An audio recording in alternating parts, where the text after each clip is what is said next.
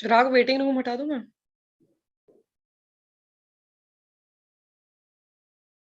हाँ हाँ इसके बाद start recording.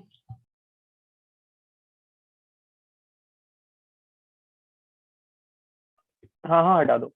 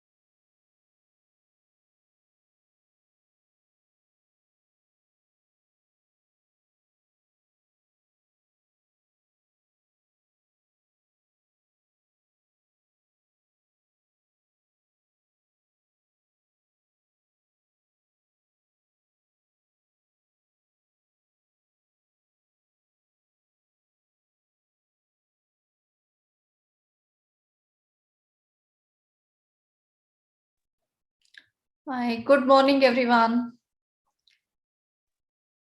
Morning, Vimal ji. Good We're morning, all Dr. set. Meenakshi. Yeah. Another 4-5 minutes. Yeah, we have time. Yeah. Good morning, Ashminda sir. Good morning, Meenakshi ji, and good morning, Vimal ji. How are you, ma'am? Very fine, sir. Nice to meet you. And I'm very thankful to you that you provided us an opportunity so that we could reach out to different people throughout the country. Thank you, sir. And I've read about your profile and I'm deeply impressed with the amount of effort that you're putting in multiple areas, ma'am. Thank you. Thank you very much. Thank you. Thank you so much, sir. Thank you.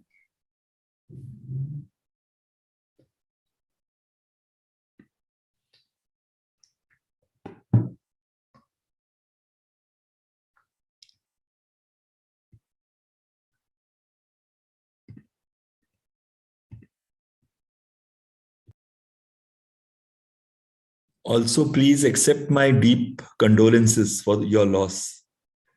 I believe there was some personal loss. No, sir, I think there is some confusion here. No, All right. Ashwinderji, Yeah, nothing. no. No.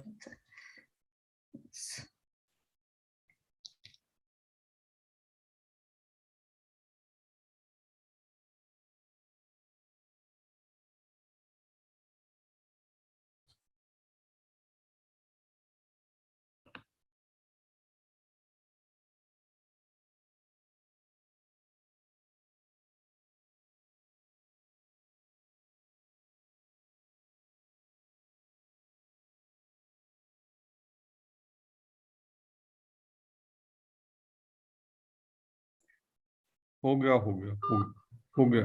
बेटे principal sir को भी unmute करो and sir आपको rename करना है, वो admin से join किया हुआ है आपने। Good morning sir. हाँ जी good morning good morning Bakshi sir. Good morning, welcome. Sir को भी को होस्ट बनाओ। I think sir is also not able to. Jaswinder sir, good morning. Good morning ji Meenakshi good morning how are you Very well. Welcome once again. And thank Thank you you. for the opportunity. Hello, Professor Bakshi. Hello जी। हाँ, Morning. हाँ बख्शी साहब नमस्कार जी नमस्कार जी। Good morning बैल साहब, Ashwinder Singh ji. Morning, sir. Bakshi ji, how are good you? Morning Ashwinder ji thank you good morning nice meeting you virtually. हाँ जी Ashwinder ji is the, he was in Khalsa College for 6 months before he went for Air Force. You know, he Wow. mentioned in the meeting and he was very Yes. emotional talking about Khalsa College. We learned No. yesterday only. I was doing my botany The honors way in he that is smiling, this all shows that he has the ingredients of Khalsa College and Delhi University both. time. Thank you very much, Jaswinder sir. Thank you. Such a pleasure looking at you and Bakshi sir. Such a pleasure. you. And I'm very thankful to I'm very thankful to both of you, sir, for this one-day national seminar. Thank you, ji. Thank you.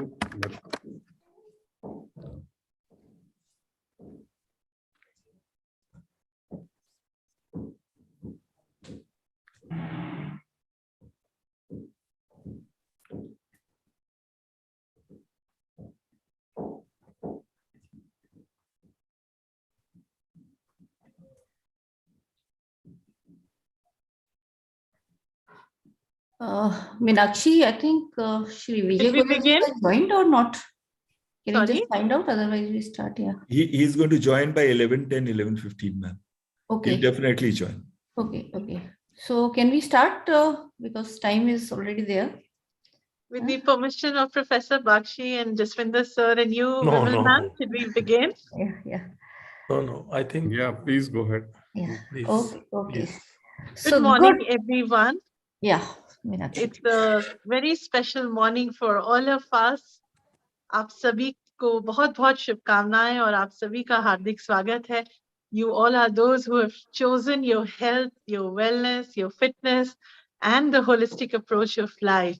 Thank you for being here for this very meaningful workshop. Indeed, I'm sure you're going to enjoy this workshop. We have the panel of experts from different walks of life who are doing very well in their field. But before we begin, it's my duty to welcome our esteemed guest for the inaugural session. And we have been joined by Professor Vimal, who is with Khalsa College. She is a very senior faculty of Khalsa College Chemistry Department. Ma'am has been the joint director of this center. And we are joined by the senior principal of Delhi University, Professor Jaswinder sir, very sports loving man and the principal who is known to promote students and the welfare of Delhi University. He is the president of the Principals Association also, and even the Teachers Welfare Association of entire Delhi University. Sir stands for welfare. We all know that. So, Professor Jaswinder, very warm welcome to you.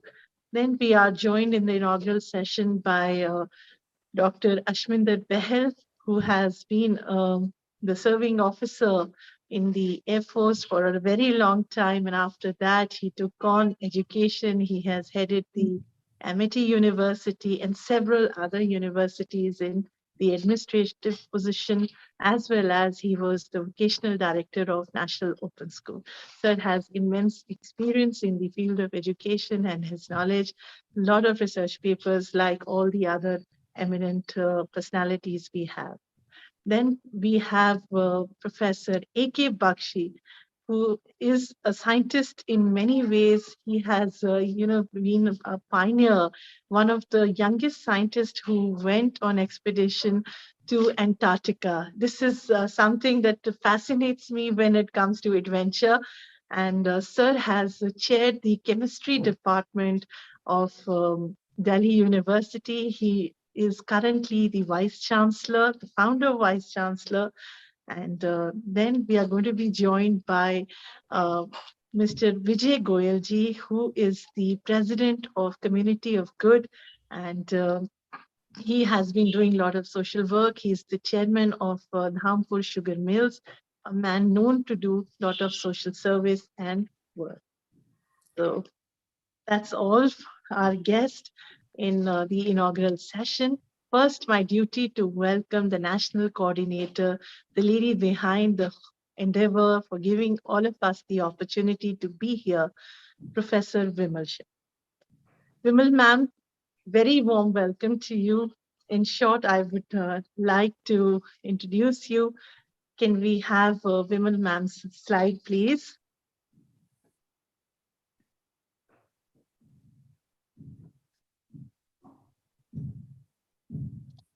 Professor Vimal is the coordinator of the NRC, the chemistry education department of our country, as well as she's a senior faculty of Khalsa College, University of Delhi. Ma'am has eminent academic profile. She is a pioneer and known for developing the module, especially when it comes to MOOCs and the e-Pathshala.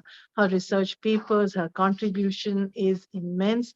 When it comes to talking about the e-Pathshala, ma'am has developed almost for 77 subjects. Now that's something which we can talk about when it comes to the interdisciplinarity, where the future of education is leading. So she has been pioneer in many, many, many ways. And she is the leading lady when it comes to developing all the e-learning content of higher education, not only in Delhi University, for other universities. She has been on very high profile positions of UGC. She has been recipient of many prestigious awards. Ma'am, it's a privilege to welcome you. Can I please request you to take on the floor and address everyone? Thank you. Thank you so much, Meenakshi, for the very kind and generous words. I am just doing ground level work in these fields and all the guidance of Professor Jaswinder Singh and Professor Bakshi and many others in this team. So I will not accept all these words. But good morning, each and everyone, with a lovely smile on all of your face. I think we should start this. My gratitude and regards to Professor A.K. Bakshi sir, Shri Vijay Goyal ji, Shri Ashminder Singh Bhel ji, my very respected principal sir, Professor Jaswinder Singh, who is Director GAD-MMTTC, and above all my dear colleagues from entire country who have joined in this today morning with all of us. And the theme is touching to each and everyone. We will be deliberating upon the wellness and learning, a holistic approach towards leading a meaningful life in this today's workshop. And special thanks goes to Dr. Meenakshi Pahuja, my colleague from LSR College, a well-known swimmer at international level and many laurels and awards in her kitty. So thank you, Meenakshi, for bringing this team of COG together with us, and thanks Dr. Ashminder Singh Bhel sir, and nice to know that you have been a part of Khalsa College family, maybe for a small time, but we'll wish that we take this opportunity further. As a ground level worker in my center, it becomes my responsibility in every event. I will think there must be some new joinees. So what is this GAD-TLC? GAD-TLC is Guru Angad Dev Teaching Learning Center. It is a center of Ministry of Education under prestigious Pandit Madan Mohan Malviya National Mission on Teachers and Teaching Scheme. This center is located at my own premier institution, Shri Guru Tegh Bahadur Khalsa College, a constituent college of University of Delhi. So I welcome you on behalf of governing body of my college and University of Delhi in this event. We are seeking blessings from Guru Angad Dev Ji, the second of the 10 Sikh Gurus, who was chosen none other than by Guru Nanak Dev Ji to take his preachings to the world. So we are seeking blessings from him, and that's why the center named Guru Angad Dev Teaching Learning Center. And the scheme at the national level has been kept in the honor of Bharat Ratna Pandit Madan Mohan Malviya Ji. So going to both of them, we take it further. At our college, we have state-of-art facilities in this center in terms of training teachers to make them equipped for entire professional. And now we have added that personal touch also with many events. Lately, we have conducted one entire FDP on mental well-being, and today is another feather in our kitty, thanks to entire team of coordinators in the leadership of Dr. Meenakshi Pahuja, that we will be taking it further in your personal development. And that is what, as teachers, I feel that once we are aware about all that is required for the holistic development of our students, we will be making those efforts in our classroom situation. This center was inaugurated on 1st July 2016 by the then Honorable HRD Minister Smriti Zubin Irani ji. And since then, we have been working in various areas regarding faculty empowerment, whether they are through various workshops, webinars, faculty development program, faculty induction program, and we are also developing open educational resources, which will be empowering them in the new way of teaching learning, which is the blended learning, face-to-face as well as the online tools. And we have eminent academicians who are guiding us in taking our initiatives further. In the chairmanship of Professor A.K. Bakshi, we have other distinguished members, Professor Bhanumurthy, Professor Chadda, Professor Aditya Bhattacharya, Dr. R.P. Singh, and myself and Professor Jaswinder Singh. We are the executive heads. This journey started not only with GAD-TLC, but at the national level. As Meenakshi told, our team has worked in e-learning area, where we created unique model of having our own studio and technical team at our college. And through that, we have successfully executed more than 89 courses, 4-quadrant model, each module in 4-quadrant, and more than 5,000 modules now. And all this is available for free of cost for all the teachers and students of the country. And many courses on SWAYAM portal we have developed, 42 out of these 6 subjects, and as well as around the life skills also. I'd like to mention that here for our own personal growth and for the student and for the society, we have contributed in preparing this cancer fundamental course, which is now having many enrollments, and it is students and teachers, they are both benefiting. And this course also we have developed. This was with the society, which is Indian Cancer Society. We have also developed one course on biosafety aspect. This is again generic active in terms of awareness. And we also developed some training videos for Delhi Police. So it's not only the chemistry or any proper area. Now we are diversifying ourselves into various. and how technology can be integrated. We've also helped many universities in preparing their video lectures for the ARPIT programs like Guru Nanak Dev University, Amritsar, University of Jammu, JNU, to name a few. And we have also co-designed the faculty induction program, which is now compulsory for every new inductee in a higher education system. And here again, the talk is about their overall professional development. And since then, we have been conducting various offline programs, but due to Corona, we have shifted to online. And in online, we saw the capability of the technology that we were trying to tell teachers, but in training, they were not able to adapt to. But I'll say thanks to Corona that now the entire education community has embraced this in terms of connected throughout the country. So our reach has also increased. Since 2016 to 2020, our number was around 9,000 plus. And now within last 2 years, we have touched more than 70,000 colleagues from across the country. So that's how technology can really be a transformer, but it has to be taken in a proper way, which is empowering us, not replacing us. And since then, we have been providing various models, how the teaching methodologies or the tools can be used in classrooms through various programs. We also have ARPIT chemistry course, which is only for the chemistry teacher, where we focus on the subject area as well. And here again, the statistics goes that in terms of quality and quantity, our rating has been number 1 across the various centers in country.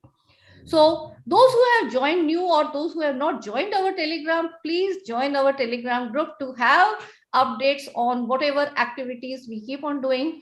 And you can also approach us for collaborative event with us.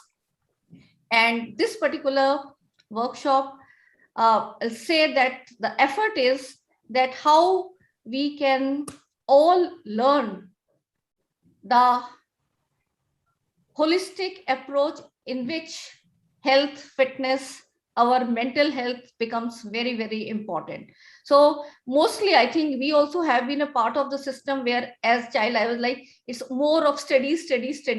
But then in life, to be successful, I think we have to be having a holistic way. And Corona has also shown us the harder way that yes, we have to keep our health very, very fit, and we have to take care in all the aspects. So I'm sure I am also going to learn, as all of you will be, on those areas where entire team headed by Dr. Meenakshi Pahuja will be giving us awareness. And once again, I'm so much thankful to Vijay Goyal sir. So please for joining in this event, and Dr. Ashminder Behel sir to be a part of this event. And especially always thanks goes to both Professor Bakshi and Professor Jaswinder Singh, without which not a single event can happen. It's such a ground and administrative support that I am getting from both of them.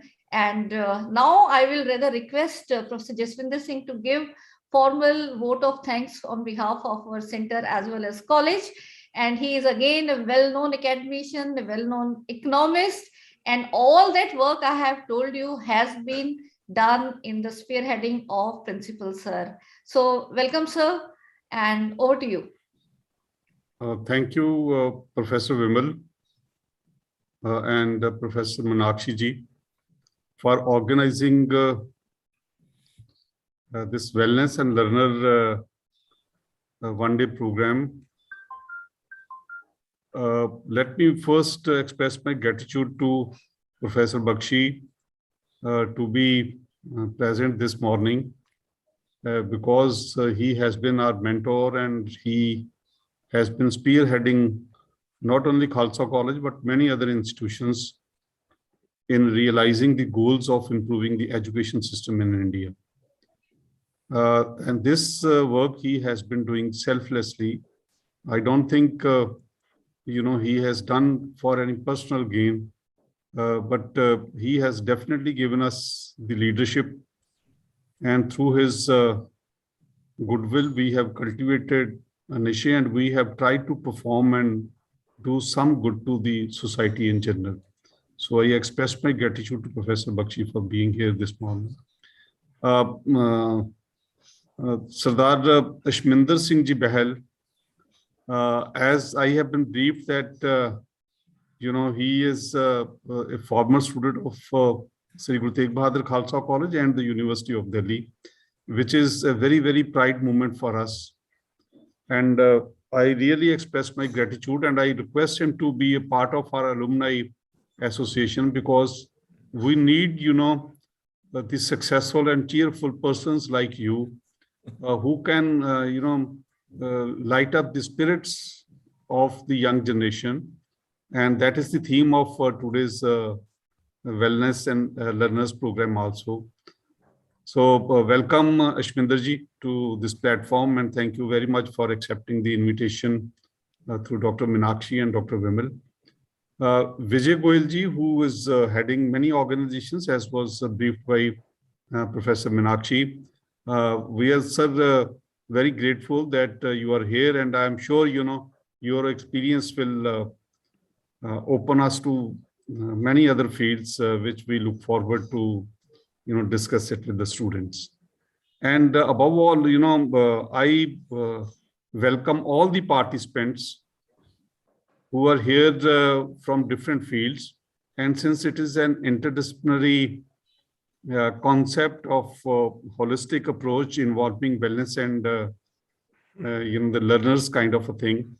So I think this is a very, very important topic, and we are in the midst of formulating or a kind of roadmap for adopting the national education policy in India. And the national education policy has, opened up many fields. We have been discussing it. We have been giving suggestions to the Ministry of Education for and some of these suggestions have also been accepted, not only in the teachers program, but in general. Now, for instance, the national education policy is talking about interdisciplinarity and multidisciplinarity. Interdisciplinarity means when we are introducing the courses which spread across, a single course spreads across many disciplines. And also, this education policy for the first time is emphasizing that value-based curriculum should also be a part of, the education system. When we are removing the barriers between different disciplines, then also, we should give a choice to the students to choose the areas where they feel, they are comfortable and they want to learn. That makes the individual, it gives the individual a lot of choice to build up his personality and to realize the ambitions that one has. Now, coming to the topic, the wellness, I think wellness is something which endeavors to keep an individual healthy.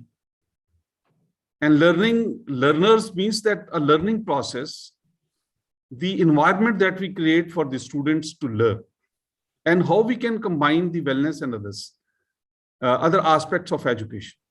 Oh, I don't think we had a better time than this when we are passing through the third phase of Corona, and each one of us is getting prepared to face this reality head on. So wellness also means that when we are not, depending highly on the medical technology or the medicines, rather we are trying to, through our own response systems, through our own knowledge and through our own initiatives, when we try to improve the wellness and health of the society in general, and especially the students when they are in the university system. And we have seen, the people are passing through a number of stresses. For instance, when the University of Delhi 2 days back decided to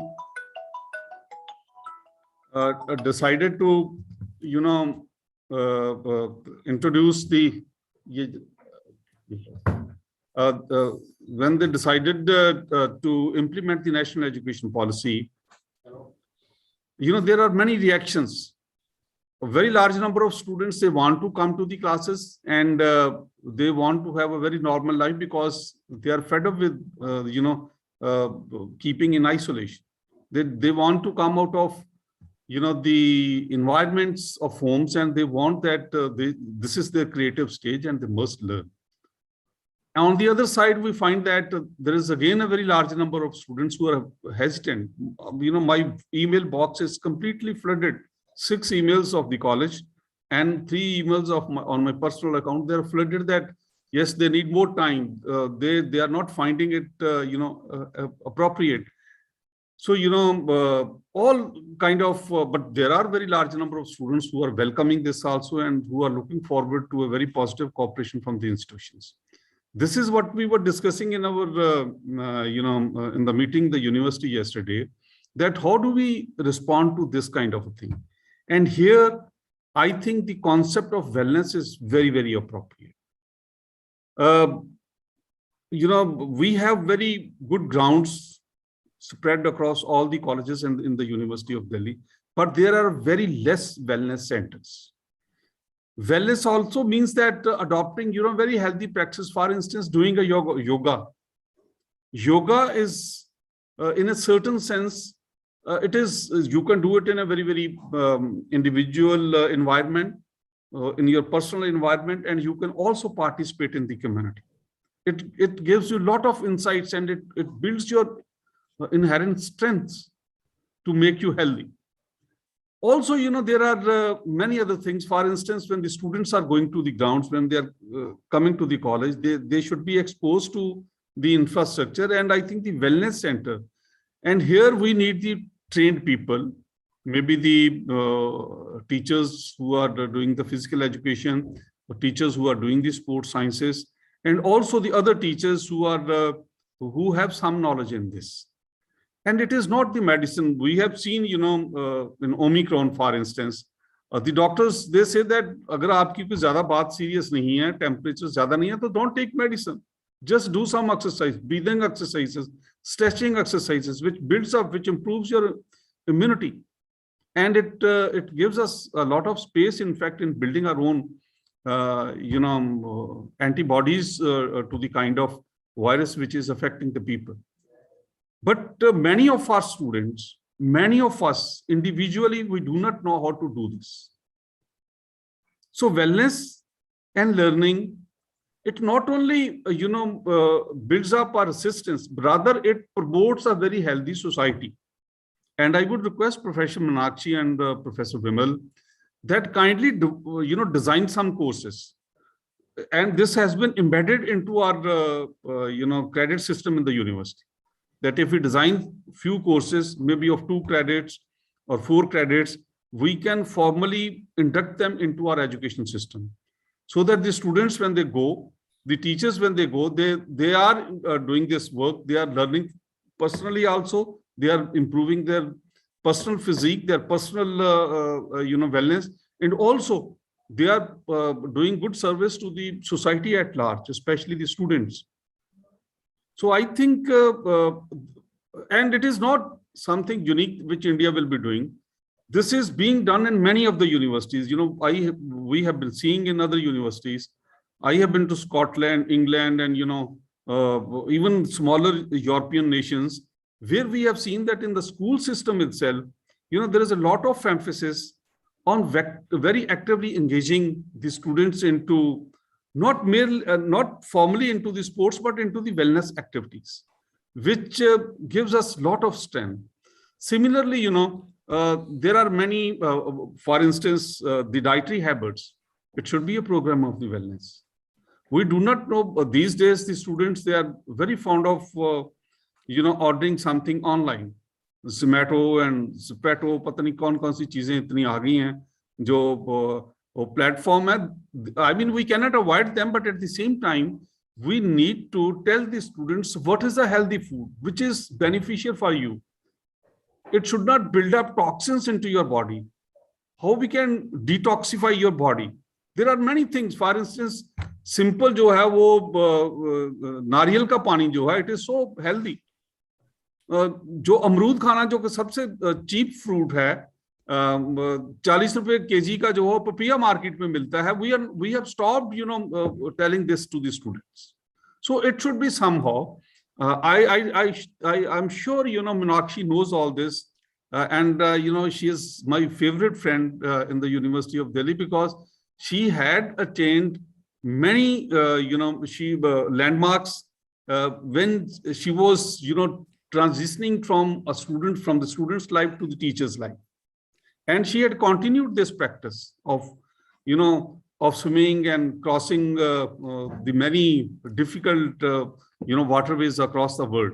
So Meenakshi ji, as I have been requesting you earlier also, let us have a workshop, design few courses, and Dr. Vimal can also help us in the technology part, that how we can make them effective. And I'm sure Professor Bakshi, since he has the experience of not only of one particular university, rather he has been the administrator at the top level, the policy maker, and his opinion is considered very seriously. If we can design some courses suggested to the university system so that it can improve our wellness, I'm sure it will improve the learner environment, learners environment, and also it will help us realize the objective of becoming a global leader. Thank you very much. And once again, I express my gratitude on behalf of our college, the governing body, our parent body, and the University of Delhi for joining this very important area this morning. Thank you very much. Thank you. Thank you so much, sir, for bringing these very important points in today's workshop. And yes, we are preparing for NEP 2020. All the colleagues will be getting now idea after attending this workshop that how they can consciously integrate this in the student learning stage also, although we are all lifelong learners. So I'm sure that all of us are going to learn and we can integrate these in a very meaningful way. And especially, I think, sir, your point becomes very important for the science student because they're so much into lab and theory that they hardly get any time. So if some activities can be designed right inside their practical lab also, why not? When the experiment is happening, where they are waiting, and if that, so some type, these models, I'm sure they are going to emerge. And so over to you, Meenakshi, for taking this workshop further. Please take it further. Thank you, Vimalji, and Professor Jaswinder sir. Thank you for those kind words. And I'm sorry you have been telling us for a long time to design courses and contribute further. This time we'll seriously work and I'll reach out to Vimalji. We'll design and this time we will deliver. For sure, very valid point. Wellness has to be in the forefront for the well-being of everyone. A very holistic approach towards education. So, like Jaswinder sir said, I want to congratulate all the participants once again who have chosen the health, wellness, fitness, and well-being and the holistic approach of life. And they all are here today to attend this national level workshop of one day. So, and one thing, Meenakshi, I could see some comments coming. If there is some audio problem, please, this workshop is available on YouTube also, YouTube channel of GAD-TLC. Himanshi, please post the link here so that those of your colleagues who want to immediately join, they can also join. This workshop is free to attend for everyone, only a nominal cost for certification. So please continue, Meenakshi. Thank you, Vimalji. And for that, making it free of cost to the people. Once again, big thank you to you, Jaswinder sir, Professor Bakshi, and the entire team. That's a really wonderful initiative by Guru Angad Dev Center. I now move on to doing my duty of welcoming our eminent guest, Dr. Ashwinder Singh Pahal. He has been a fighter pilot and he has contributed to the country as a serving officer, someone who has received the Gallantry Award, man known for his integrity and service to the nation. Sir has been an eminent speaker on television channels. He has headed the vocational department of National Open School. He has developed several courses. He has many national and international exposures. He has been a diplomat to 2 countries. If I remember correctly, he has been a diplomat of the High Commission of Bangladesh. Sir has traveled worldwide. Sir has been into research, and he has been writing research papers. And above all, he has been doing a lot of social service. And currently, he is the president of Community of Good, which has been formed like 2 years back. He took the initiative of bringing all the people from different walks of life under one roof to do good to society. He strongly believes there is a lot of goodness around us. We just need to come together and make a difference in this world. Over to you, Ashminder sir. We all look forward to your ideas. Thank you. Thank you very much, Meenakshi ji. I am not a speck in front of you when it comes to achieving national achievements, and especially making our country proud. Vijay Goyal ji, chairman of Dhampur Sugar Mills, as well as the chairperson of Community of Good. Professor Bakshi sir, I'm so thankful to you, as well as I'm so pleased to see your smiling face after a very long time. And also Professor Jaswinder sir, Professor Vimal ji, and all the lovely participants who are more than 100 in number that have joined, and I'm sure this number will continue to increase as the time goes. I started my adult life with Khalsa College when I was doing botany honors, and that's the time it provided me the platform to join the National Defense Academy and subsequently join the Indian Air Force. And I'm very thankful to Khalsa College for providing me a sound platform where not only you were good academician, but you were also a good patriot, and you were also a good human being. And subsequently, the Indian Air Force taught me how to walk, fly, and also how to lead from the front.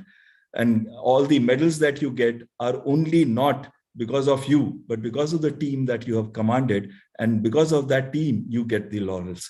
I am very, very thankful to GAD-TLC because they have given us the opportunity to Community of Good to hold this one-day national seminar on wellness and learning, a holistic approach towards leading a meaningful life. In my 40 years of work experience, it doesn't look I'm so old, but I've actually, yes, 60 years plus, and 40 years of my experience, both in the defense of our nation, in the education, where I worked in Amity University, executive director in Doon Business School, as well as dean at School of Business Studies, Sharda. I've learned one thing, that without being happy, without being healthy, you cannot learn. And both these aspects are extremely important to achieve success in life and lead a meaningful life. I'm very, very grateful that we are doing this seminar. And I was really impressed with what Professor Jaswinder said when he said, let us design these courses, because these are the courses, you know, all the theoretical knowledge one forgets moment one goes out of an academic institution.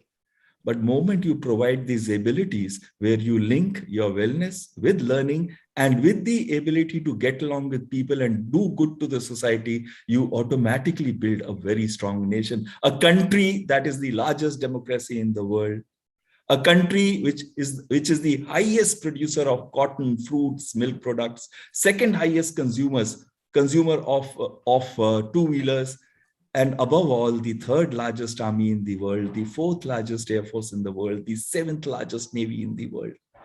And lastly and not least, it is also a country that is finding its time to be heading the Committee of Nations, not just in spiritual thought, but also in economy. We are right now at that launch stage. And it's so proud to be an Indian at this period of time. And in this, we formed Community of Good, you know. 2 years back, I found that not just in the world, in terms of in Korea, in Ukraine, or in the South China Sea, or the Middle East, or the Libya, you find not just the inconsistencies that are taking place, not just the unhappiness that has been spread, but also there is a philosophy of hatred which is being promoted and propagated in terms of religions, in terms of communities, in terms of people, and it reduces the productive, effective outcomes which a nation could produce. And this is where we form the community of good. We want to bring back the feeling of brotherhood. We want to bring back the feeling of love. We want to bring back the feeling of wellness, and we want to bring back the feeling of strength to those who are in need. Then only our nation can become really strong. And this community of good is a diverse professionals who have got together, and they are hundreds and hundreds in numbers spread throughout the country. They belong from being a chartered accountant to sports personnel to media journalists, and who have achieved fame and name in their field, to businessmen like Vijay Goyalji, and also to entrepreneurs and to sports personalities. And in the period of COVID, we formed a network of networks, especially in the northern region, but also in South, even in Andaman and Nicobar Islands. And we had the ability to tell where all you could find hospital beds, oxygen ventilators, and medicines, blood. Even today, we are working a lot on the blood, and we are finding networks for that. And one of the things that Vijay Goyalji will never say is he's one of those people who really donated lots of funds for the oxygen ventilators and the ambulances at that period of time. And today I'm so thrilled that we have come to a platform where nationally we can discuss on issues where we spread love, hope, and strength and build a very, very strong nation. Thank you so much, Professor Jaswinder ji, Professor Bakshi ji, and Professor Meenakshi and Professor Vimal ji for providing us this platform. May God bless you all, and may this not be the first and only spark in the pan. May it be many more such events that take place, and we build a very strong nation. Thank you, and Jai Hind. Thank you, Dr. Ishminder. Thank you so much for all those insights and wonderful words. We are very privileged to have you here today with us. Now my duty to welcome one of the favorite professors I know in the education, Professor A.K. Bakshi. Sir has been the young scientist, and he is one of those who visited Antarctica as a scientist at that time when our country hardly had anything. He's represented the country at that forum.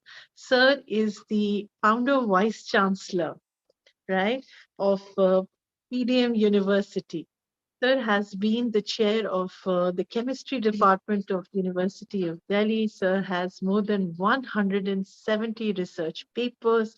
He has written many books. He has been awarded by the President of India twice for his immense contribution in the field of academics. The best thing about Professor Bakshi is he's always a very keen learner. He always welcomes all subject teachers who want to come forward and contribute in education and develop the future of the country. Sir, it's a great privilege to welcome you. Thank you for taking our time. I may now request you to please address everyone.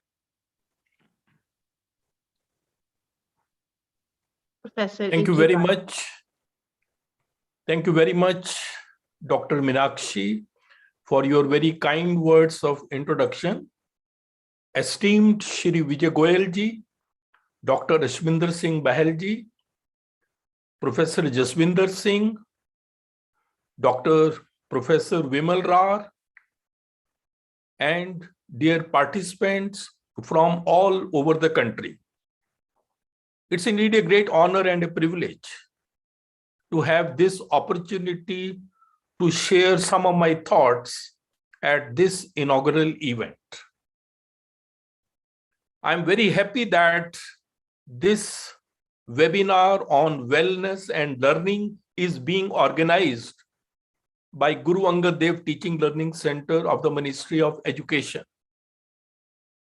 As you all know, this center has been created under Pandit Madan Mohan Malviya National Mission on Teachers and Teaching. The focus of this mission is to empower teachers. And as Professor Vimal pointed out, we have trained thousands and thousands of teachers on various aspects. tried to empower them. But generally, the topics which we have chosen are those related to education. I think it's perhaps for the first time that we are organizing a program on wellness and learning, a holistic approach to meaningful life. I think this is going to be very, very important because, ultimate purpose of this program is going to be to learn the art of living. That is very important. We are teachers, we focus on academics, but academics is just a small component of our life. We have to learn how one should live, how one should pass one's various tests. And the biggest test of our day is life. We have to be successful in our life. That is going to be very, very important. And I feel that it's very unfortunate that in our education system, we hardly focus on the art of living. We don't teach these things to the students. Even we ourselves do not know many of these things. So I think from that perspective, this program is going to be a step in that direction. There is a very famous Hindi quote, जिंदगी छोटी नहीं होती, लोग जीना ही देरी से शुरू करते हैं, जब तक रास्ते समझ में आते हैं, तब तक लौटने का वक्त हो जाता है. So the point is that we must be told that it's not only the academics, how to groom your personality, because day-to-day life, all these things are very, very important. I'm going to share my thoughts in detail later on in my talk, where I will be focusing on education for holistic development and well-being in the 21st century, as to what are going to be the challenges before us, what it means to be a meaningful life. Do we mean that a meaningful life would always be a successful life? Or a successful life will always be a meaningful life? That can be a big question. Many people think that successful means you are very rich, or you are very famous, or you are very popular, or you are highly educated. But then there is another perception that meaningful life means you have to be real. You have to be very, very humble. You have to be connected with your fellow beings. And most important is you should have the qualities of compassion. All those things are very important. Sometimes these things are not taught. I think when I was a student, nobody told us these things. We learned from our own experience.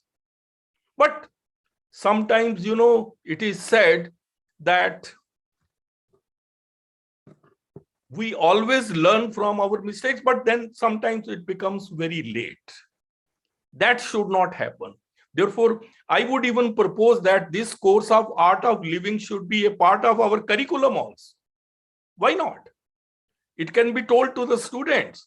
What are the things which you have to keep it in mind? So all these things, and later on I will talk. We don't have much time right now, but I once again welcome all the participants and also the esteemed guests who have taken out of their busy schedule and be a part of this program. So I'm sure this program is going to be a great success. Thank you very much. Thank you, Professor Bakshi, for those insight words, and I'm sure your words will motivate all of us. My duty to welcome Shri Vijay Goyalji, our eminent guest. Vijay Goyalji is the patron chief of Community of Good.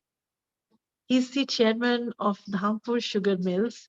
As mentioned, he is a businessman, but he is a great human being.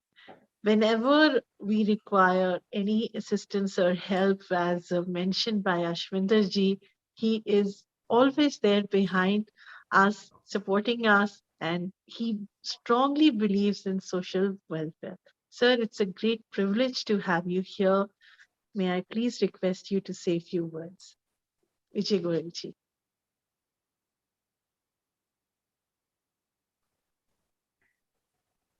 Sir, you are muted.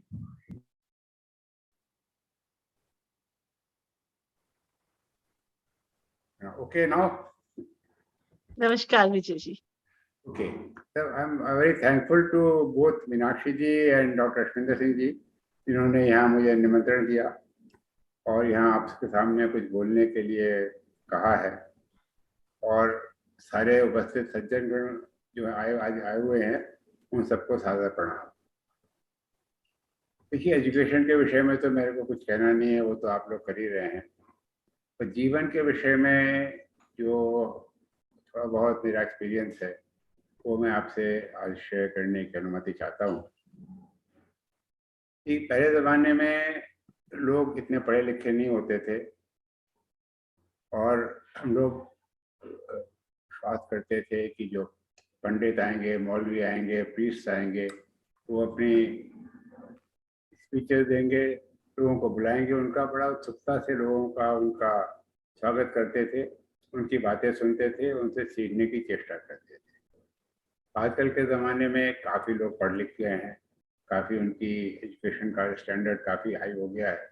उसके साथ साथ WhatsApp इत्यादि इतने प्रचलित हो गए हैं जिनमें रोज़ कुछ ना कुछ सब आदमी सीखता है।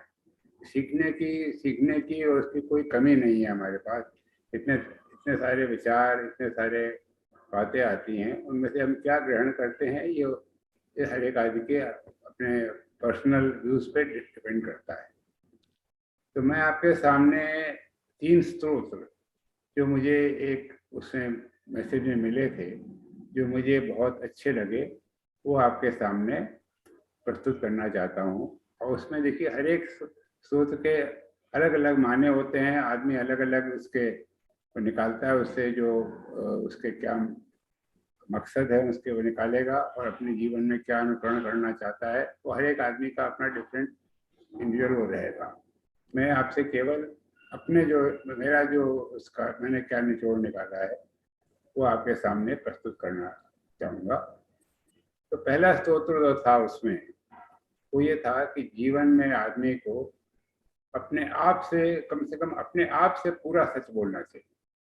अपने आप को कभी गलत फहमी में नहीं रखना चाहिए। पहला स्तोत्र ये था। अब मैं ये बात मुझे बहुत अच्छी लगी और थोड़े बहुत जो मुझे लगी मैं उसको थोड़ा आपके सामने प्रस्तुत करूँगा। इसमें देखिए, एक बात कहूँगा कि जो हमारे पोइट्स वगैरह हुए हैं, पोइट्स वो इतनी छोटी छोटी इन 2-4 कपलेट्स में इतनी बड़ी बड़ी बात कह देते थे। भगवान ने उनको इतनी वो दिया था, apart from seeing things in a different perspective, उनको इतने अच्छे शब्दों में कहने की उनको सामर्थ्य दिया था कि बड़ा ही दिल को छू जाते हैं। तो वो भी कुछ मैं आपके सामने रखूँगा। उनमें से जो मैंने उससे क्या निचोड़ निकाला है, आप लोग उसके अलग निचोड़ निकालेंगे। तो जो मैंने निचोड़ निकाला है वो आपके सामने प्रस्तुत करूँगा। इसमें सबसे पहले मैं आपको ये बता दूं कि मेरा अपना जो मानना है वो ये है कि ईश्वर हर जीव जंतु में ईश्वर का अंश है। पत्ता पत्ता भी उससे पत्ता पत्ता नहीं हिलता बिना उसकी मर्जी के। पहले ये तो एक मेरा विशेष मानना है, इसलिए इस बेसिस पे ही मैं अपनी जिंदगी को जीने की चेष्टा करता हूँ। तो सबसे पहला मैं आपको लेकिन जीवन को जीने के लिए कभी कभी आदमियों को कुछ गुरुओं की भी आवश्यकता पड़ती है। कुछ उनको सूक्ष्म में, जैसा अब आपका एजुकेशन में डॉक्टर बख्शी जी ने भी कहा कि हमारे कुछ कोर्सेज होने चाहिए। तो कुछ इस तरह के अगर प्रोग्राम्स होंगे, उनमें से कोई आदमी कुछ लेगा तो अच्छा होगा। इस विषय पे जो सबसे पहला जो एक शेर मेरे दिमाग में आता है वो है, रहबरे कामिल चलता तो हूँ पर याद रहे। रहबरे कामिल का मतलब होता है कामिल जो बहुत पहुंचा हुआ इंसान है। रहबर जो हमारा साथ चलने वाला फेलो ट्रैवलर है, रहबर कामिल चलता तो हूँ पर याद रहे उस वक्त मुझे भटका देना जब सामने मंजिल आ जाए। मतलब आप ये ब्यूटीफुल शेर, मुझे तो बहुत बढ़िया शेर लगा कि आप एक उस आदमी के साथ चलना तो चाहते हैं पर मंजिल आपकी अपनी होनी चाहिए। मंजिल वो कहता है कि मुझे इतना काबिल बना दे कि मैं अपने मंजिल ढूंढ सकूं। आपकी मंजिल मेरी मंजिल नहीं होगी। आप जब मंजिल के पास पहुंचते होंगे तो भैया मुझे भटका देना, मुझे इतना काबिल बना देना कि जिससे कि मैं अपनी मंजिल को ढूंढ सकूं। तो हर आदमी को अपनी मंजिल को ढूंढनी पड़ेगी, ऐसा मेरा मानना है। कोई आदमी किसी और की मंजिल से काम नहीं कर सकता। उसके अलावा वही हरिवंश राय बच्चन जी ने कहा, अलग अलग राह बतलाते सब, पर मैं ये कहता हूँ राह तू एक पकड़ चला चल, पा जाएगा मधुशाला। मतलब अलग अलग लोग अलग अलग बातें कहते हैं पर हमें सबको अपनी अपनी राह खुद पकड़नी पड़ेगी। तीसरा शेर में है साहब कि मंजिलों के आगे और भी मंजिल है। हम कहीं भी नो एंड टू अस। हम लोग तो एज ए हिंदू ये बिलीव करते हैं कि हमारा अंत तभी है जब हम भगवान के साथ मिल जाएं। तो कोई भी हमारे लिए कोई भी चीज अंत नहीं है, हमें चलते ही रहना है। तो ये हमारा सबसे पहला सबक तो ये है कि अपने आप को कैसे आगे बढ़ाएं, स्वयं बढ़ाएं। और इसमें जो ये जो मैंने कहा कि अपने आप से सच बोलना है, तो बिना अपने आप से को बार बार एग्जामिन किए, जज करे हम कैसे आगे बढ़ सकते हैं। और जजमेंट हमें खाली अपने को ही, मैं जब ये भी कहता हूँ कि साहब सब कुछ भगवान करता है, सब कुछ जो भी हम करते हैं सब कुछ पत्ता भी नहीं हिलता उसके मर्जी के बिना, तो आप कहेंगे कि हम क्या भगवान ही करा रहा है हमको। मैं इसमें ये मेरा अपना विचार है कि भगवान को ने हमको शक्ति दी है कि हम अपने आप को एग्जामिन करें और उसमें रास्ता ढूंढें। ये तो हमें शक्ति दी है, पर किसी और को जज करने का अधिकार हमको नहीं दिया। हर आदमी, हम समझते हैं कि हर आदमी भगवान की इच्छा से चल रहा है, कोई अच्छा बुरा जिसे हम कहें, चाहे राम हो चाहे रावण हो, सब भगवान के बनाए हुए हैं, सब उनकी अपने मर्जी से चलते हैं। तो हमें हर एक किसी दूसरे को जज करने का अधिकार नहीं है। अपने को हमेशा जज करते रहें, यही हमारे लिए सबसे अच्छी प्रथा है। तो कैसे करें जज? उसके लिए दिमाग और हृदय दो चीजें हैं जो हमको जज करने के लिए हमारे काम आती हैं। दिमाग में वो होता है जो हमको और लोग सिखाते हैं, करते हैं। हृदय होता है जो हमारा मेरा विश्वास ये है, हृदय आप उसे कहते हैं, इंट्यूशन कहें, कुछ कहें, जो हमारे हृदय से अपने आप आवाज उठती है। कई दफे ऐसी उठती है जो लोगों ने बड़े बड़े किताबों में लिखा हुआ है, चाहे गीता में लिखा हुआ है, चाहे कुरान में लिखा हुआ है, चाहे बाइबल में लिखा हुआ है, उसके बरक्स हमारे मन में सवाल, उसके अलावा भी सवाल आते हैं और उसका जवाब हम देते हैं। तो उनको भी अभी और जो मैं ये भी मानता हूँ हर रिलीजन में आगे कुछ ना कुछ, सबसे लेटर रिलीजन होता है वो पिछले रिलीजन से कुछ ना कुछ और लेके आगे भी होता है। गुरु नानक जी ने जो कहा है वो सबको मिला जुला के गुरु नानक जी ने अपना बात कही है। कितनी बातें हैं जो मॉडर्न जमाने में आज बहुत उपयुक्त है। हर आदमी को उसमें से देख के अपना रास्ता खुद चुनना पड़ता है, ऐसा मेरा मानना है। और चुनने का तरीका दोनों है, दिमाग और हृदय। तो कैसे चुना जाए ये एक प्रश्न उठता है। तो मेरा तो अपना ये मानना है कि हमें जैसे केमिस्ट्री में, इसमें लैब में आप टेस्टिंग करते हैं, टेस्ट करके कहीं गलती करते हैं, कहीं सही मानते हैं, तो आपको टेस्टिंग कर करके पता लगता है कि कौन सा रास्ता सही है। इससे हमें हमेशा अपने आप को कोई भी काम करें, दुविधा में हो कोई काम करें, उसके बाद उसके रिजल्ट हमने डिसीजन लिया, कैसे लिया, दिमाग से लिया, हृदय से लिया, क्या लिया, कब हमको खुशी मिली और कब हमें उससे पैसा कितना मिला या हमें डिग्री कितनी मिली, नंबर कितने मिले, ये आवश्यक नहीं, इससे कोई मतलब नहीं है। मतलब है कि हमें कितना उससे हृदय में हमें शांति मिली, खुशी मिली।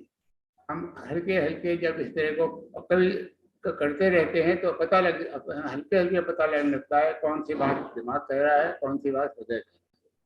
तो दिमाग की बात को भूल के जब हम हृदय की बात को सुनते हैं तो मेरा बहुत खुशी मिलती है।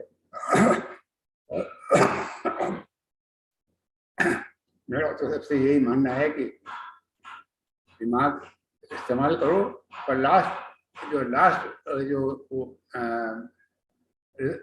आपका जो डिसीजन हो that should be based on your heart आपसे क्या कहता है, और इसके लिए आपको प्रैक्टिस करनी, शुरू में गलतियाँ होती हैं।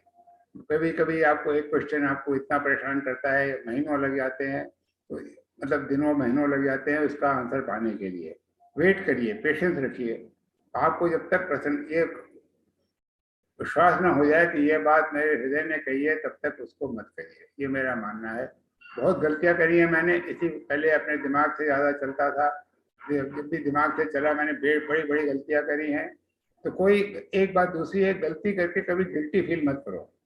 गलती भी भगवान ही कराता है। आपको आगे बढ़ाने के लिए मनुष्य को ये हर गलती का समाधान होता है, उसके बाद दूसरा चांस मिलता है उसको।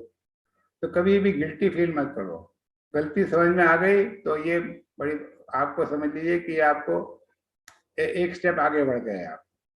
ये एक अच्छा वसीम रेलवी का शेयर है इसी विषय में कि ठोकरों को भी, मैं भूल गया शेयर, इसका मुझे याद नहीं आता, पर कि ठोकर भी भगवान उसी को देता है जिसमें उसको अपनी गलती को, मतलब वो ठोकर खा के भी भगवान को याद करता है कि भगवान आपने मेरे को एक शिक्षा दी। ठोकरों भी उसी को मिलती है जो इसको सजदा करना आता है। मतलब लास्ट वर्ड इस तरह का है कि ठोकरें भी उसी को ठोकर देती है जिसको सजदा करना आता है। ठोकर खा के जो भगवान को प्रणाम करे, भगवान से कहे कि भगवान आपने मुझे कुछ एक शिक्षा दी, तभी आपको मजा है ठोकर खाने का। कभी गलती करने से डरो मत, काम करने से डरो मत। आप चेष्टा करो, अपने दिमाग में कोई बात आए, करो, चेष्टा करो। गलती होगी कोई बात नहीं, जो ऑलवेज करेक्टेड। तो एक तो ये सबसे पहली बात ये है कि अपने आप को जज करो and be true to yourself. कभी भी अपने जजमेंट करने में प्यार करो अपने आप से, पर जजमेंट करने में भी absolutely fair to yourself. As a third party आपने किया, आपको क्या एहसास हुआ। डोंट किसी और के जजमेंट पे जरा भी विश्वास मत करो। अपने ऊपर, अपने खुदा पे, अपने भगवान पे विश्वास करो कि वो आपको एक सही रास्ता देगा, और भगवान देता है। मेरा तो अपना पर्सनल एक्सपीरियंस ही है। और शुरू में आदमी अपने सोचे करता है तो बहुत गलतियां करता है। जब वेट करता है तो समय समय पर उसको मिल जाता है आंसर। कभी कभी कई दिन लग जाते हैं, पर जब तक आप उसको सही आंसर, आपका हृदय आंसर दे, जब तक आंसर नहीं मिले तब तक मत करो। ये मेरा अपना मानना है। तो ये तो पहला सूत्र जो था जो मुझे बहुत अच्छा लगा। सेकंड सूत्र है उसका कि अपने से सच बोलो, पर हर किसी से प्यार करो। सेकंड है कि जो भी है, सब जब भगवान के जीव जंतु हैं, भगवान के बनाए हुए आदमी हैं, सबसे प्यार करो। अब प्यार जो हमारे विरुद्ध है, जिसके विचार अलग है, मिलते नहीं है, उससे भी कैसे प्यार करें, बड़ा भारी एक क्वेश्चन है और बड़ा भारी एक डिफिकल्ट क्वेश्चन है। मैं समझता था पहले, दिमाग में ये था कि भाई जिससे विचार नहीं मिलते हैं, चलो उससे प्यार तो नहीं, पर उससे कम से कम रिस्पेक्ट कर लो कि वो भी आदमी है, उसकी बात पर रिस्पेक्ट कर लो। पर रिस्पेक्ट करना ही खाली अब जब का ये पढ़ा जब मैंने, तो दिमाग में ये घुसा कि रिस्पेक्ट करना ही नहीं, थोड़ा प्यार का हल्का फुल्का भी एक प्यार का एक अंश जरूर आ जाना चाहिए। तो बिना उसके हम सही तरीके से उस बात जज करना, उस आदमी मतलब जज क्या, उसको उसकी बात को समझने की, उसकी थोड़ा प्यार, हल्का सा प्यार नहीं आएगा तब तक हम जस्टिस नहीं कर सकते अपने डिसीजन पे कि हम जो कर रहे हैं नहीं कर रहे हैं। तो थोड़ा सा प्यार भी अलग अलग तरह का होता है। बच्चे से अलग प्यार होता है, भाई बहनों से अलग प्यार हो रहा है, फ्रेंड से अलग प्यार होता है, माँ बाप से अलग तरह का प्यार होता है। सब प्यार अलग अलग है और सब प्यार का अपना अपना महत्व। तो इसलिए किसी से कम किसी से ज्यादा हो सकता है। मैंने तो मेरे बस का ये तो है नहीं कि सबसे बराबर प्यार करूं। ये मैंने कहा, ये मेरे बिल्कुल इट्स नॉट इन। भैया जो मेरे पहले जिससे खाली रिस्पेक्ट करते थे, कोशिश करी उसके प्रति थोड़ा बहुत प्यार के भाव आ जाए, और भैया उससे ज़्यादा प्यार करने का मेरे में ना मूड है, ना उस पर लेने का वो है। पर लेकिन कोशिश यही करते हैं कि हर किसी से थोड़ा बहुत प्यार का जरूर आ जाए। और जो अपने जिनसे ज्यादा प्यार है वो तो है ही उससे प्यार, उससे और प्यार से कुछ भी पड़े, प्यार में आप कुछ भी आप कहें, उसमें कोई सॉरी कहने की आवश्यकता नहीं होती। उसे मतलब जो मजा ये है जब उससे गाली गलौज के बिना बात करे, मजा नहीं आता। तो ये इस दर्जे का प्यार होना चाहिए। अब प्यार में एक बड़ा सेकंड एक क्वेश्चन आता है, एक मैन वुमन रिलेशनशिप। वो अलग एक प्यार का, देखिए, एक बड़ा हिस्सा है। एक प्यार तो होता है जिसमें कोई फिजिकल अट्रैक्शन की कोई आवश्यकता नहीं होती, पर एक मैन वुमन रिलेशनशिप भी आदमी का बड़ा भारी एक इशू है, जिसपे आदमी को अपना जीवन का बड़ा भारी एक आपका बहुत एस्पेक्ट है, उससे आप बहुत चीज़ें गवर्न होते हैं, बहुत आपके गवर्न होते हैं। तो उसके विषय में तो मेरा अपना ये मानना है कि प्यार आप यू कैन, ये कि आप खाली एक से प्यार करो, ये मैं विश्वास नहीं करता। अगर प्यार आपका किसी जिस पे आता है, खूब करो। प्यार करने में कोई कमी मत करो। किसी से 10 के साथ प्यार करने का मन करता है, 10 से प्यार करो, लेकिन उसमें सबसे बड़ी ये है कि यू हैव नो पॉजिटिव, जरा सा भी पॉजिटिव इंस्टिंक्ट होना चाहिए। जरा सा उसको, वो आपको प्यार ना करे तो उसको जरा सा बुरा नहीं मानना चाहिए। ऐसी रिलेशनशिप होती है, ये एक बड़े मजे की रिलेशनशिप होती है। 50 साल से रिलेशनशिप चल रही है ना, उसे क्या, इसमें भी एक अजीब बात है, आदमियों को पता नहीं चलता कि जो फीमेल है वो उससे किस तरह का प्यार कर रही है। फीमेल समझ जाती है कि उनको कि आदमी का भाव क्या है, पर आदमियों को भगवान ने शक्ति नहीं दी। तो one should always as a male अपनी दूसरे की बाउंड्रीज को 100% रिस्पेक्ट करना चाहिए। जरा सा भी उसे क्रॉस करने की चेष्टा नहीं करना चाहिए। अगर खाली it's better to have loved rather than not to have loved at all. ये आपका जो पूरा ना हो, फिजिकल उससे पूरा ना हो, उस लव भी पूरा लव है। उसका भी एक बड़ा आनंद आता है, सालों साल तक चलती रहती है। 50 साल से रिलेशनशिप चलती रहती है, एकदम फर्स्ट क्लास रिलेशनशिप चलती है, बड़ा मजा आता है। उस रिलेशनशिप का भी बड़ा एक आनंद है, उसका भी पूरा आदमी को आनंद लेना चाहिए। And one should always look forward to such a relationship, जहाँ आप उनसे पूरा प्यार कर सके, पूरा उससे और कोई जरा सा भी कोई एक उसकी बाउंड्रीज को जरा सा भी क्रॉस करने की चेष्टा न करें, ना कोई उस पर दबाव डालें, ना उस पर कोई कि हाँ मैं प्यार करता हूँ तो मैं ऐसा करना चाहिए। इस तरह के ये इमोशनल प्रेशर्स जो है ना बहुत खराब लगते हैं। तभी इमोशनल प्रेशर्स को बिल्कुल अपने से अलग रखना चाहिए। We should try to tell youngster respect yourself. आप दूसरे को प्यार तभी कर सकते हो जो अपने आप को प्यार करते हो। Respect yourself and respect others also. And freedom is the first. किसी जो छोटे बच्चे को भी फ्रीडम, उसको वो आपके एक्शंस को देखता है, आपकी ज़्यादा लेक्चरबाजी से कुछ उसे समझ में नहीं आता। उसको आपके जो एक्शन होते हैं वो करते हैं। तो this is the second point कि सबसे प्यार करो। Third point is of course very well known कि साहब रिजल्ट की बिना परवाह करे अपने एक्शंस किया करो। तो उसका मेरा अपने केवल इतना सा कहना है कि अपने एक्शंस तो हैं, आप एक्शंस करो, लेकिन एक्शंस के पीछे जो सोचना है, ये आपका मेडिटेशन है या अपने आप को एग्जामिन करना है, ये भी उतना ही बड़ा काम है जितना कि आप एक्चुअल काम करने को जाओ। तो कभी ये मत समझो आप कि you are taking time to decide कि क्या आगे करना है, वो भी आपका एक काम है। डोंट ये आप लेजी हो, ये मत समझो। जब आप तक आप डिसाइड नहीं कर रहे हो तो उस पर पूरा अपने मन में घुमाना, हृदय से सोचना, वो भी उतना ही बड़ा काम है। मेडिटेशन करना कि क्या मैं सही कर रहा हूँ, गलत कर रहा हूँ, इस बात को समझना, ये भी उतना ही बड़ा काम है जितना कि हम रोजमर्रा कागज पत्थर में करते हैं, वो भी उतना ही बड़ा काम है।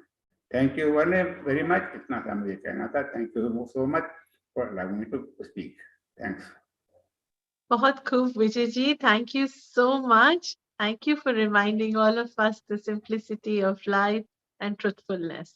Thank you very much, Vijay ji. Thank you.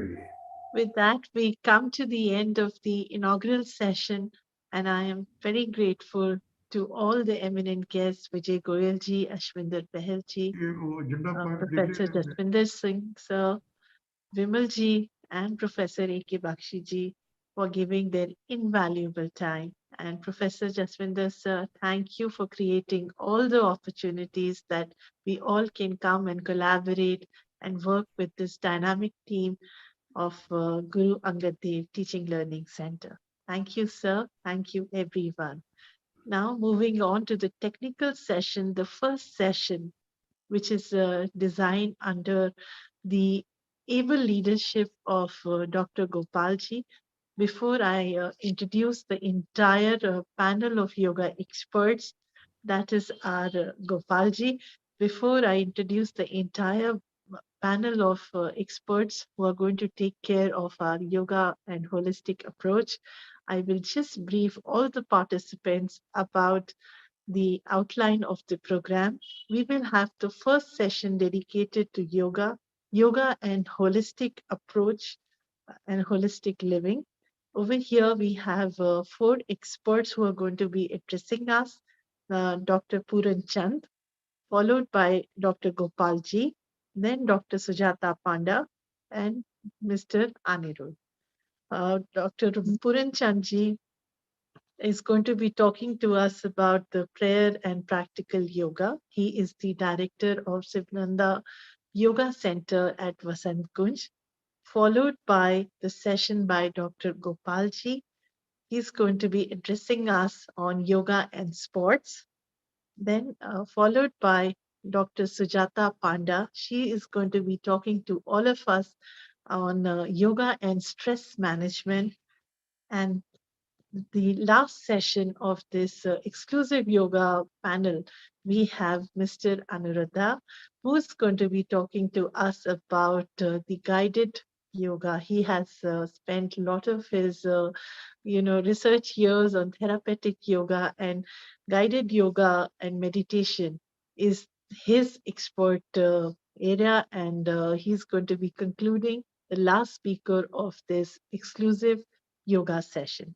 After the first session, we will have about 15 minutes break and we reassemble for the second session that is going to be on the continuous learning for meaningful life. And this session is going to be taken by Professor A.K. Bakshi.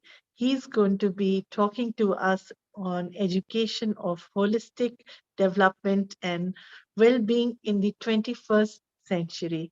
So his time of the session would be sometime around 1:30, followed by after his session, they would be again open for question and answers.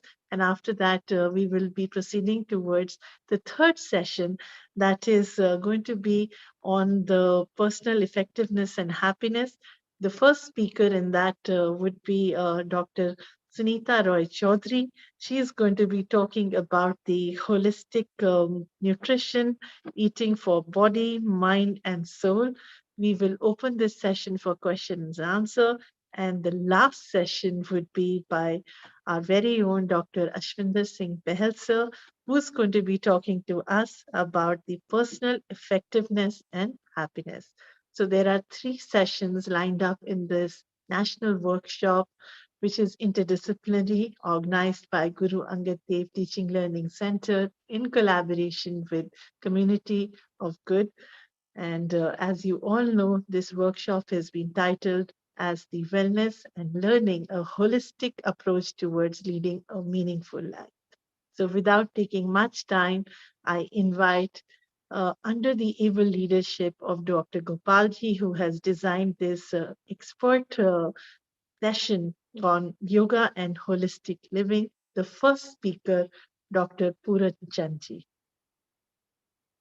Can I request Puran Chandji to please take on?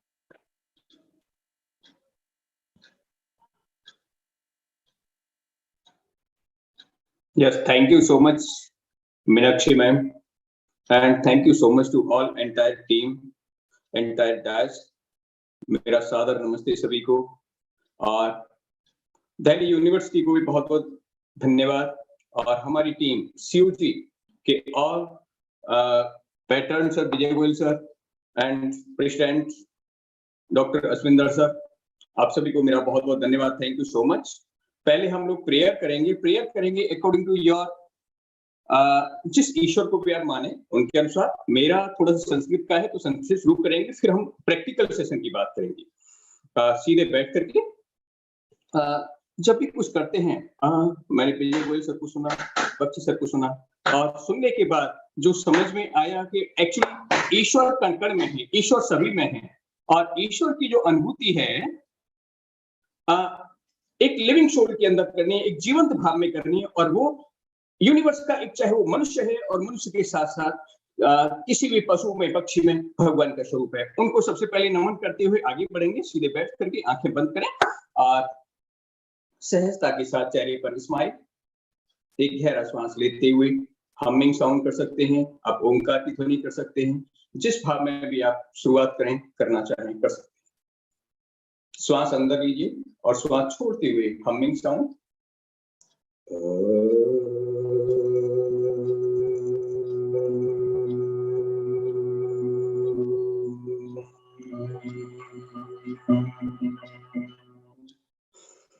ओम ध्यान मूलम गुरुमूर्ति, पूजा मूलम गुरुपदम, मंत्र मूलम गुरुवाक्यम, मोक्ष मूलम गुरुकृपा। ओम शांति शांति शांति। ओम सहना भवतु सहनौ भुनक्तु सह वीर्यं करवावहै तेजस्विनां धीतमस्तु मा विद्विषावहै। ओम शांति शांति शांति। ओम असतो मा सद्गमय तमसो मा ज्योतिर्गमय मृत्युर्मा अमृतं गमय। ओम शांति शांति शांति। ओम त्वमेव माता च पिता त्वमेव, त्वमेव विद्या द्रविणं त्वमेव, त्वमेव बन्धु च सखा त्वमेव, त्वमेव सर्वं मम देव देव। ओम शांति शांति शांति। ओम शन्नो मित्रः संवरुणः, सन्नो भवत्वर्यमा, सन्नो इंद्रो बृहस्पति, सन्नो विष्णु गुरुब्रह्मा। नमो ब्राह्मणे नमस्ते वायु, त्वमेव प्रत्यक्षं ब्रह्मासि, त्वमेव प्रत्यक्षं ब्रह्म वदिष्यामि, ऋतं वदिष्यामि, सत्यं वदिष्यामि। तन्मा भवतु तद्वक्तारं भवतु, अवतु माम अवतु वक्तारम्। ओम शांति शांति शांति। Then relax, आंखें थोड़ी देर बंद करें। आए हुए इस स्पंदन को अंदर महसूस कीजिए, चेहरे पर स्माइल। अब धीरे से कृपया palm together, gently close your eyes। आंखें टच करते हुए दोनों हाथ ऊपर ले जाएं। बहुत बहुत धन्यवाद। प्रेयर के बाद आज मेरा जो सेशन रखा है वो है प्रैक्टिकल योग। प्रैक्टिकल योग के अंदर एक डिजाइन क्या है, कैप्सूल, योगा कैप्सूल।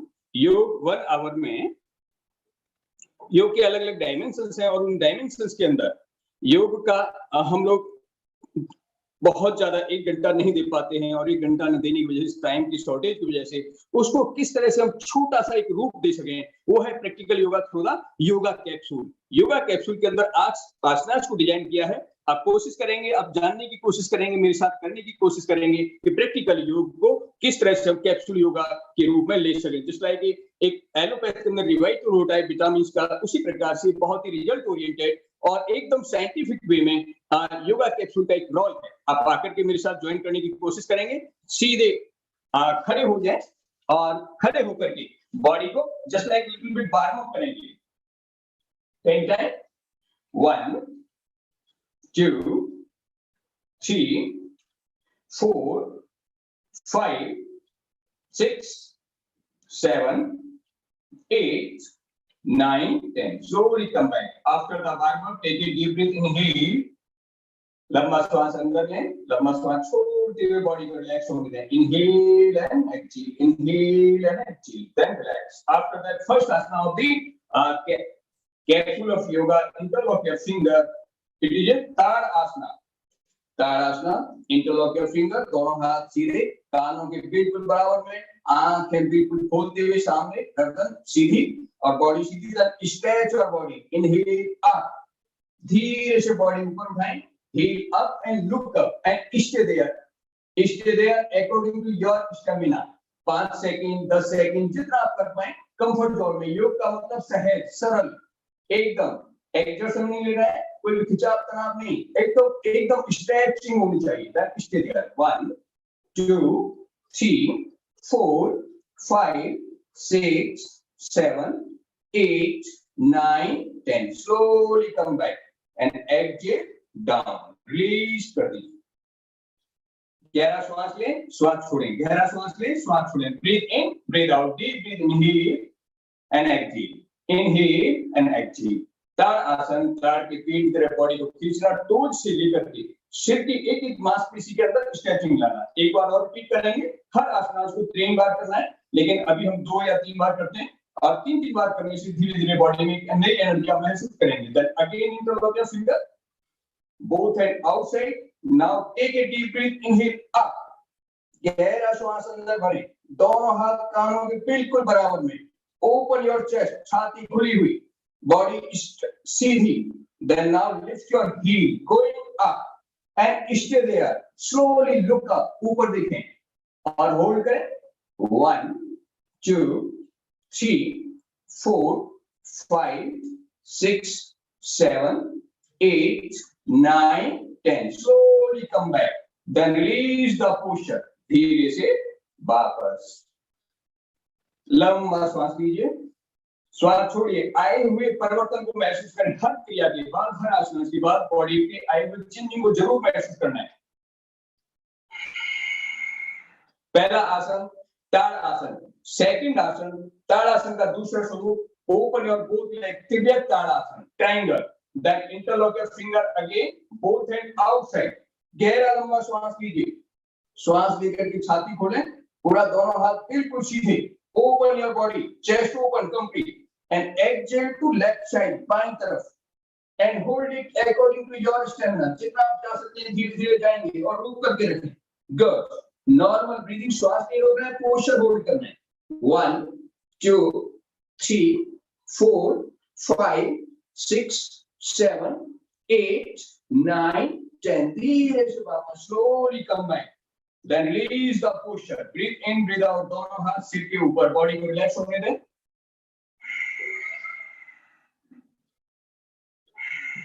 योग के अंदर मोस्ट इंपॉर्टेंट है relaxation.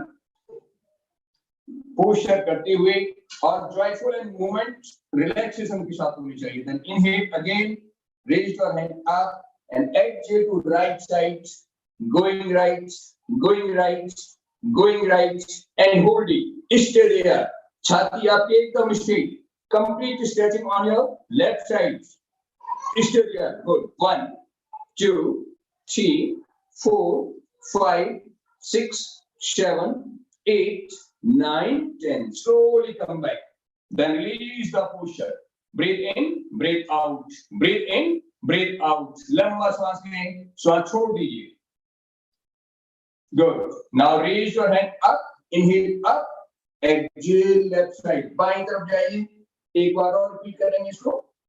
Good. 1 2 3 4 5 6 7 8 9 10. Slowly come back. Then release the posture. दोनों हाथ सिर के ऊपर. Normal breathe. Breathe in, breathe out. Breathe in, breathe out. 3 times inhalation and exhalation. Then raise your hand up. Exhale to the right side. Hold it. Good. 1 2 3 4 5 6 7 8 9 10. Slowly come back. Then release the posture. दोनों पैर सीधे करें. आंखें बंद करते हुए शरीर में आए हुए परिवर्तन को, स्ट्रेचिंग को महसूस करें दोनों शरीर में. पहला आसन ताड़ासन, दूसरा त्रियक ताड़ासन, तीसरा है padahastasana.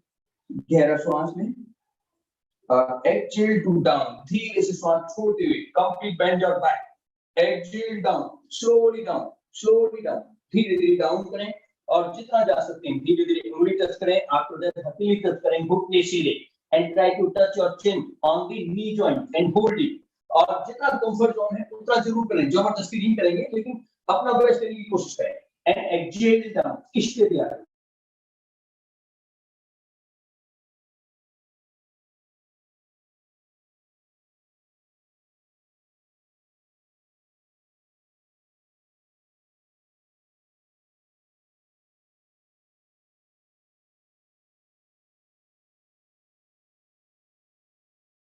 breathe in, breathe out, then relax yourself।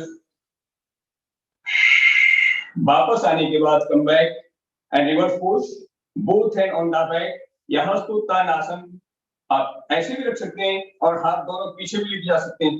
गहरा श्वास and exhale, going back, reverse push, backward bending, forward के बाद backward, पीछे की ओर जितना आप जा सकते हैं एंड होल्ड कर लीजिए। स्टे देयर, रोक करके रखेंगे।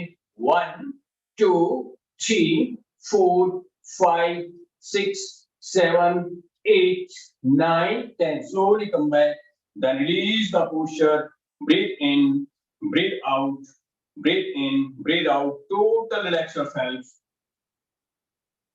पूरा रिलैक्स होने दें अपने आप को। गहरा श्वास लें, श्वास छोड़ दीजिए, श्वास लें, श्वास छोड़ दीजिए। Then after the relaxation, दोनों हाथ ऊपर लेकर के जाएंगे, दोबारा से फिर अगेन इनहेल, रिपीट करेंगे इसको पादहस्तासन को, हर आसन की 2 टाइम करेंगे। तीसरा आसन पादहस्तासन एंड होल्डिंग, इसके लिए 1 2 3 4 5 6 7 8 9 10 slowly come back। गहरा लंबा श्वास लीजिए, श्वास छोड़ते हुए वापस come back, then total relax. दोनों हाथ पीछे, आप बैक पे रख भी सकते हैं और पीछे भी जा सकते हैं। बैकवर्ड बेंडिंग, हस्तोत्तानासन, पीछे की ओर जितना आप जाएंगे रिलैक्स होंगे। नॉर्मल ब्रीदिंग 1 2 3 4 5 6 7 8 9 10 धीरे से वापस।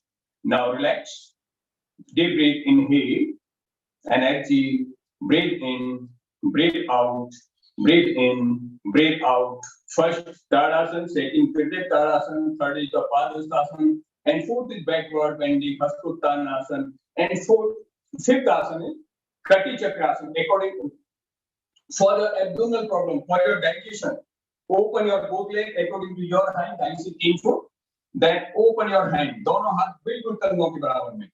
गहरा लंबा श्वास लें और exhale to left side, right hand on your left shoulder and left hand on your right buttocks, and twist your body and look back। गर्दन को पीछे लेकर के जाइए और 10 सेकंड होल्ड करके रखिए। Good, 1 2 3 4 5 6 7 8 9 10 slowly come back। धीरे से वापस गहरा लंबा श्वास लें, श्वास छोड़ दीजिए, बॉडी को रिलैक्स होने दें। Breathe in, breathe out, breathe in, breathe out. Wonderful. Then change your hand, दोनों हाथ, एंड चेंज योर साइड, दूसरी साइड जाएंगे। Right side, left hand on your right shoulder and right hand on the back and hold it. Stay there. Good. 1 2 3 4 5 6 7 8 9 10 धीरे से वापस। लंबा श्वास लेते हुए then release the posture। breathe in, पांचवा आसन कटी चक्रासन।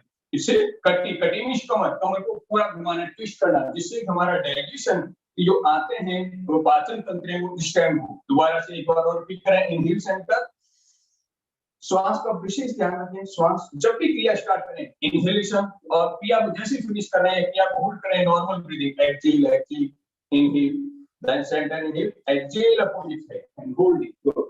1 2 3 4 5 6 7 8 9 10 धीरे से वापस।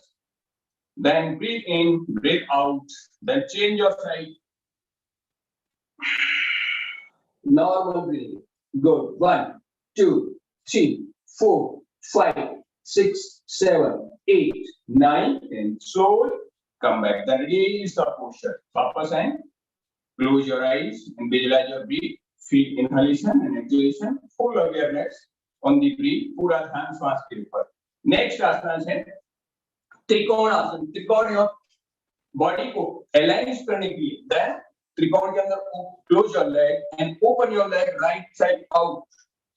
Then right side outside and bend your right knee on the 90 degree and lift your right hand down on the mat and lift your left hand up and look up. Try to make your balance and hold it. Stay there. Good. Normal breathing. 1, 2, 3, 4, 5, 6, 7, 8, 9, 10. Slowly come back. धीरे से वापस.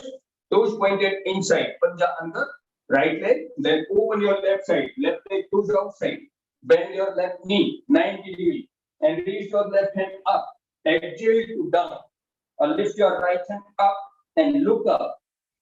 In the front side. ऊपर देखिए. और body एकदम सीध में होना चाहिए एकदम. Then stay there. Good. 1, 2, 3, 4, 5, 6, 7, 8, 9, 10. धीरे से वापस. Slowly come back. Then toes pointed inside. Normal breathing. श्वास लीजिए. Body को relax होने दें.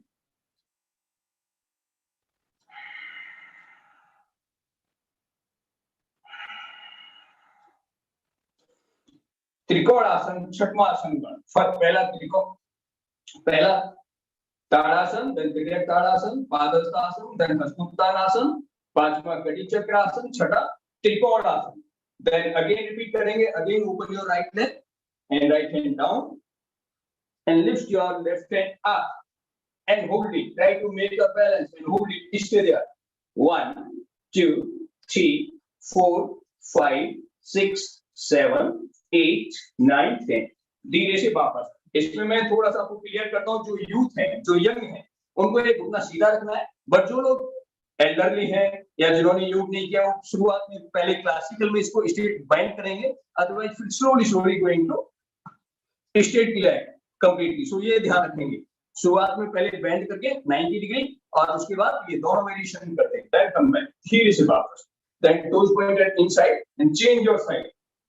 Lift your left hand and exhale down.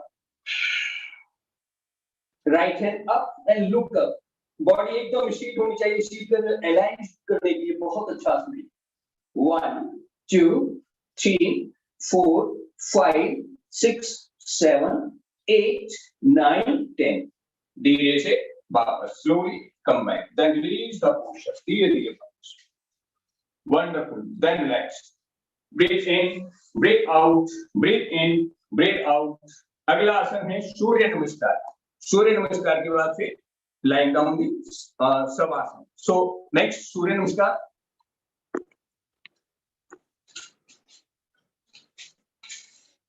Good.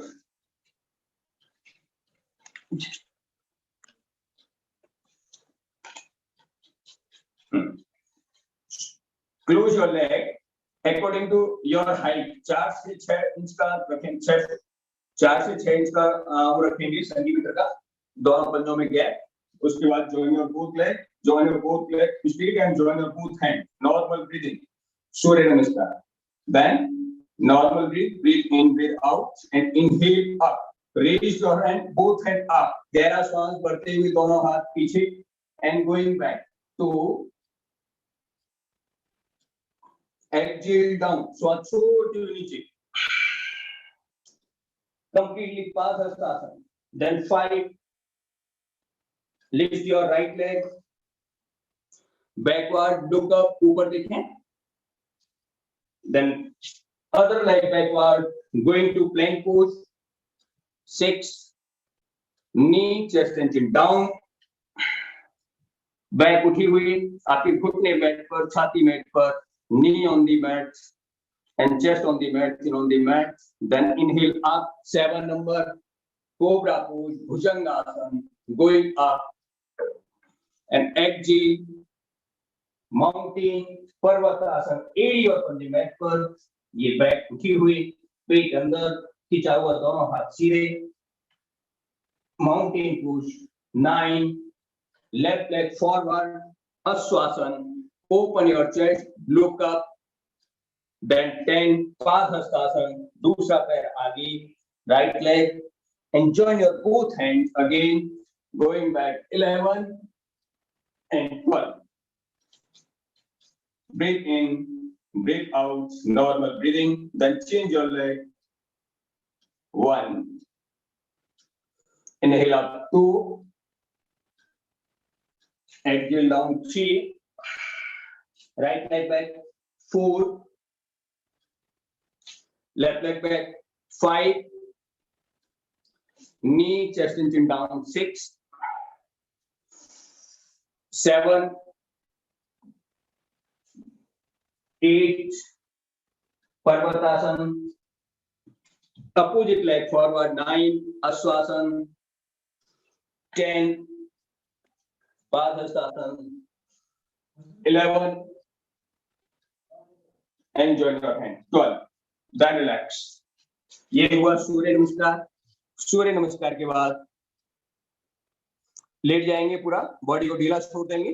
Complete lying down on the mat. Deep breath, inhale, deep exhale, body को ढीला छोड़ दीजिए. Shavasana, complete lying down. जैसे कि पैरों में थोड़ा सा गैप डाल करके लाइंग डाउन, जैसा है कि सब मींस डेड पुशअप, मृत्यु पुश. पैरों को ढीला छोड़ें, शरीर को ढीला छोड़ें, दोनों हथेलियां कमर के बराबर में, palm face up sides. Complete surrender your whole body on the mat, just like a dead push-up. And now visualize your breath. Feel inhalation, breathe. Feel exhalation, breathe. Breathe in, breathe out.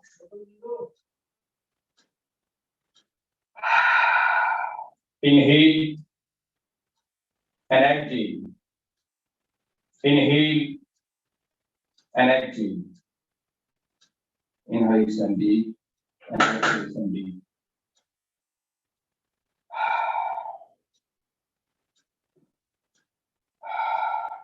अब अपना पूरा ध्यान दोनों पैरों की ओर लेकर के जाएंगे. दोनों पैरों के अंगूठे और उंगलियों को ऑब्जर्व करें. अंगूठे और उंगलियां रिलैक्स होती हुए महसूस कीजिए. अंगूठे और उंगलियां रिलैक्स होने के बाद धीरे से ध्यान ऊपर की ओर. आपके दोनों पैरों के तलवों को देखें. तलवों को देखते रहिए. तलवे रिलैक्स होने दीजिए. तलवे रिलैक्स होने के बाद आप अपना पूरा ध्यान एड़ियों पर लेकर के जाएं. एड़ियों को रिलैक्स होने दें. Visualise your foot, heel, and feel that deep relax and silence.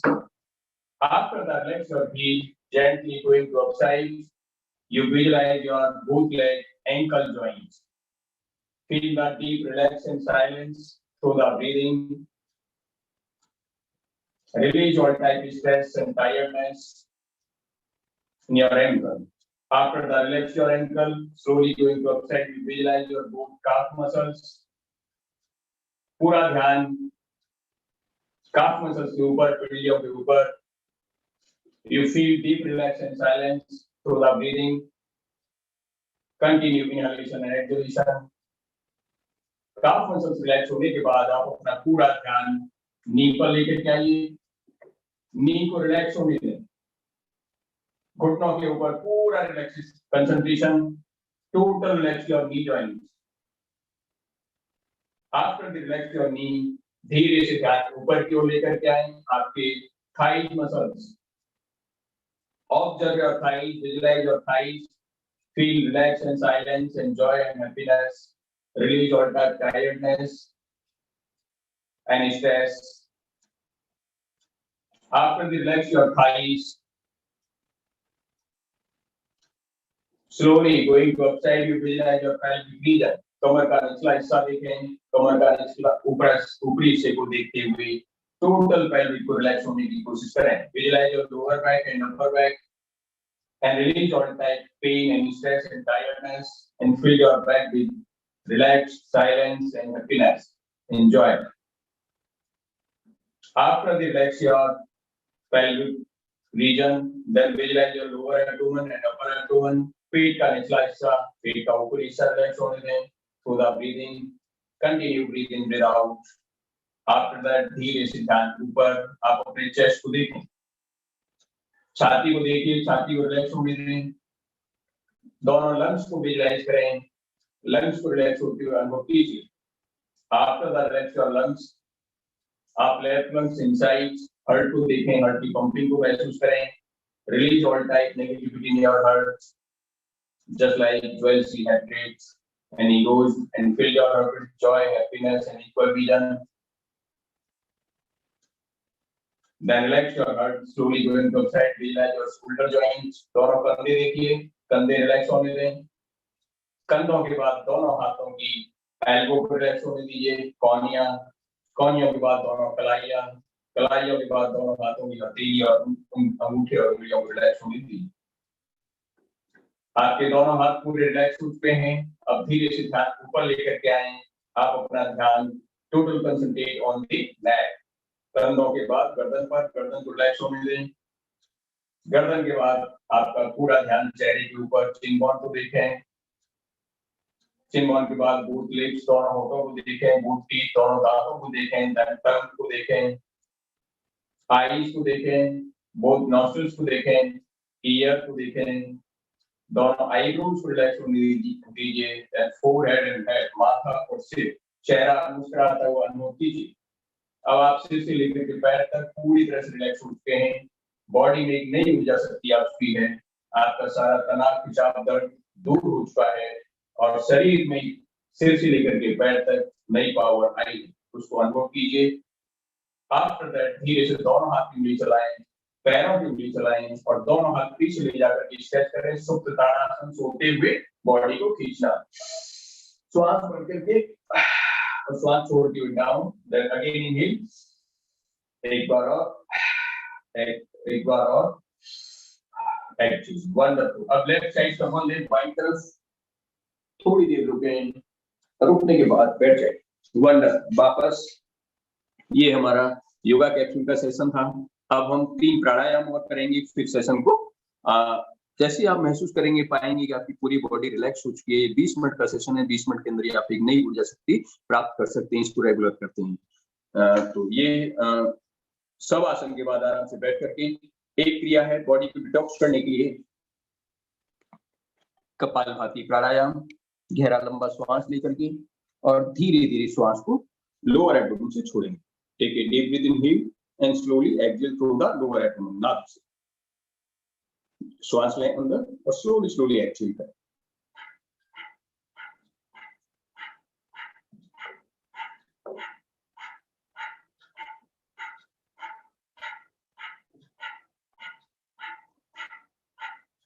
Single breathe को मल्टीपल राउंड के अंदर एक्सहेल करना है. मिनिमम 20, देन 30, जितना आप जा सकते हैं, लेकिन मिनिमम 20 जरूर करें. एक बार और कर लेंगे.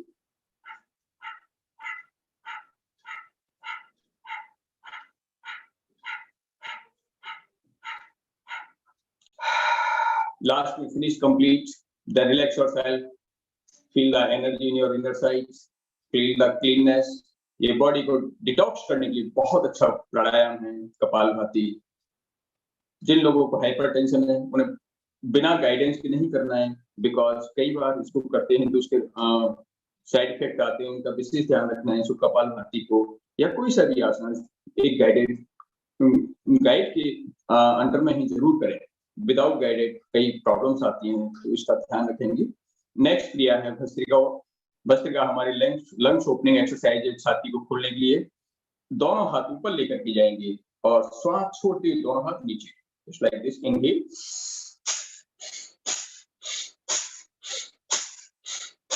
With the Audible sound. गहरा श्वास लें, ऊपर श्वास भरेंगे और हाथ नीचे ले जाते हुए श्वास छोड़ेंगे. आपकी साउंड की क्रिएशन आनी चाहिए. Inhale and exhale.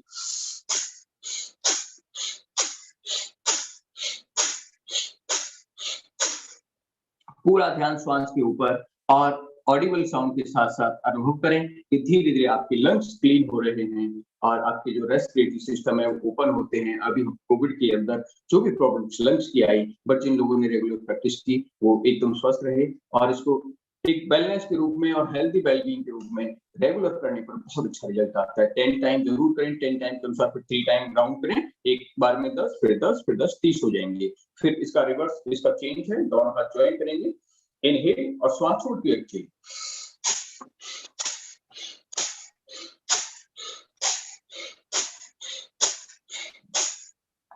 गहरा श्वास लेते हुए ज्वाइन करेंगे और exhale now, then relax. 3 round करने के बाद ये भस्त्रिका आपके लंग्स ओपनिंग एक्सरसाइज है। इससे आपकी अस्थमा की प्रॉब्लम्स, फेफड़ों की प्रॉब्लम्स धीरे धीरे ठीक हो जाती हैं। और योग का मतलब कंसिस्टेंसी, जैसे जैसे आप कंसिस्टेंसी करेंगे रेगुलर 100% रिजल्ट आने ही आना है। कोई भी ऐसा एग्जांपल नहीं है कि रिजल्ट नहीं आया हो, वो 100% रिजल्ट। थैंक यू पूरन जी। जी हाँ, फिनिश करें ma'am?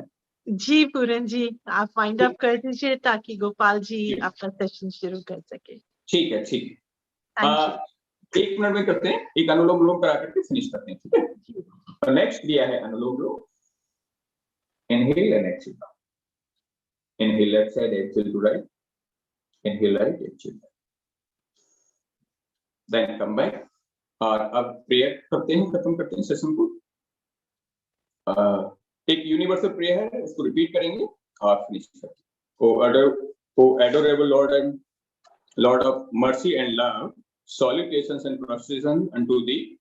Thou art omnipresent, omnipotent, and omniscient. Thou art Satchidananda. Thou art the individual of all beings. Grant us an understanding, equal heart, equal vision, balanced minds, faith, devotion, and wisdom. Grant us inner spiritual strength to resist temptation and to control the minds. Free us from egos, lust, greed, and hatred, anger, and jealousy. Fill our heart with divine virtues. Let us behold thee in all these names and forms. Let us serve thee in all the names and forms. Let us ever remember thee. Let us ever sing the glories.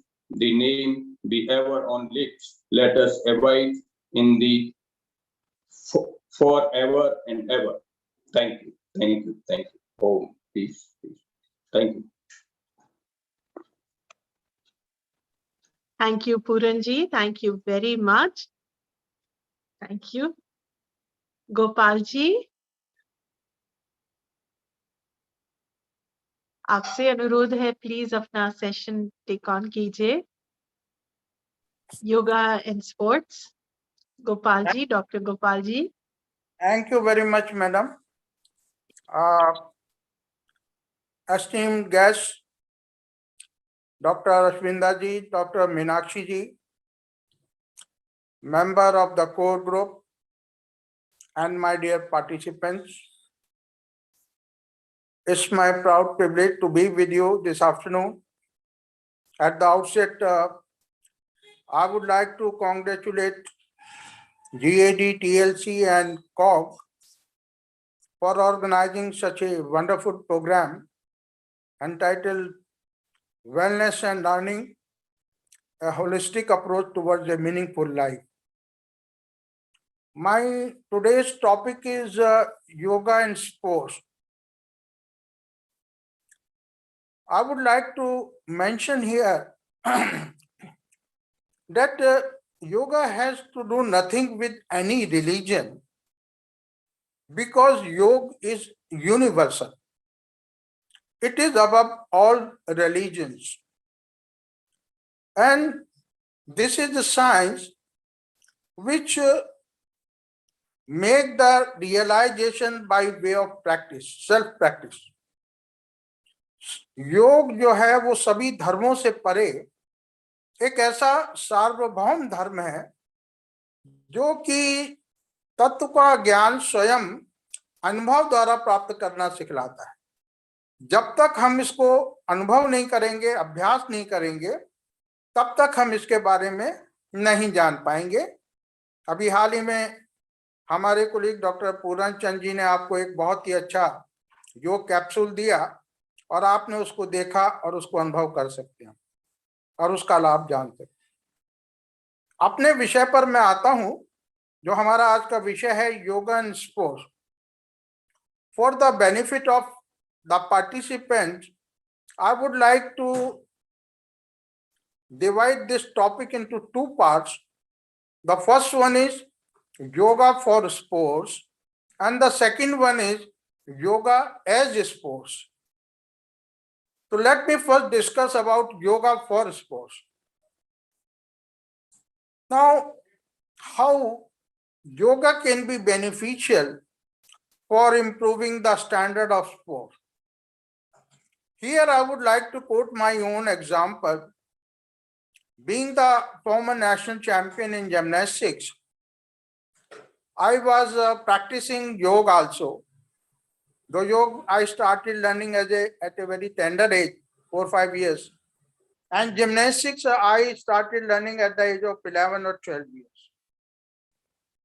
So simultaneously, when I was practicing yoga as well as gymnastics, I found that yoga is helping a lot in developing my gymnastics career. And in the growing stage, when I grown up, after passing my schooling and I was admitted in the university, I visualized that how I tried to understand how yoga can help in gymnastics. And the most practical experience which I found and I realized was in 1969, the first national games were held in Baramati Stadium in Cuttack, Odisha. And being a gymnast, we were also looking towards the Olympic movements, Olympic games, Olympic progress in gymnastics. And in 1964 in Tokyo Olympics, a new movement in the ground exercises came into existence. And by that time, only gymnasts were performing simple somersault, front or back or side or any other movement apart from the springing and flipping movements. 64 Tokyo Olympic became a milestone for gymnastics, where the first Japanese gymnast performed 360-degree twisting with the somersault in the air. And that was the most surprising moment in 64 Tokyo Olympics in gymnastics. I was, since I was also the national champion, and I was looking for that moment, how we can do that. And we started, our coach, our other gymnastic fraternity, everybody was involved. That time we all know there were not so much facilities which today our country it exists. There were no safety measures also. So we tried to start practicing it. Finally, we achieved it, and 69 national games in India, I became the first gymnast who did twisting movement, 360-degree twist with the straight body somersault. And that was a milestone. And then I realized how it became possible because of yoga, because of yogic movements, because of the kumbhak, one of the bandhas in yoga. Another important milestone was a study was done few years before that it was found there a sprint runner, 100 meters, 200 meters, 400 meters, जो ये छोटी दूरी की दौड़ते हैं, उनका जो average age था, it was about 26 years, who became the Olympic winners. But at the same time, the middle distance runner, 800 meters, 1500 meters, as well as the long distance runners, 10 kilometers, 20 kilometers, marathon, उनका जो average age था, it was 26 to 40 years. It means the best thing which was found was कि जो हमारी उम्र बढ़ती है, क्यों तो हमारा एक आफ्टर ए सर्टेन स्पेन 40 साल तक हमारा जो एथलीट हार्ट है वो बेहतर डेवलप होता है, हमारा जो ऑक्सीजन कैपेसिटी है वो बेहतर बनती है, हमारा जो इसके दौरान जो अभ्यास के दौरान जो हम ऐसा योग करते हैं, जो भले ही हम हमारे एथलीट योग के बारे में ना जाने, लेकिन योग किस प्रकार से उनको मदद करता है वो ये नहीं जानते हैं कि हम योग भी कर रहे हैं, लेकिन अपने अभ्यास के दौरान 5 प्रकार के 4 या 5 प्रकार के प्राणायाम वो करते हैं। अभी आपको बताया हमारे डॉक्टर पूरन चंद ने कपालभाति, भस्त्रिका, एक और प्राणायाम शीतली। आपने देखा होगा बहुत सारे जब थक जाते हैं एथलीट तो क्या करते हैं, एकदम से जब पूरा एग्जॉस्ट होने के बाद एकदम से अपनी कमर को नीचे झुकाएंगे और मुंह से सांस लेंगे। स्पोर्ट्समैन जानते हैं, गहरी लंबी मुंह से सांस लेते हैं, शीतली प्राणायाम। भस्त्रिका करते हैं, धौंकनी को चलाना। कपालभाति करते हैं, डिटॉक्सिएशन ऑफ द बॉडी। लेकिन इसका हमको संबंध मालूम नहीं था। जब जो स्पोर्ट्स साइंस पर रिसर्च हुई, जब हमारी इस प्रकार की विधाओं पर रिसर्च हुई, तो ये पाया गया कि जाने अनजाने योग हमको एक अच्छा स्पोर्ट्समैन बनने में सहायता देता है। फ्लेक्सिबिलिटी ले लीजिए, एजिलिटी ले लीजिए, न्यूरोमस्कुलर कोऑर्डिनेशन ले लीजिए, स्टेमिना ले लीजिए, जो बेसिक रिक्वायरमेंट्स हमको एक अच्छा खिलाड़ी बनाने में मदद करती हैं, वो सब की सब हमको योग से मिलती है। And that was the finding which was found in the recent research. Recently, in 2021, a program was organized in which Dr. Meenakshi Pahuja, we all know she is an international swimmer, she was also present in the program. And in that program, we invited all the great sports persons of the country, all the Olympians, former Olympians, Padma Shris, Arjuna awardees, Dronacharya awardees, many eminent sports persons were invited. And there was a session where we just asked them, do you feel that yoga has ever helped you in becoming the achiever? And everyone with one voice said, earlier we were not knowing that how we became the achiever, but today we realize, yes, yoga has helped us a lot to be the achiever. Our great archer Limaram, he said, ये जो मैं निशाना लगाता था, इसके अंदर meditation जो था बहुत बड़ा रोल प्ले करता था। हमारी दीपा कर्माकर ने कहा, उनके कोच BS नंदी साहब ने कहा, ये जो ओलंपिक में हम आए उसके अंदर हमने देखा कि योगा की बहुत सारी ऐसी मूवमेंट्स थी जिनकी वजह से हमको वो लेवल अचीव करने में आसानी। यहां तक कि सचिन तेंदुलकर साहब जो आए उन्होंने भी ये कहा, yoga has an important role to play in achieving the highest level of standard of sports. अपनी जो हम प्रतिभा है, जो हमारी अचीवमेंट है, उसमें कहीं ना कहीं योग की महती भूमिका है, इम्पोर्टेंट रोल है। दैट्स व्हाई वी से yoga has an important role to play in achieving the standard and developing the standard of sport, maybe any game. One more example I would like to put here. Perhaps in 2000 we organized a yoga World Cup in India in Talkatura Indoor Stadium. I was the organizing secretary, and after 2 years I got an opportunity to visit Latin America, Brazil, and lucky enough that I got an opportunity to meet the great legend of football, Mr. Pele. Many of you may be knowing that Mr. Pele has been the sports minister, former sports minister of Brazil. But very few people know that he has great passion for yoga, and yoga was introduced long time back in the training curriculum of football in Brazil. Very few people know about this. But to my surprise, when I visited Brazil, I was really astonished that these Brazil football coaches, they are using yoga as a tool to develop their football game. 2002 I am talking about. Then gradually in many other sports, and particularly in India, yoga was introduced with the Indian cricket team when Mr. Kapil Dev was the captain and we won the World Cup. It was also introduced as a part of training curriculum in archery.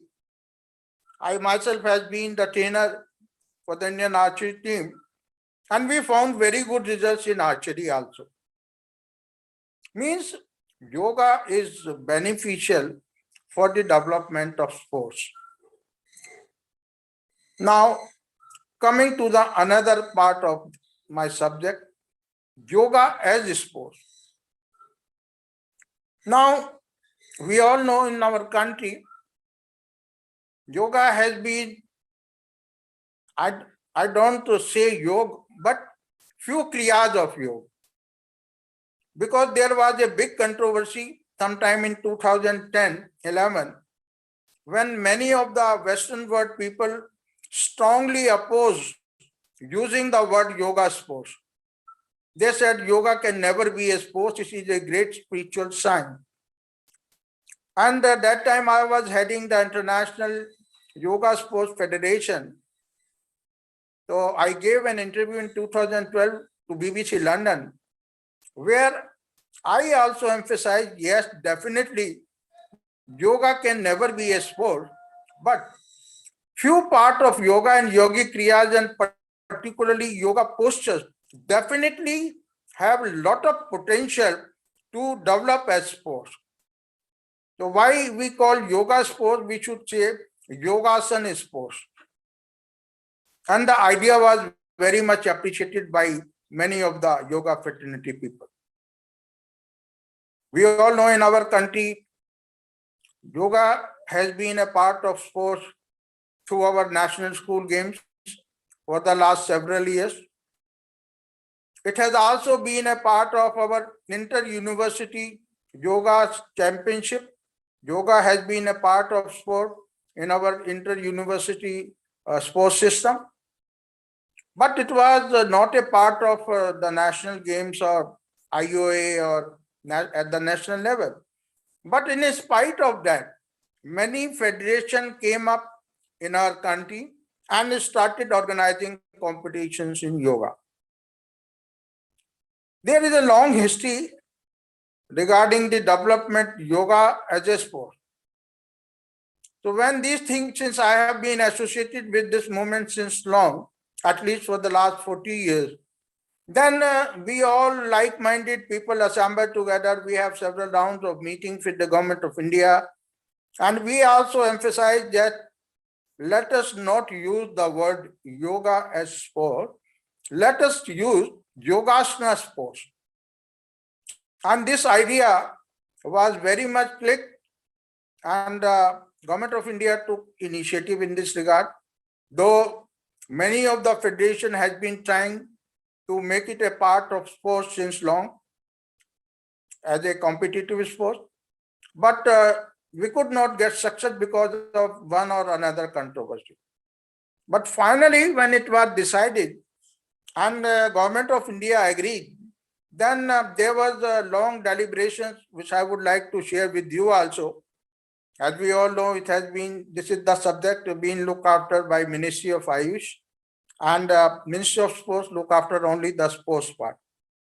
So there, the coordination was very essential. So we had several rounds of meetings with the Ministry of Ayush, and finally Ministry of Ayush agreed to this proposal. I remember around 4 years before, 3 or 4 years before.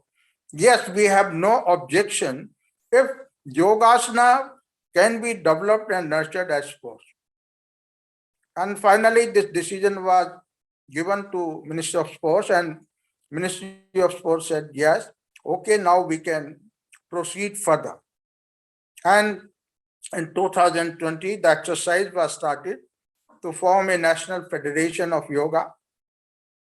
But before that, one more question came. If we have to develop something as a competitive sport, there should be set rules and regulations for the competition. As we all know, we have certain rules and regulations, code of conduct. But there was no uniformity in the Yogasana competition. Somebody made something, somebody did something. School games federation has having another rule. University system has another rule. Federations have another rule. No universal rules.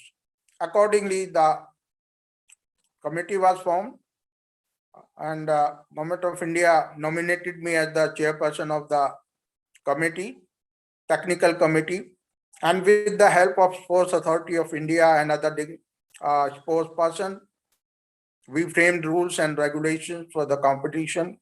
And finally, in 2021, it came as a competitive sport, which was declared in a press conference, perhaps the first game in India, which was announced as a competitive sport by the two Honorable Minister of Government of India, Mr. Shripad Nayak, the Honorable former Ayush Minister, and Shri Kiran Rijiju, former Honorable Sports Minister, who very proudly announced now Yogasana will be a competitive sport. And in Khelo India, it has been introduced from this year. So this is all about yoga and sport I wanted to share. Though the time is too short, the subject is very wide. One or two more things I would like to inform and contribute here. As recently our eminent guests have talked and discussed about organizing some training program, developing some training program for the young people of the country, particularly in respect of wellness and learning. As a researcher, as a yoga lover, as a yoga practitioner, I also feel, and as a sportsman, I also feel this is the high time to develop and to make programs for the young people, particularly after this, the first, second, and third phase of Corona. We have visualized, and yoga firmly believe that prevention is always better than cure. Dr. Ashminderji rightly pointed out, we are the largest nation in many respects.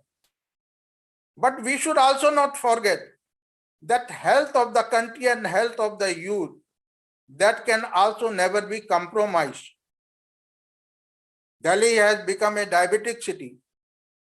The depression is on mount. The stress is mounting around. And we sometimes lead in a very depressed, situation.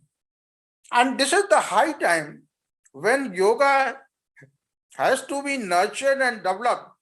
Not only a great science, a great practice, but also to combat the upcoming challenges, global challenges of 21st century, where yoga can play a vital role, particularly for our children and upcoming generation. So with these words, I would like to thank once again the organizers for giving me this opportunity and time to speak something about yoga and sport. Both the aspects I have tried to explain in a very short time. Yoga has a lot of potential to develop, to bring excellence in sports, one. And yoga as a sport, Yogasana as a sport, this should also be developed and nurtured further. Recently, I think I visited 2019 Dhaka, where the first Asian Yogasana Championship was organized. To my surprise, Iran, Saudi Arab, and Bangladesh have been the three countries where already their government have given recognition to Yogasana sports as a competitive sport. And India is the 4th country now. You can imagine now many more countries have to come. Whatever may be the reason, I'm not discussing about that. But this is the high time when many more countries will come forward, and we have a team. Why not? If other sports can be introduced in Olympic Games or Asian Games or Commonwealth Games, why not Yogasana, like Kabaddi and other indigenous sports, can also be introduced and developed as a international game. So with these words, I thank you, Meenakshi ji, and the organizers for giving me this opportunity to say something about my subject, yoga and sport. Thank you. Thank you, Gopalji. Thank you very much. People like you who are behind the scene working in ministry for such a long time. We all know that you have been with the Ministry of Youth Affairs and Sports as a program officer for 23 long years. The NSS, the entire millions of NSS volunteers who are engaged in across colleges, across universities in our country, the entire program was developed under your leadership. We all are very grateful for, all these engaging, I would say, social service schemes which were initiated under your leadership. So very grateful for all that. And currently you are with Ayush Mantrale and you're guiding the Ministry of Human Resource. So I'm sure a lot of things will come up for the youth who are going to take benefit. And we need certainly the insight from you to develop more meaningful programs, and especially yoga to be an integral part of the curriculum too.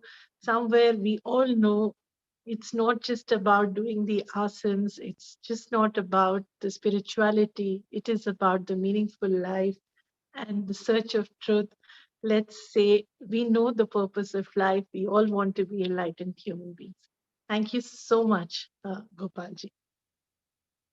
Now I invite Dr. Sujata Panda, who's going to be addressing us on yoga and stress management.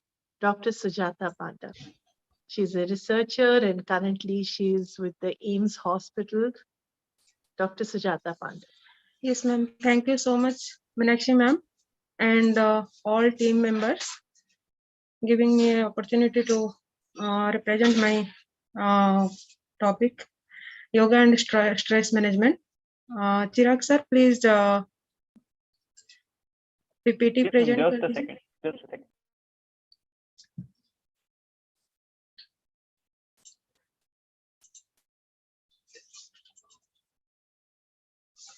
Okay, now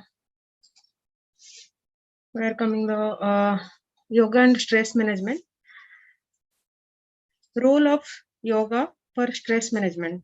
Stress is defined as any type of changes that causes physical, emotional, and psychological strain caused by a person response to pressure from the outside the world. Stress is like मतलब कि बहुत सारे जब tensions आते हैं या जो भी प्रेशर्स आते हैं उसी से स्ट्रेस का जन्म होता है, जैसे it can be physical, mental और इमोशनल, और most of the stress created by external and fight and flight response. जब हमें ऐसे होता है कि कुछ स्थिति घटता है जिसमें हम या तो फाइट कर सकते हैं या तो फ्लाइट मतलब कि गिव अप करते हैं, तो उस परिस्थिति में हमें स्ट्रेस होती है. Stress equal to pressure greater than resource, and stress, two types of stress. हम लोग जब स्ट्रेस में होते हैं तो जब स्ट्रेस लेते हैं तो दो प्रकार के स्ट्रेस ले सकते हैं, जैसे you stress and day stress. You stress होता है जैसे आपका कोई घर में कोई त्योहार होता है या कोई न्यू जॉब लगता है या किसी का शादी हो रही है, उस टाइम में जिस तरीके से हमारे घर में एक पॉजिटिव एनवायरनमेंट क्रिएट होता है, जिस तरीके से चहल पहल चलता है, उसमें जिस तरीके से वर्क प्रेशर आता है, तो उसे हम यूस्ट्रेस कहते हैं। डिस्ट्रेस होता है जैसे किसी भी प्रकार की आपकी वर्क प्रेशर हो गया, या किसी भी प्रकार की आपके घर में कोई किसी भी प्रकार की किसी का डेथ हो गया, या किसी भी प्रकार की क्लेश हो गया, तो उसे हम डिस्ट्रेस कहते हैं। स्ट्रेस का कॉज बहुत सारे होते हैं, जैसे मेजर कॉजेस होते हैं, जैसे ऑर्गेनाइजेशन के अंदर जो काम करते हैं, काम की प्रेशर्स हो सकते हैं। लैक ऑफ सोशल सपोर्ट की वजह से भी हमारी स्ट्रेस बनती है। कैरियर कंसर्न जो होते हैं, तो उनका अगर कैरियर में किसी भी प्रकार की सक्सेस नहीं हो पाता है, या कैरियर पे बहुत ज़्यादा फोकस करते हैं स्टडी के ऊपर, तो उसमें भी स्ट्रेस क्रिएट होती है। और काफ़ी सारा जो जॉब करते हैं लोग, प्राइवेट जॉब, उसमें जॉब की शिफ्टिंग होती है, उसमें भी जैसे किसी की स्लीप पूरा नहीं हो पाता है, उसमें भी स्ट्रेस क्रिएट होते हैं। और लैक ऑफ पार्टिसिपेशन, जैसे किसी भी कार्य में हम पार्टिसिपेट नहीं कर पाते हैं, तो तभी भी स्ट्रेस होता है। या पार्टिसिपेट करने के बाद जब हम उसको फुलफिल नहीं कर पाते हैं, हम उसमें सेटिस्फाई नहीं होते हैं, जिसमें भी कॉज ऑफ स्ट्रेस। जो लोग ओवर एम्बिशन होते हैं, जिनका बहुत ज़्यादा एम्बिशन रहता है कि कुछ बड़ा बनना, बड़ा करना, तो जब वो फुलफिल नहीं हो पाता है, तभी वो स्ट्रेस का कॉज बनता है।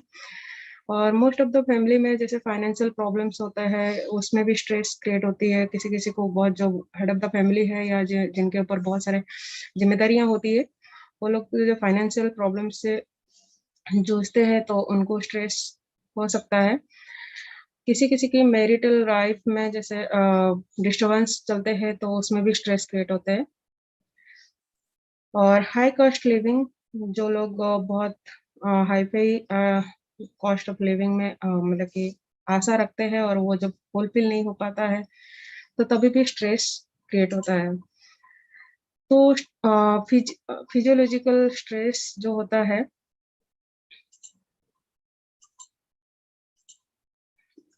उसमें हमारी कोलेस्ट्रॉल लेवल बढ़ जाती है, फैटी एसिड्स बढ़ते हैं, जिसमें ब्लड में किसी भी प्रकार की इन्फेक्शन या इन्फ्लेमेशन हो सकता है।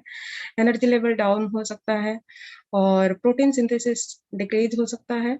इंटेस्टिनल मूवमेंट्स में प्रॉब्लम हो सकती है, जिसमें डाइजेशन की प्रॉब्लम होती है, इंडाइजेशन की बीमारी स्टार्ट होता है। इम्यून सिस्टम डिक्रीज होता है। ब्लड प्रेशर जो है वो कभी ज़्यादा भी हो जाता है, कभी स्ट्रेस की वजह से कम भी होता है, तो बैलेंस नहीं रहता है। और मेटाबॉलिक रेट जो है वो घट जाती है, जिस वजह से हमें बहुत सारे स्टमक रिलेटेड प्रॉब्लम स्टार्ट होता है। इन्फ्लामेशन, स्वेलिंग, रेडनेस, पेन, इस तरीके से मसल्स में बहुत सारे इन्फ्लामेशन की वजह से ये सब हो सकता है। और ब्लड ग्लूकोज लेवल भी बढ़ सकता है, और हमारे स्टमक में एसिड भी ज़्यादा बन सकता है, जिससे एसिड रिफ्लक्स कहते हैं। और इस वजह से हमारे हेडेक और स्लीपिंग डिसऑर्डर, इस टाइप की बहुत सारे प्रॉब्लम्स देखा जा सकता है। फिजियोलॉजिकल स्ट्रेस रिस्पॉन्स, जिसमें ये जो स्ट्रेस लेने के बाद हमारे बॉडी किस तरीके से रेस्पॉन्स करता है, तो ये कौन सी ग्लैंड्स को अफेक्ट करता है, hypothalamus, pituitary gland, and adrenal cortex and adrenal medulla. इस तरीके से कुछ ऑर्गन्स के साथ साथ कुछ और भी जो सिस्टम्स है उसमें भी अफेक्ट करता है। स्ट्रेस लोग ऐसा होता है कि जैसे किसी भी प्रकार की भावना, स्ट्रेसफुल थॉट्स हमारे माइंड में आता है, तो वो फिर बायोलॉजिकल स्ट्रेस रिस्पॉन्स में बॉडी टेंस अप हो जाता है, और इसमें स्ट्रेस हार्मोन्स जैसे कॉर्टिसोल हार्मोन के सिक्रेशन ज़्यादा होते हैं, और ये सिक्रेशन होने के कारण हमारे शरीर की और भी बहुत सारे जो चीज़ें मैंने अभी बताया कि ब्लड ग्लूकोज लेवल बढ़ जाना या बीपी हाई हो जाना, और इस तरीके से स्लीपिंग डिसऑर्डर और बॉडी टेंस होने से बॉडी में पेन, क्रैम्प्स, इस तरीके से बहुत सारे डेंजर्स सिचुएशन में बॉडी चला जाता है। कुछ डायग्नोस्टिक टूल्स है जिससे हम स्ट्रेस को हम आइडेंटिफाई कर सकते हैं। इसमें कुछ तो मशीनरी होती है जिसमें ECG, EEG और EMG, PPG, EDA का टेस्ट कराया जाता है, जिससे हमें पता चलता है कि स्ट्रेस लेवल कितना है और उसका इफेक्ट कौन से ऑर्गन्स के ऊपर या किस तरीके से पड़ रहा है। बाकी जैसे आउटर बॉडी में हम लोग देख सकते हैं कि कोई अगर बहुत ज्यादा स्ट्रेस में रहता है तो उसके आई में बिहेवियर में चेंजेस होते हैं, आंखों में, उसके आंखों से पता चलता है, रेडनेस हो जाती है आंखें, और किसी की आंखें बहुत सूखा सूखा सा लगता है। और बॉडी गेस्चर में मतलब बॉडी पोस्चर जो बनते हैं तो उससे कुछ झुका हुआ पोस्चर बनते हैं बॉडी की। स्ट्रेस में रहने के कारण बॉडी के शोल्डर लेवल से आपको हमेशा डाउन की तरफ लगता है, और हेड मूवमेंट में भी उनको कुछ चेंजेस दिखता है।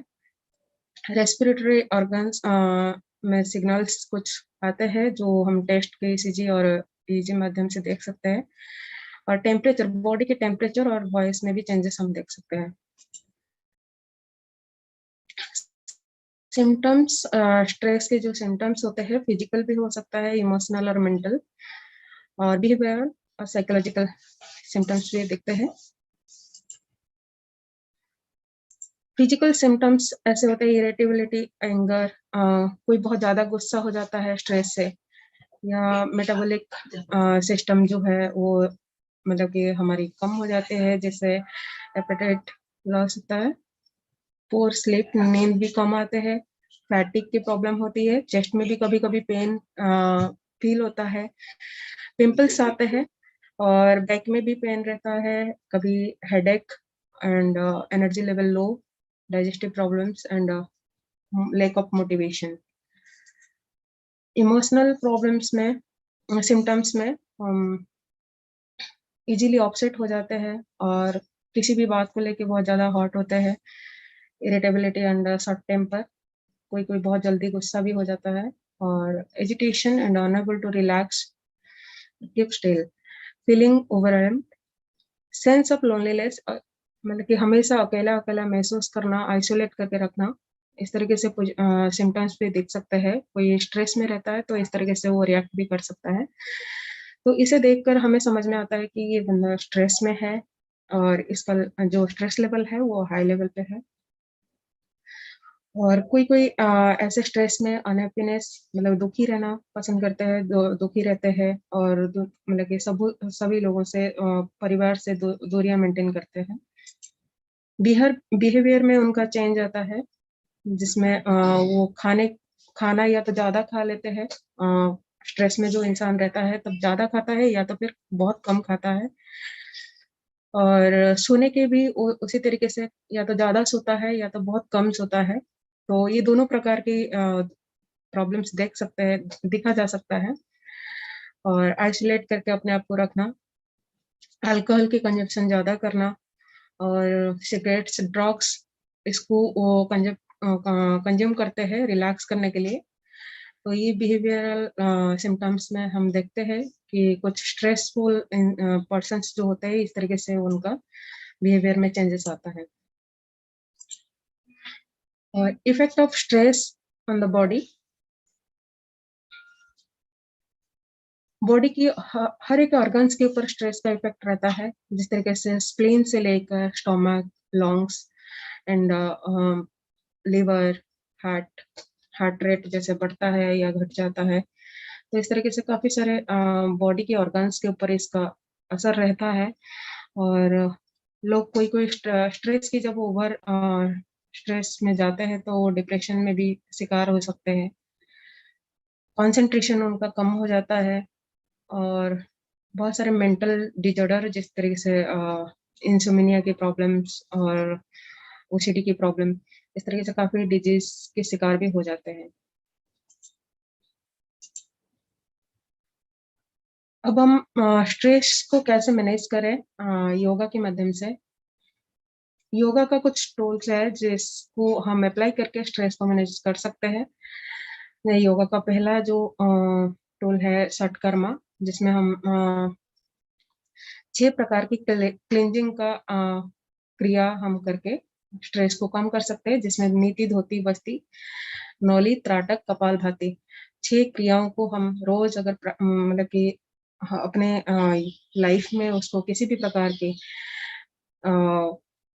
एडॉप्ट करते हैं, तो उससे भी हम स्ट्रेस को कुछ मात्रा में कम कर सकते हैं या बिल्कुल पूरी तरीके से हम उससे रिलीव कर सकते हैं। षटकर्मा की जो प्रैक्टिस है वो बहुत दिनों की गैप में होती है। जैसे जलनीति तो रेगुलरली कर सकते हैं, जिनको स्ट्रेस है वो जलनीति बहुत रेगुलर अगर करते हैं तो बहुत रिलीफ मिलता है। और धोती बस्ती की क्रिया जो है वो 15 डेज और 1 मंथ की गैप में कर सकते हैं। और नौली क्रिया वो रोज प्रैक्टिस कर सकते हैं। जो लोग बीपी के शिकार है या हार्ट की प्रॉब्लम्स, हार्ट की डिजीज से सफर कर रहे हैं, तो उन लोगों को नौली क्रिया और कपालभाति क्रिया करने से थोड़ा रिस्ट्रिक्शंस रहता है। बाकी सारे लोग जो स्ट्रेस से, डिप्रेशन से शिकार होते हैं, वो लोग कपालभाति और नौली क्रिया कर सकते हैं रेगुलर। त्राटक की अभ्यास बहुत हेल्पफुल होता है स्ट्रेस को मैनेज करने के लिए। त्राटक की अभ्यास भी रेगुलर हम प्रैक्टिस कर सकते हैं। मुद्रा की प्रैक्टिस भी हम उससे स्ट्रेस को रिलीज करने के लिए कुछ मुद्रा को हम प्रैक्टिस कर सकते हैं। योग निद्रा, रिलैक्सेशन के पोस्चर में रहकर योग निद्रा की अभ्यास, और लाफ्टर योगा। लाफ्टर योगा रोज हम प्रैक्टिस कर सकते हैं।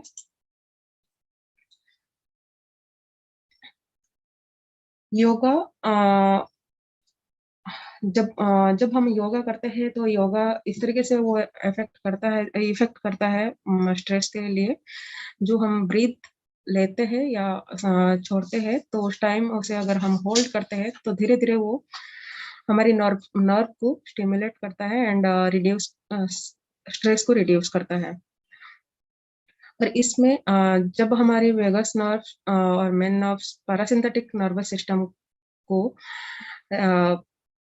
बैलेंस करने में हेल्प करता है, और ये हमारे रेस्पिरेटरी सिस्टम को और हार्ट रेट को, ब्लड प्रेशर को और डाइजेस्टिव एक्टिविटी को, ये चारों को बैलेंस करने में हेल्प करता है।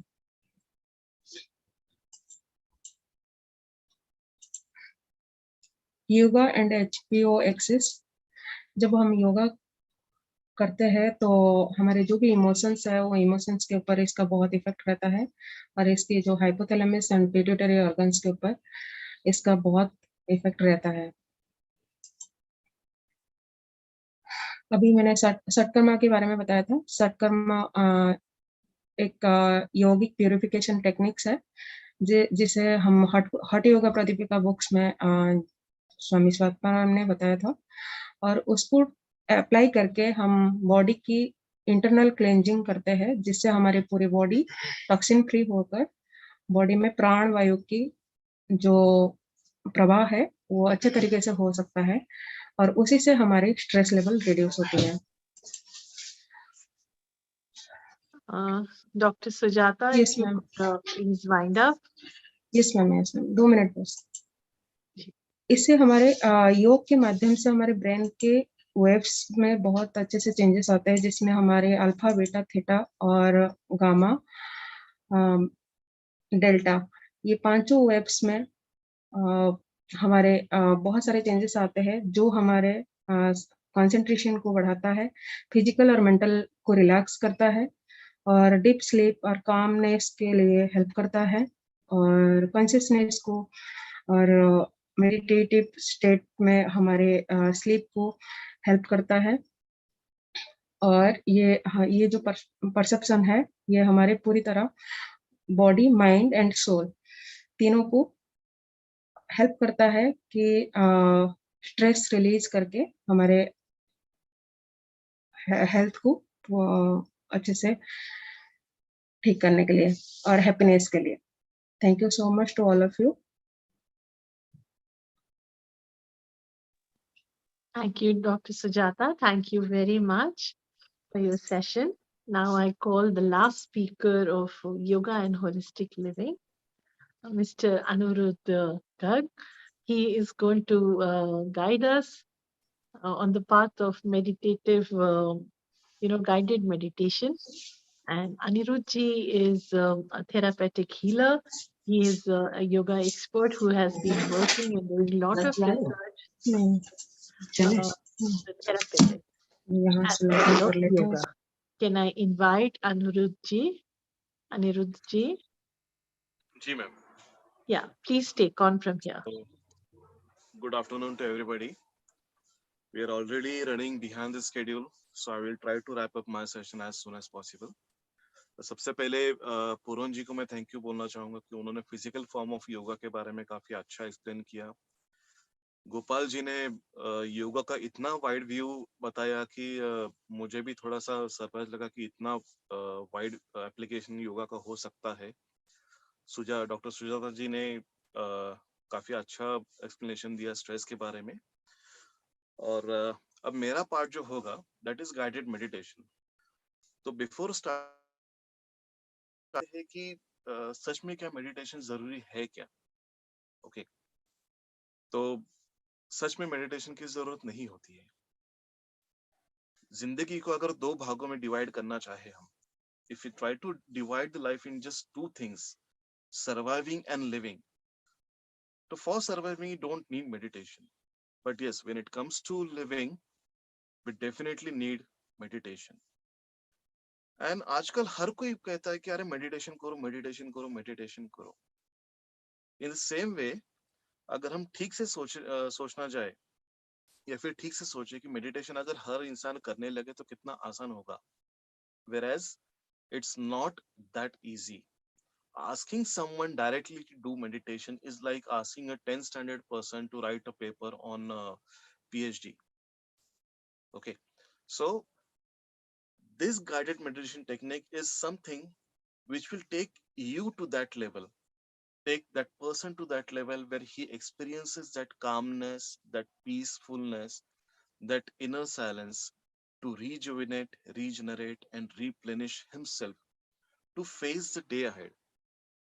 Okay, like right now through this internet, we are connected to each other from various parts of the country. Technology has taken us to such a place that अगर हम चाहे तो चाहे यूके हो, चाहे ऑस्ट्रेलिया हो, चाहे न्यूजीलैंड हो, चाहे यूरोप हो, चाहे दुबई हो, कुछ ही मिनटों या फिर कुछ सेकंड्स में हम अपना मैसेज पहुंचा सकते हैं. हम एक दूसरे को देख सकते हैं, एक दूसरे के साथ कम्युनिकेट कर सकते हैं.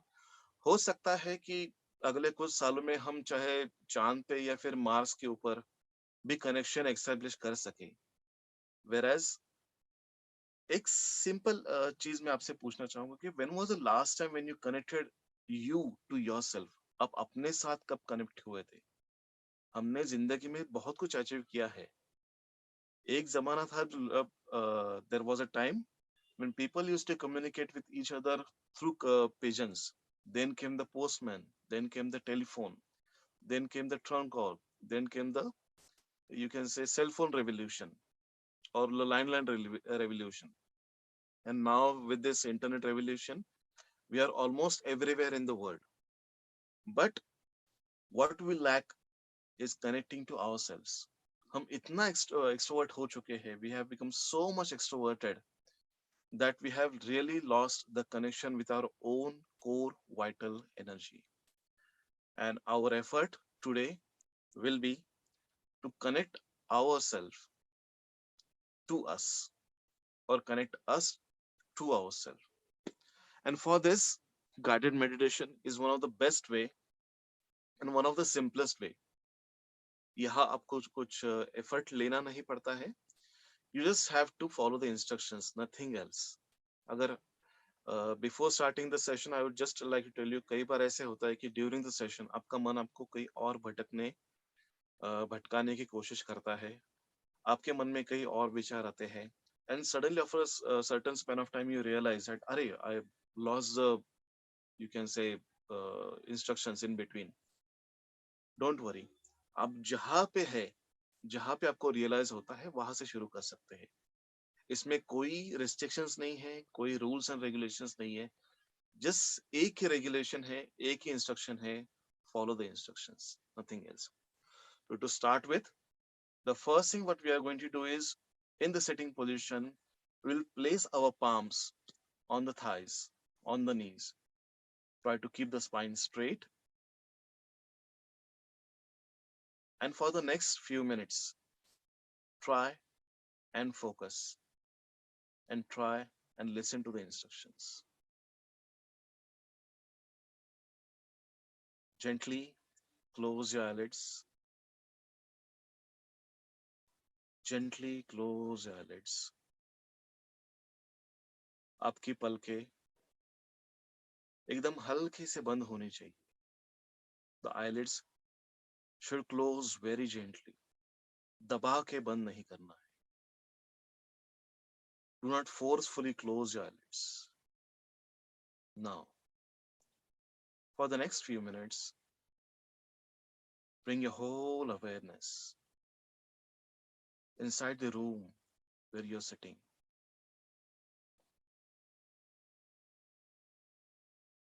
And from the room, inside your own body. From the room, inside your own body. Now, the first thing what we are going to do is start watching our own breathing pattern. हमें सारा ध्यान सिर्फ अपने सांसों के ऊपर परिवर्तित करना है. Simply start watching the way you breathe in and simply start watching the way you breathe out. हम सांस कैसे ले रहे हैं और कैसे छोड़ रहे हैं, इसकी तरफ देखते रहना है. You may feel that your breath becomes faster or slower, deeper or shallow, or may even pause for some time. Allow the changes to occur. Do not control and simply witness. Do not control and simply witness.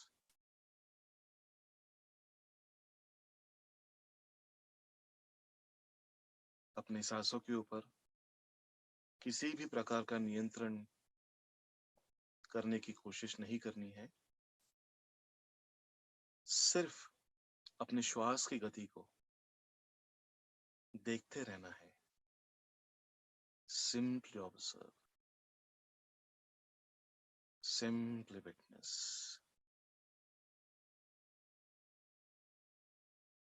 And simply try to get along with your breath.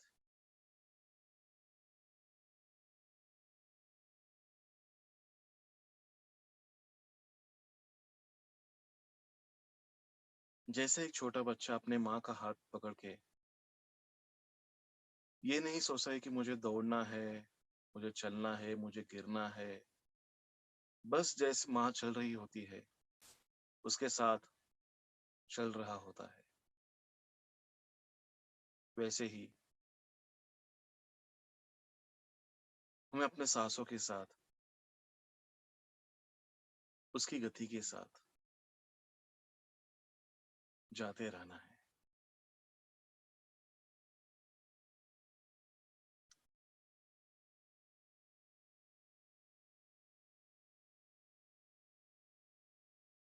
Let's take one more example. Just try to imagine yourself standing on a jetty or a seashore and you want to board a boat or a ship. जैसे ही वो boat या ship आपके करीब आना शुरू होता है वैसे ही भी आप रियलाइज करते हैं कि आप तो स्थिर है लेकिन वो शिप या बोट कंटिन्यूसली ऊपर नीचे हो रहा है क्योंकि समुंदर की या नदी की लहरें उसे स्थिर होने नहीं देती है।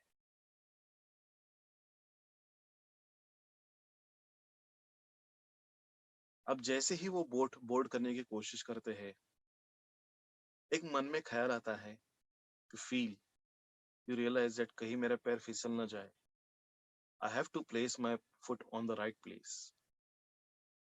और थोड़ा जजमेंट लेके we finally board the boat. Now when we board the boat or the ship, the boat is still moving, but we are stable. वो बोट अभी भी हिल रही है, लेकिन फिर भी हम स्थिर हो गए हैं। उसका कारण यह है कि हम अब उस शिप का, उस बोट का भाग बन चुके हैं। We are now the part of the ship.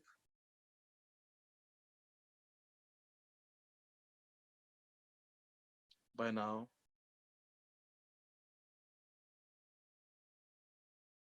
you will feel, you will realize that your breath has started becoming more calm. It has started becoming more relaxed. It has started becoming more even. हम महसूस करेंगे कि हमारे श्वसन की गति शांत होने लगी है, शिथिल होने लगी है।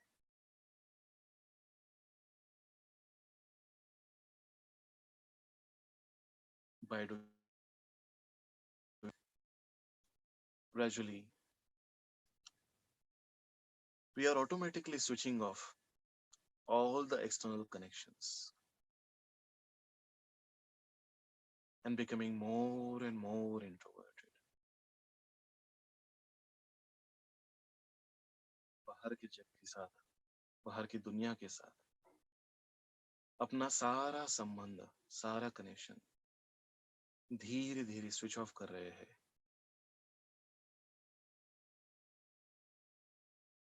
और ऐसा करने से अपने आप हम अंतर्मुख हो रहे हैं।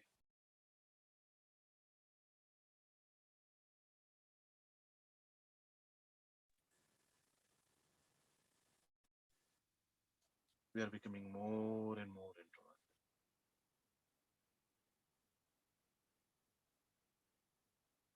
This is helping us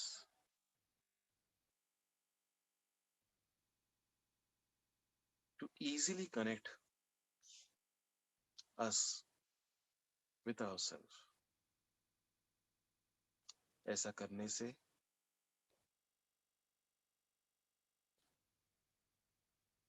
हम अपने साथ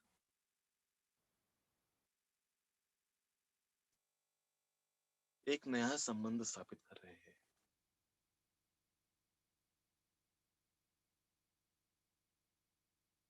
Our core vital energy is constantly utilized to connect us, हमारी आंतरिक ऊर्जा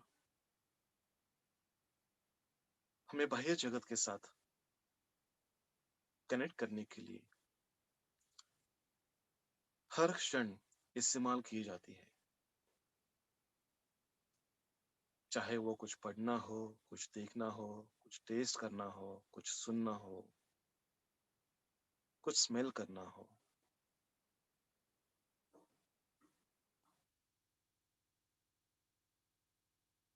Our core vital energy is constantly utilized to visualize, to see, to hear, to smell, to taste, to touch. And we don't realize how much it is utilized. The human body is the world's most complicated machinery. God has created this machine with a perfect combination of physics, chemistry, biology, engineering, electricity, magnetism, and whatnot. भगवान ने इस शरीर को एक चमत्कार की तरह बनाया है।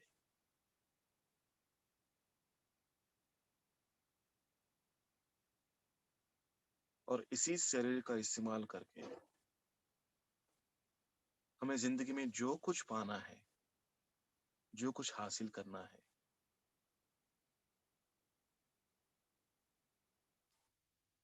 सारा इसी के माध्यम से होना चाहिए या फिर होता है।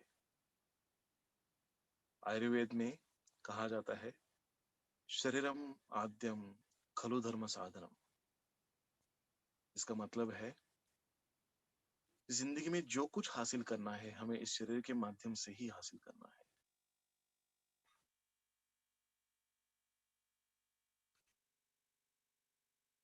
Right now,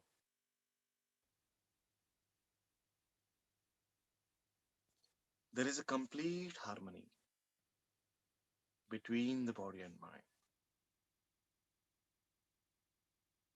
हमारे शरीर और मन में एक नए तरह का बैलेंस प्राप्त कर लिया है। एक क्षण हम पूरी दुनिया से अलिप्त हो चुके हैं। We are completely disconnected from the whole world. And the energy which was getting utilized is now completely diverted inwards. It's completely conserved.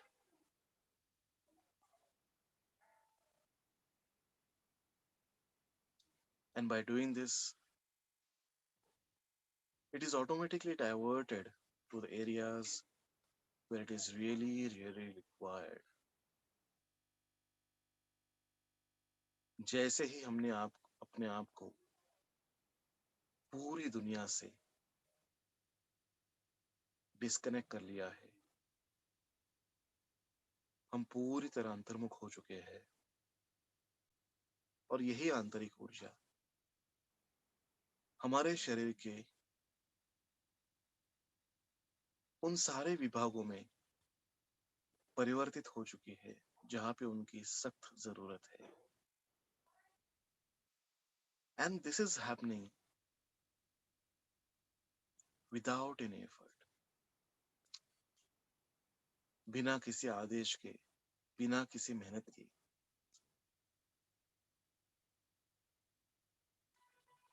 ये अपने आप हो रहा है। The whole system is in a complete harmony.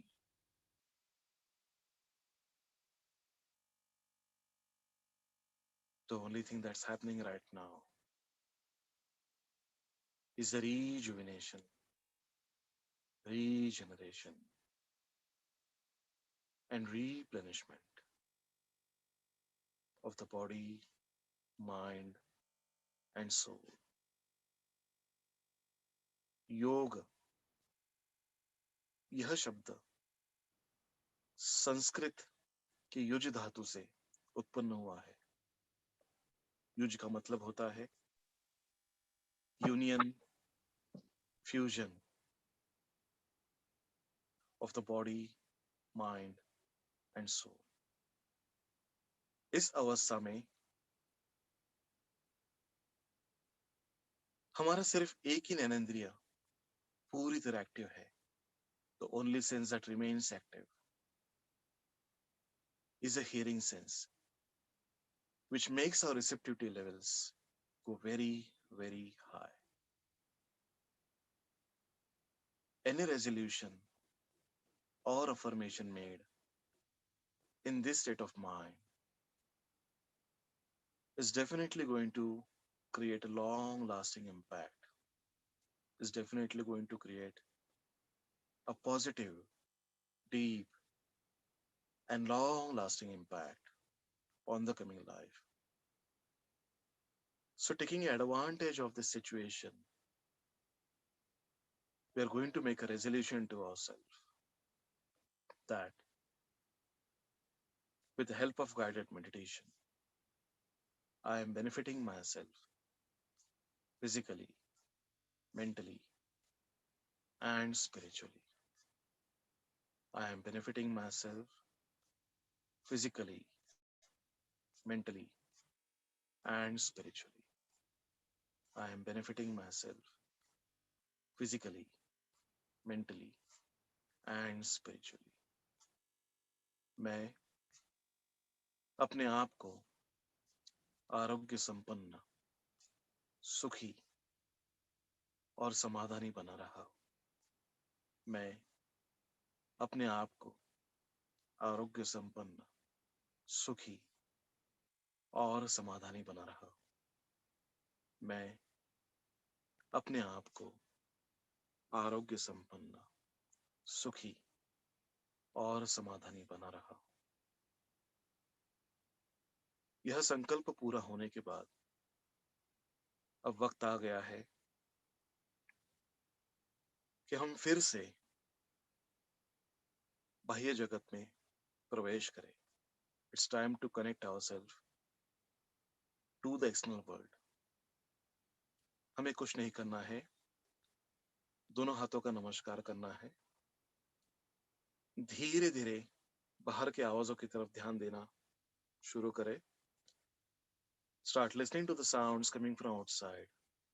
Bring your whole awareness back into the room. Now rub your palms against each other till they become warm. And once they become warm, gently massage your face. And slowly open your eyes. Slowly open your eyes. Now you're fresh, alert, ready to face the day ahead with a positive mindset. Hari Om.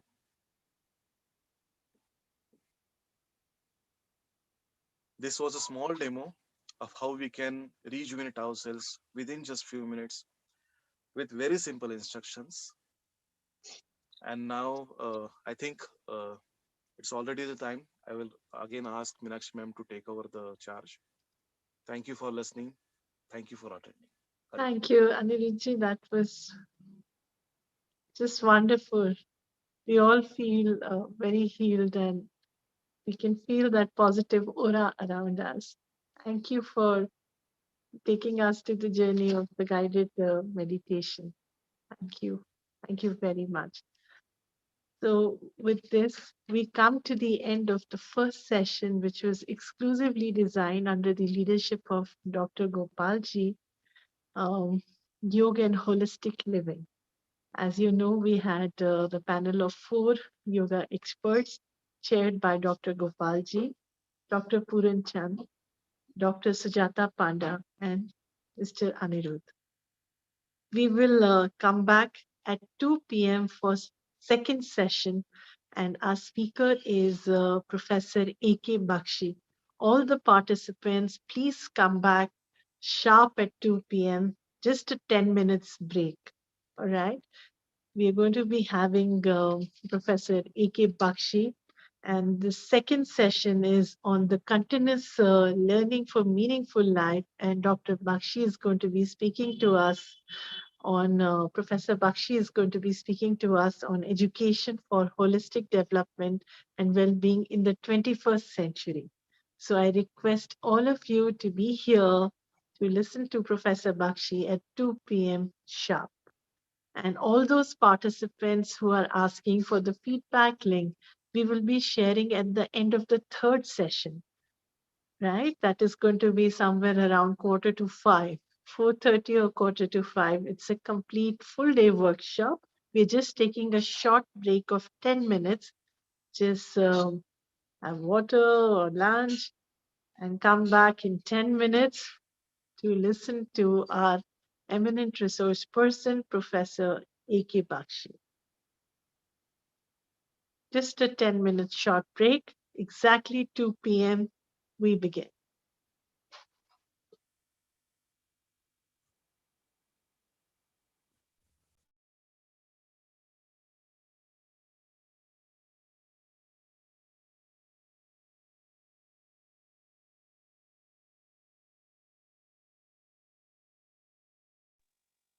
Just for the benefit of participants, once again, I would like to inform that we will begin with the second session at 2 p.m. sharp.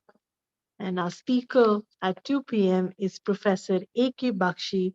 He is going to be speaking to us on education for holistic development and well-being in the 21st century.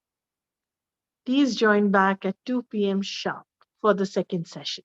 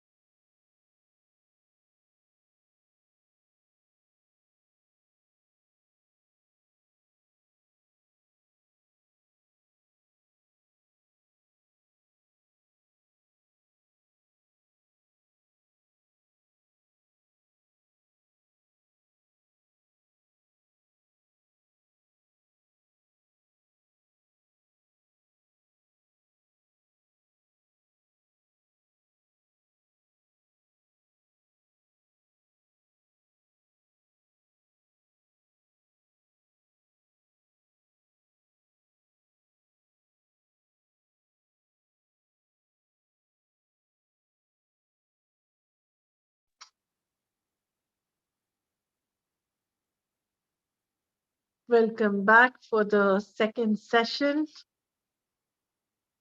We are going to be beginning with the second session of our one-day workshop.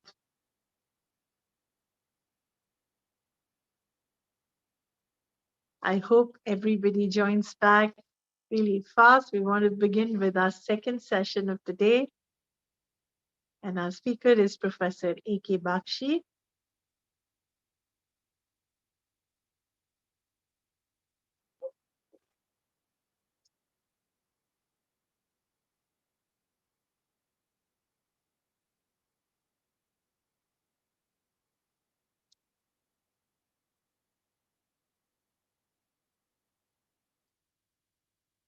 Good afternoon, all the participants. Welcome back to session 2 of our interdisciplinary workshop on wellness and learning, a holistic approach towards leading a meaningful life.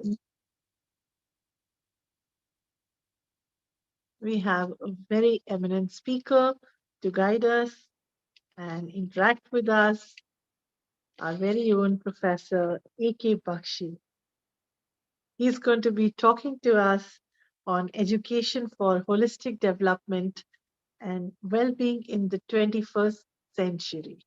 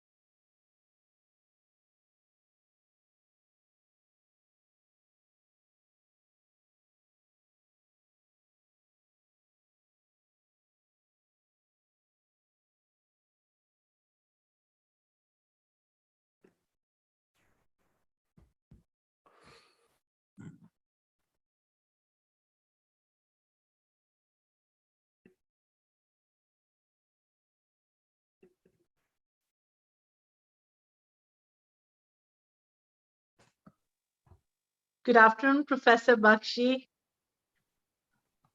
Good afternoon, Meenakshi. Good afternoon. How are you? Very well. Thank you for joining well in time. And sorry we've delayed your session. We know you have a lot of meetings lined up, sir. It's my duty to welcome you, sir. And I'm sure all the participants are looking forward to your session. People are excited to hear your views on the holistic education, what you feel, what is going to be good for the 21st century, because the next generation is looking with a lot of hope what stands ahead. So it's a great privilege to welcome you, sir. You're a very eminent scholar and academician, a sitting vice chancellor. How many people get to interact with the sitting vice chancellor on one-on-one basis?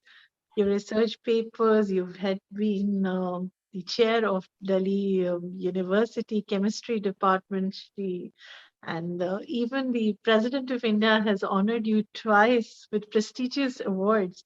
It says so much about you, sir. I'm sure all the participants are going to benefit from your rich experience.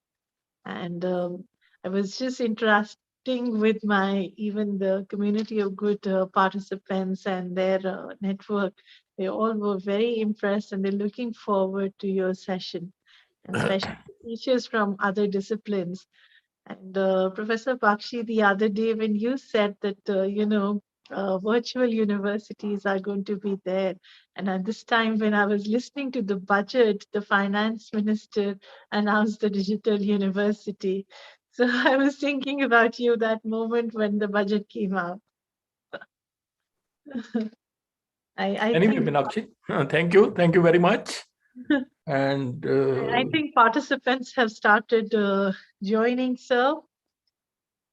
So I would formally like to welcome you, sir, once again to this one-day national workshop. And it's a great privilege to have you as our eminent resource person. So We're very, very, very grateful for your invaluable time. Can I please request you to proceed with your session, sir? Thank you. Thank you very much, Meenakshi. And I can see Dr. Ashminder Singh Bahl also, he's there. Thanks for joining this session.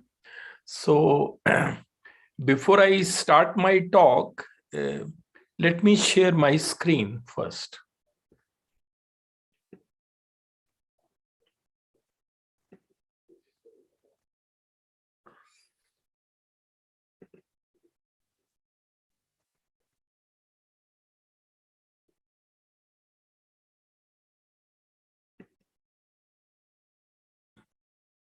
I hope my screen is visible and I am audible. Perfect, sir. Absolutely. Thank you. Thank you very much. You know, let me confess in the beginning that this is not the topic on which I have ever spoken. And I am trying it for the first time. So, but when Dr. Meenakshi approached me and said that you have to deliver a talk, I said, okay, I will try my best. And it is my own life's experience which I am sharing through this presentation. But this could be a guide to many young colleagues, because I believe that realization comes to everybody in one's life. But generally, by the time realization comes, it's too late. And then you can't do anything because time has gone. When we were young students, nobody told us about all this holistic development, well-being, meaningful life. Nobody ever told us. We learned from our own mistakes, from our own failures. That is how we built our career. That is why, I want to share my experience as to how you can approach your life. Chanakya once said that you can always learn from the experience and mistakes of others, because you may not live long enough to make all the mistakes on your own.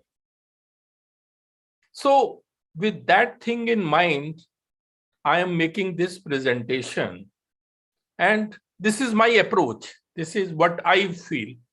I don't vouch that it is 100% correct, but this is what I feel from my career, how holistic development and well-being, etc., should be nurtured in our students. So, title is before you. The concept map of this talk is given here, that how I am building this talk. I'm going to start from education. Through education, you do learning. Education could also be formal, informal, and non-formal. And then learning takes place from all the three types of education. And it leads to development, motor development, mental development, emotional, moral development, social development. This keeps on happening. And that ultimately leads you to the holistic development, which leads to an all-round developed personality in an individual. And that all-round developed personality ultimately leads to the well-being, your well-being and your colleagues and fellow citizens. And that may perhaps ultimately take us to a meaningful life. That is how I perceive this entire theme of this webinar. starting from education, how things are connected and built. So this is what I'm going to call a concept map, because my talk will be built along these points. So I have told you already the gist of my talk.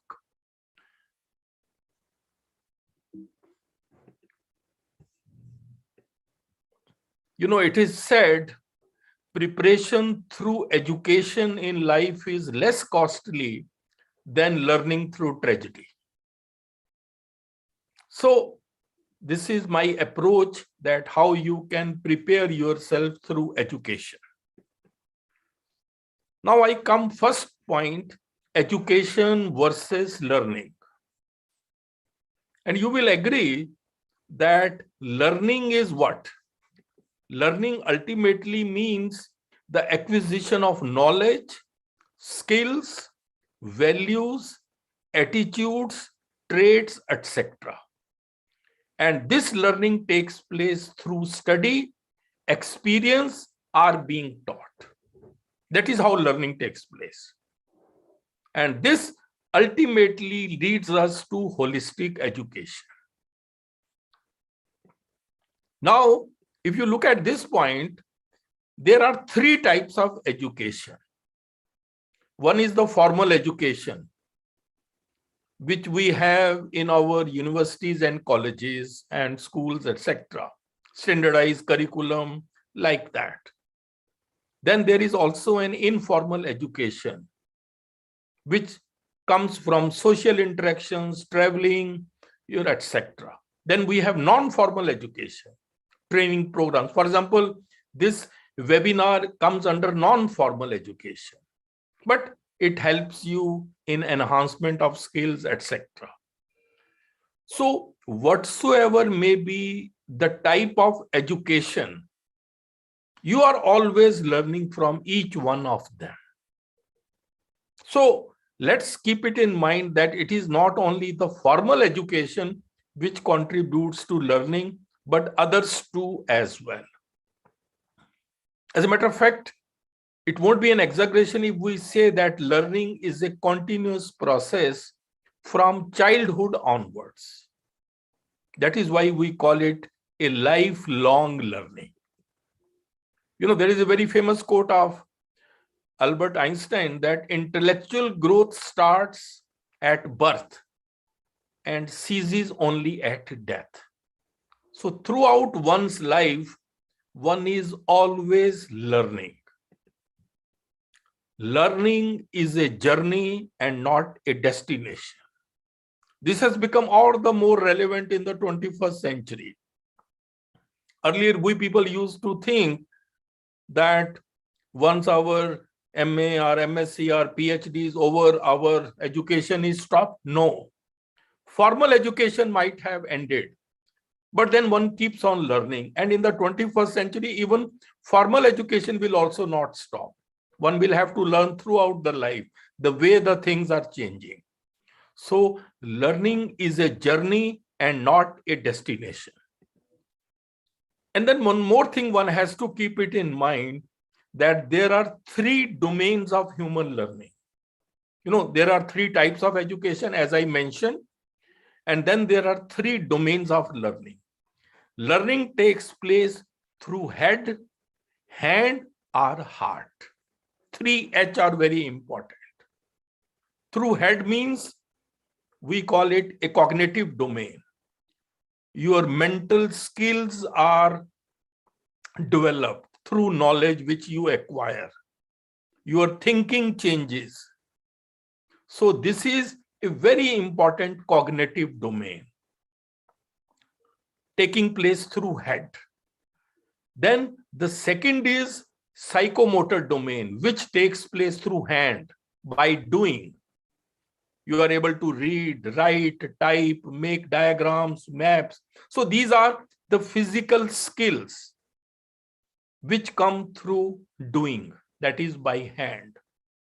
And the third is affective domain, that is taking place through heart, feelings, emotions. So this is another aspect which develops your attitudes. You know, certain people develop certain interest, certain attitudes, certain appreciation and values that comes through heart.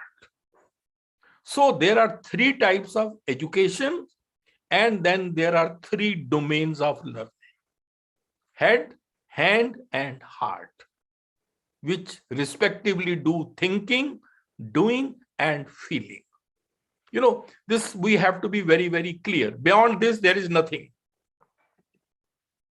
I have put it in another way here. You can see the same thing has been conveyed: head, hand, heart. Cognitive, thinking, a feeling, and doing. So this is how education, or how an individual changes from birth. You know why I am telling, why people become different? They become different because of these things. Somewhere heart is not involved, hand is not involved, heart is not involved. That is how the things change. Now I come to the second point, and that is the 21st century learning needs. So you may ask the question, what is so special about 21st century, which is not covered earlier? So please remember, it is said now that in the 21st century, if anybody has to excel, he needs two things. One is rigorous academic content. That means in the subject, you should be very good. And second is, you need to have 21st century skills. These two taken together lead to deeper learning. So deeper learning is an umbrella term for the skills and knowledge that students must possess in order to succeed in this 21st century. Now the question comes, what are 21st century skills? You know, 21st century skills are under three categories. One is the learning skills, which include 4 C's. One is, you can see, critical thinking, creativity, collaboration, and communication. 4 C's. Then there are literacy skills. IMT, information literacy, media literacy, and technology literacy. And then are the life skills: flexibility, leadership, initiative, productivity, and social skills. It is said that these 21st century skills are going to be the deciding factor in this information age. You may ask the question, why they are deciding factor? You know, technology is advancing very fast. This is an age of uncertainty, because by the time our students finish education, they may be employed in the jobs which still do not exist. Then this is also an age of artificial intelligence. This is an age where intelligence of the students will be equal to artificial intelligence. So if I can have machines with the same intelligence as you, then why do I need you?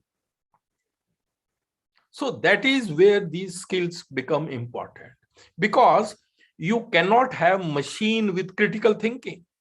You can't have machine with creativity. You can't have machine with the leadership quality. You can't have a machine which is flexible. So all those students who will have these 21st century skills, they will have an advantage over the others. It will help them in their placement. So that is why there is so much emphasis on 21st century skills for the students. And you know, one thing, be very clear, it's not that you should know the meaning of the skills. You should be nurtured with these skills. These skills should be imbibed in you. You should be a critical thinker. You should be creative. You should have information literacy. So these things are very, very important. You should be having leadership quality. I don't want that you should know the meaning of leadership. No, you should have. And you know, all these skills are never acquired in a day. It's over a period of time. That is why these skills have become very important. You know, there is a very famous Future of Education and Skills, Education 2030 framework. This is the framework of Organization for Economic Cooperation and Development, OECD. It says that this is what is required in the 21st century. Look at this. This is very crucial. You need to have knowledge, not only the disciplinary knowledge, you should also have interdisciplinary knowledge, and you should also have the practical knowledge. Then you should have the skills, social, emotional, cognitive, whatsoever I told earlier, physical and practical skills. And then you should have the attitudes and values, traits, personality, etc., what we say.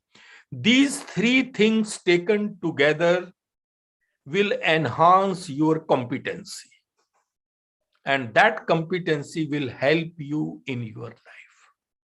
So that is the ultimate purpose. You need these three things.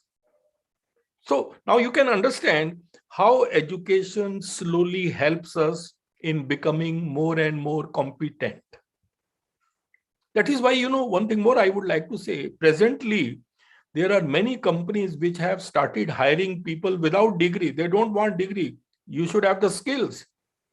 Google, Starbucks, EY, IBM, Apple, Bank of America, they don't bother about degrees.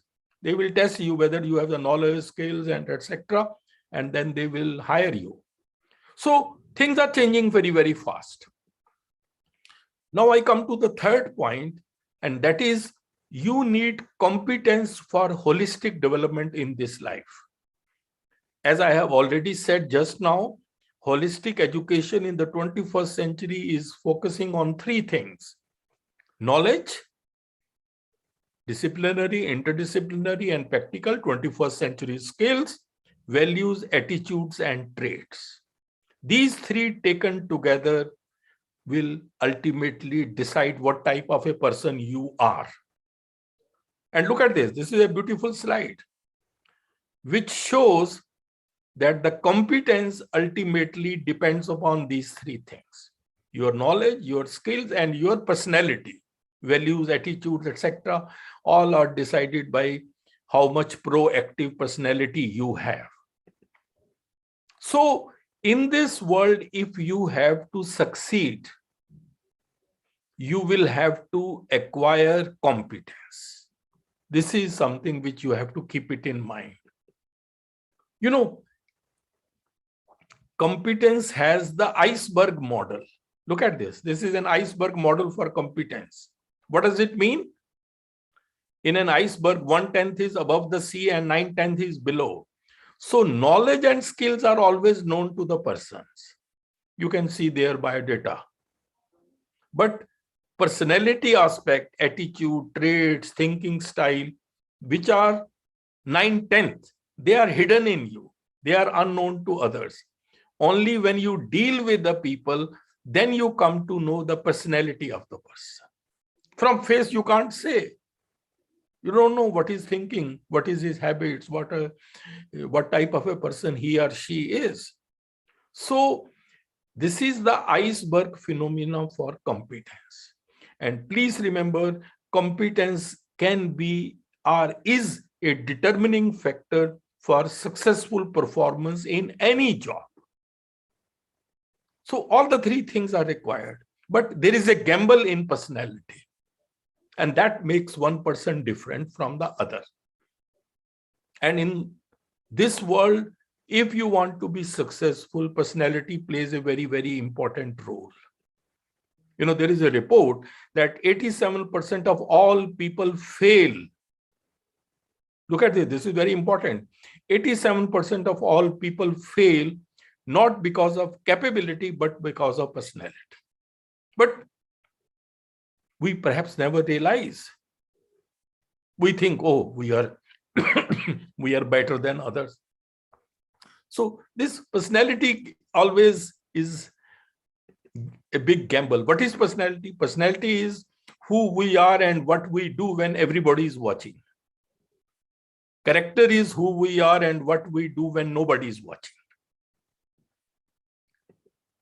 Personality refers to the set of traits and behaviors that characterize an individual.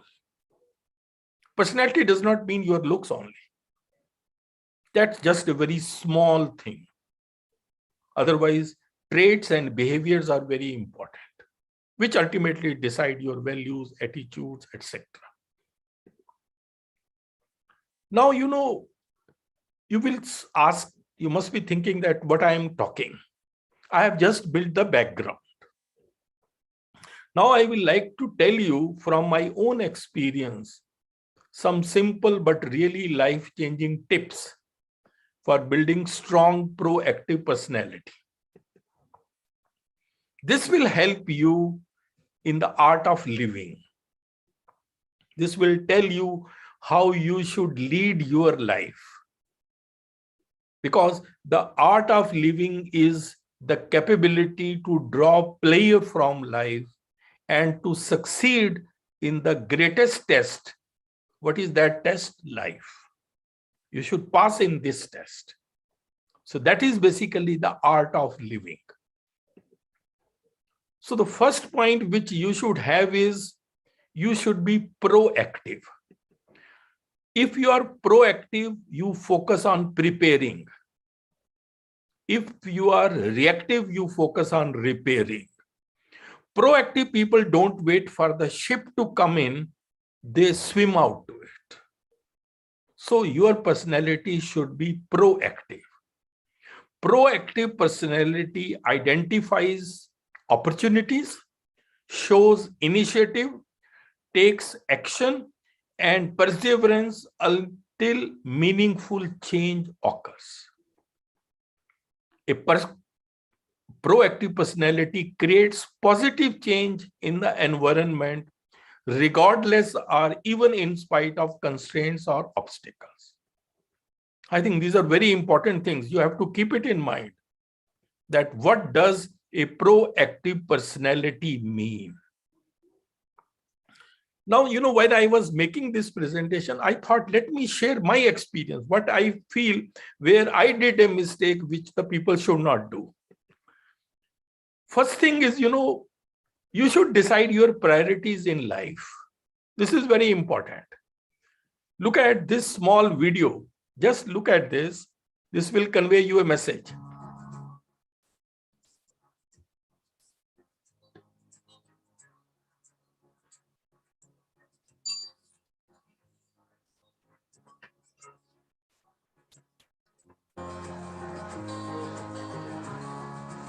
Good afternoon, everyone.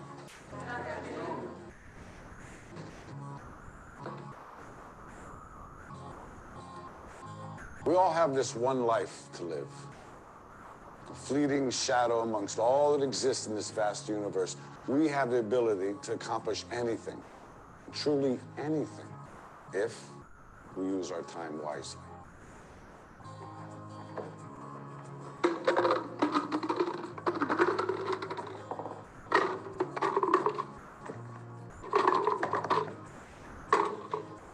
Is this jar full? Yes.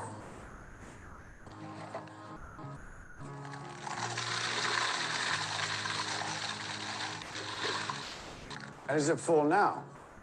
Yes.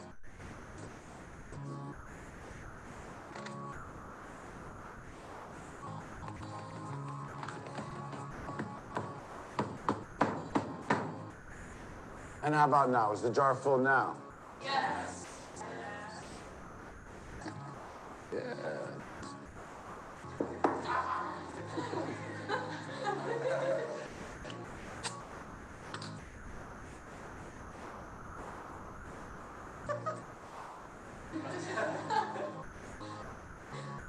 Now, I want you to recognize that this jar represents your life. Golf balls are the important things, your family, your friends, your health, and your passions. The pebbles are the other important things, your car, your job, your home. Sand is everything else. It's just a small stuff. Now, if you put the sand in the jar first, you won't have room for the pebbles or the golf balls. Same is true in life. You spend all your energy and your time on the small stuff. You won't have time for all the really important things that matter to you. Pay attention to the things that are critical to your happiness. Take care of the golf balls first, the really important things. Set your priorities, because everything else is, it's just sand. Yes. Professor, what does the beer represent? I'm glad you asked. It goes to show that no matter how full your life may seem to be, there's always room for a couple of beers with a friend. So I think set your priorities should be one of the main goals of your life. After that comes time management. And here, most important thing is that you have to manage your time.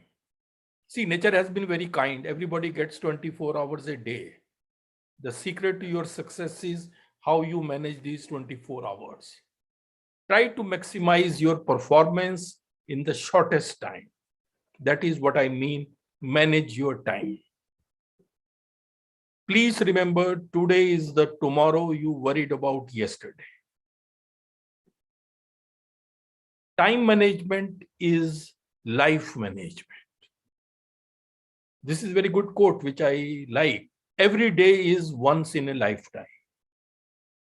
Don't let it go like that. वक्त दिखाई नहीं देता, मगर दिखा बहुत कुछ देता है. Keep these things in mind. These are the realities of life I am sharing with you. Look at these people. These are the famous film stars. What happened to them? You can watch yourself.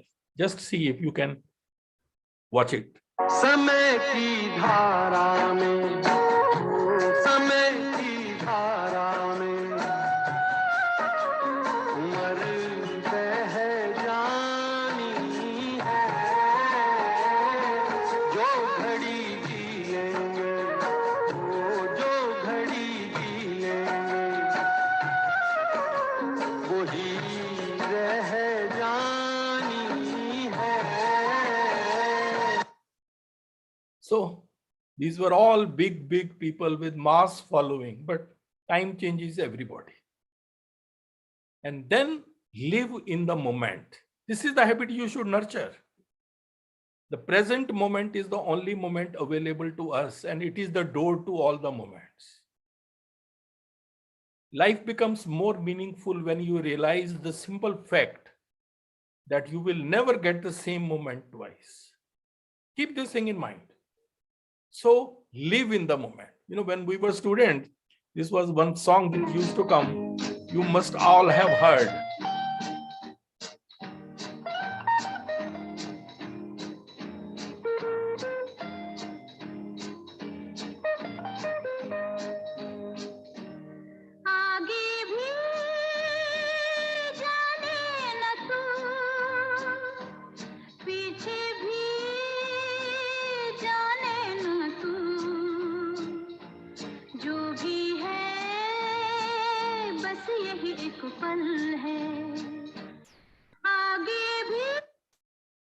Then one more thing which I want to tell you is, world is such that it respects only your position.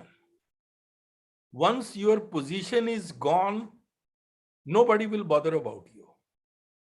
So try to enhance your intrinsic value. Look at this. This is a good, I hope you like it. There was a former Undersecretary of Defense who was invited to give a speech at a large conference, about 1,000 people. And he was standing on the stage with his cup of coffee and a styrofoam cup, giving his prepared remarks with his PowerPoint behind him. And he took a sip of his coffee and he smiled and he looked down at the coffee. And then he went off script and he said, you know, last year I spoke at this exact same conference. Last year I was still the Undersecretary. And when I spoke here last year, they flew me here business class. And when I arrived at the airport, there was somebody waiting for me to take me to my hotel. And they took me to my hotel and they had already checked me in and they just took me up to my room. And the next morning I came downstairs and there was someone waiting in the lobby to greet me and they drove me to this here same venue. They took me through the back entrance and took me into the green room and handed me a cup of coffee in a beautiful ceramic cup. He says, I'm no longer the undersecretary. I flew here coach. I took a taxi to my hotel and I checked myself in. When I came down the lobby this morning, I took another taxi to this venue. I came in the front door and found my way backstage. And when I asked someone, do you have any coffee? He pointed to the coffee machine in the corner and I poured myself a cup of coffee into this here styrofoam cup. He says the lesson is, the ceramic cup was never meant for me. It was meant for the position I held. I deserved a styrofoam cup. Remember this. As you gain fame, as you gain fortune, as you gain position and seniority, people will treat you better. They will hold doors open for you. They will get you a cup of tea and coffee without you even asking. They will call you sir and ma'am, and they will give you stuff. None of that stuff is meant for you. That stuff is meant for the position you hold. It is meant for the level that you have achieved of leader or success or whatever you want to call it. But you will always deserve a styrofoam cup.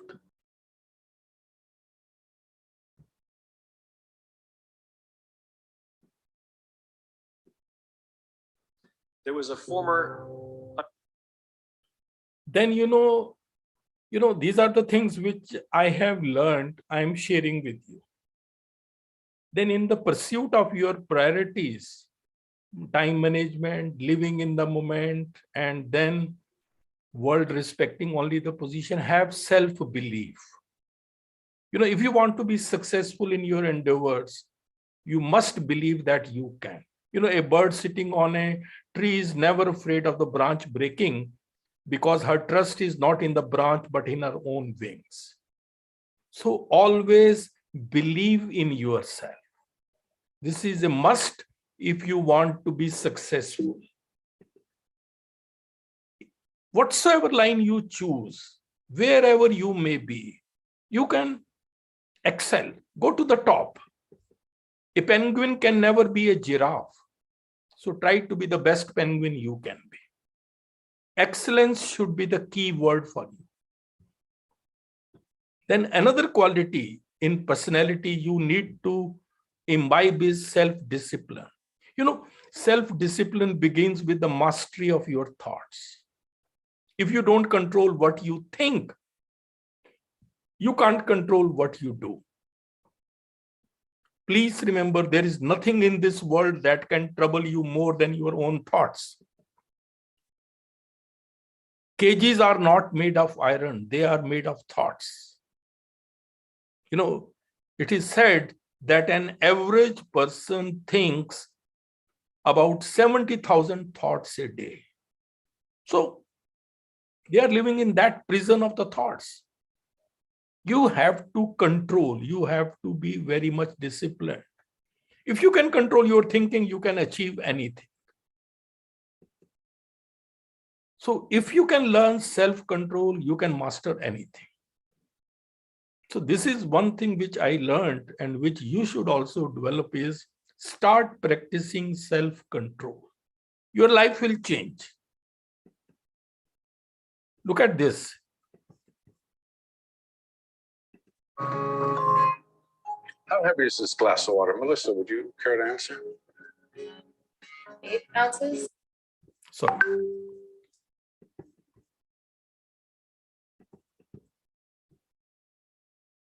12 ounces.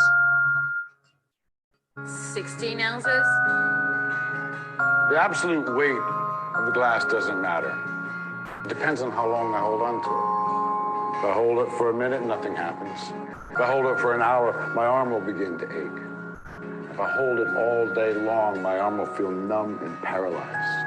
Well, the weight of the glass hasn't changed, but the longer I hold on to it, the heavier it becomes. The stresses and the worries of life are like this glass of water. If you think about them for a little while, there's no problem. Think about it for a little bit longer, it begins to hurt. You think about them all day long, and you'll feel paralyzed. You can't do anything. always remember, put the glass down.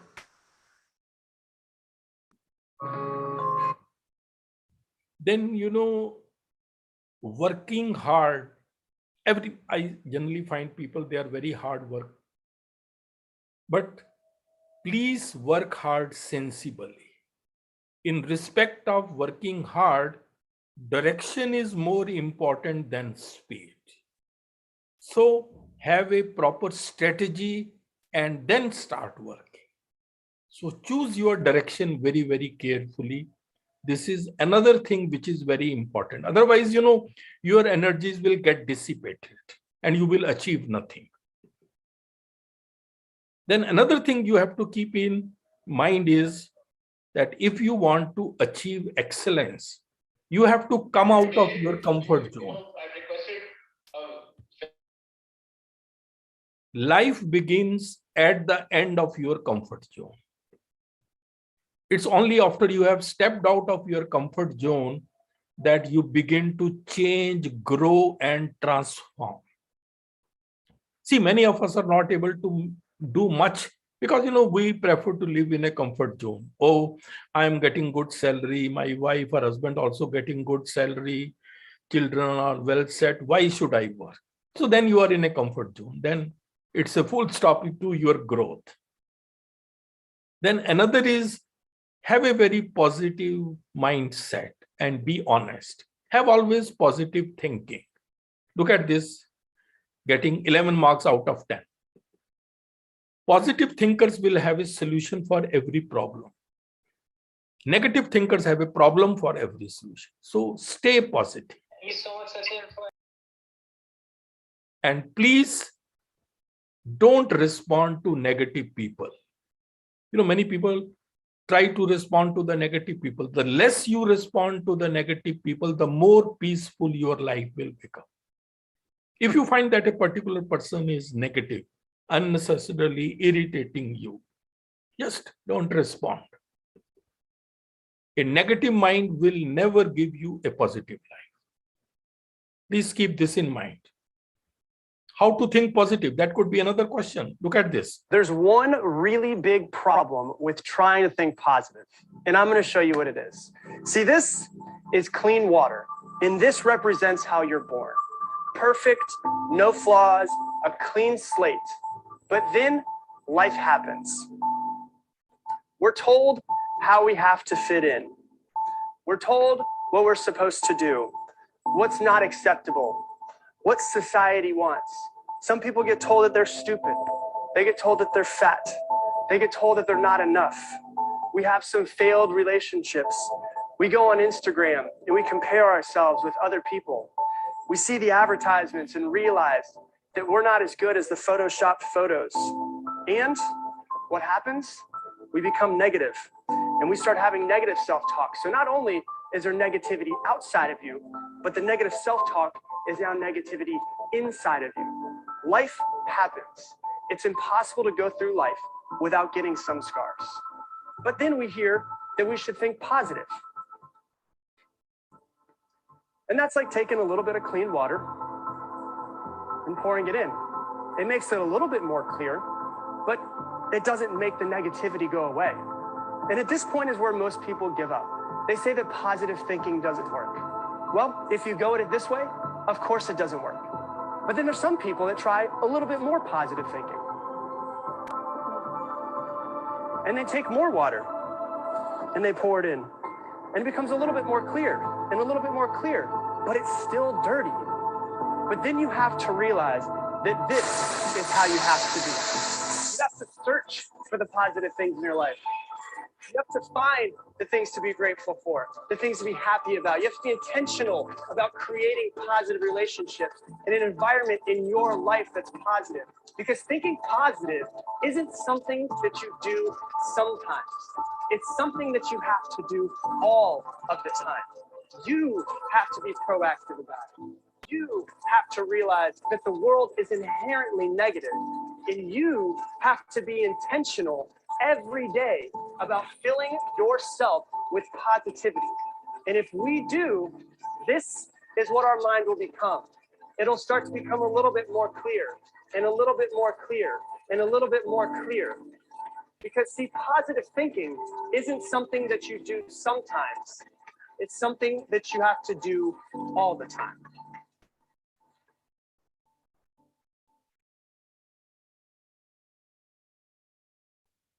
There's one. So positive attitude, right attitude never takes you to wrong direction. Please remember it. Then you should be confident and honest to yourself. And don't proclaim to the world. Nobody bothers. But you should be answerable to your own conscience that you're confident and honest. And in life, please introspect regularly from time to time. Nobody knows you better than you yourself. You know your strengths, weaknesses, opportunities, and threats. Do introspection from time to time and do the rectifications. In life, you may not always get the best, but then make the best of what you get. Then, we all get failures in life. Overcome the fear of failure. There is a very famous quote, जब तक तुम डरते रहोगे, तुम्हारी जिंदगी के फैसले कोई और लेता रहेगा. So overcome the fear of failure. Now a new concept has come, embrace your failure. Many successful people keep a failure resume on their web page, where they write about the awards they could not get or the jobs they could not get, and they read them and don't make the mistakes again. Failures can be the pillars of success, depending upon how you take them. Your attitude towards failure determines your altitude after failure. I think this is very, very important. So take failure in that way. Then, stop worrying and start living. This is my another tip for you. Worry is a misuse of your imagination. We suffer more in imagination than in reality. One day you will look back and realize that you worried too much about things that don't really matter. But by that time would have gone. So overcome this. These are the fundamental facts about worry which you should know. Don't stew about the futures. Just live each day until bedtime. Ask yourself, what is the worst that can possibly happen if I can't solve my problem? Suppose. Then you prepare yourself mentally to accept the worst, if necessary. Then calmly try to improve upon the worst, which you have already mentally agreed to accept. So that is how you can change yourself. Please start practicing it. It will change your life. Then, learn to say no and choose your words carefully. Learn the art of saying no. Many times you have to say no. Don't lie, don't make excuses, don't over-explain yourself, just simply decline. You can be a good person with a kind heart and still say no. And then, before you speak, let your words pass through 3 gates. Is it true? Is it necessary? And is it kind? If the answer is yes, only then you speak. If you start practicing it, it will save you from many troubles in life. Then have empathy. Empathy is one of the most important interpersonal skills we should have. It helps you to connect with another person.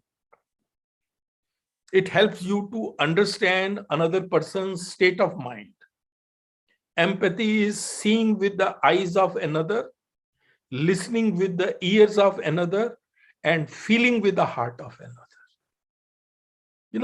This is a very good quality which you should have. This will make you very popular and acceptable in the society. Watch this. This is something which is very important. I've just prepared, but I hope you like it.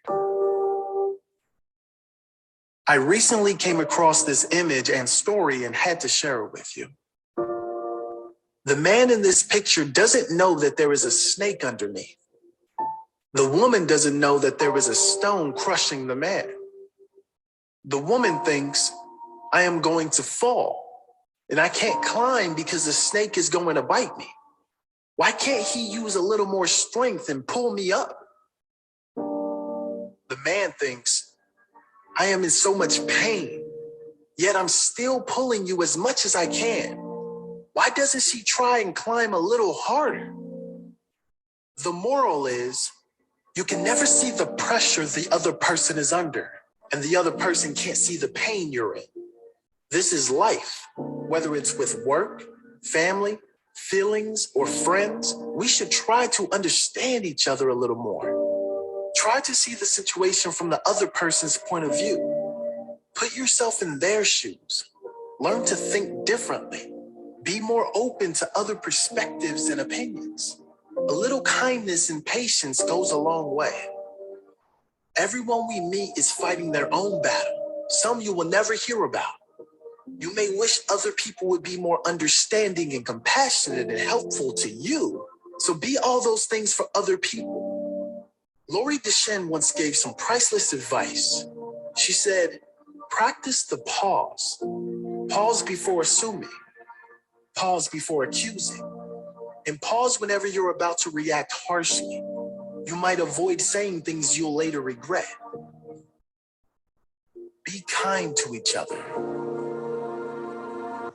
I think there is a lot of hidden message in this. This helps you in interpersonal relationships. Then, control anger. This is also one you should practice. Getting angry is a normal emotion. Everybody gets angry. But what you do when you are angry, there lies the important point. Never say mean words out of anger. Your anger will pass, but your mean words can scare a person for life.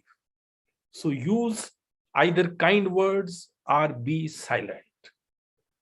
This is a very famous thing. You should remember, never reply when you are angry. Never make a promise when you are happy. And never make a decision when you are sad. This person quote, when you are angry, count up to 10 before you speak. And if you are very angry, count up to 100. Things will cool down. But please remember, beneath anger, there is always fear. There always lies some fear. This thing, you should keep it in mind. Then no to arrogance is another mile. Sometimes a small success goes into a person's head. That should not happen.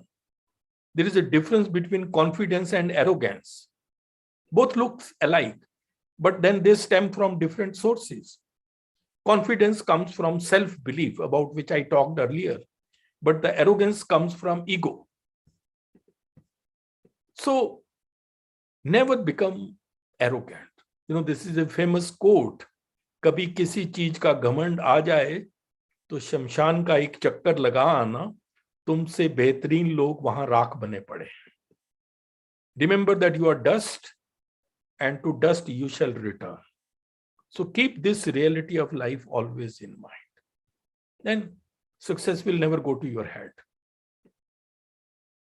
And then, don't procrastinate things. One day you will wake up and there won't be any more time to do the things you have always wanted. Do it now. Don't procrastinate things in life. You don't know how much time you are left with. This is very important. You try to see the meaning behind all these things. These are life's experiences I am sharing with you.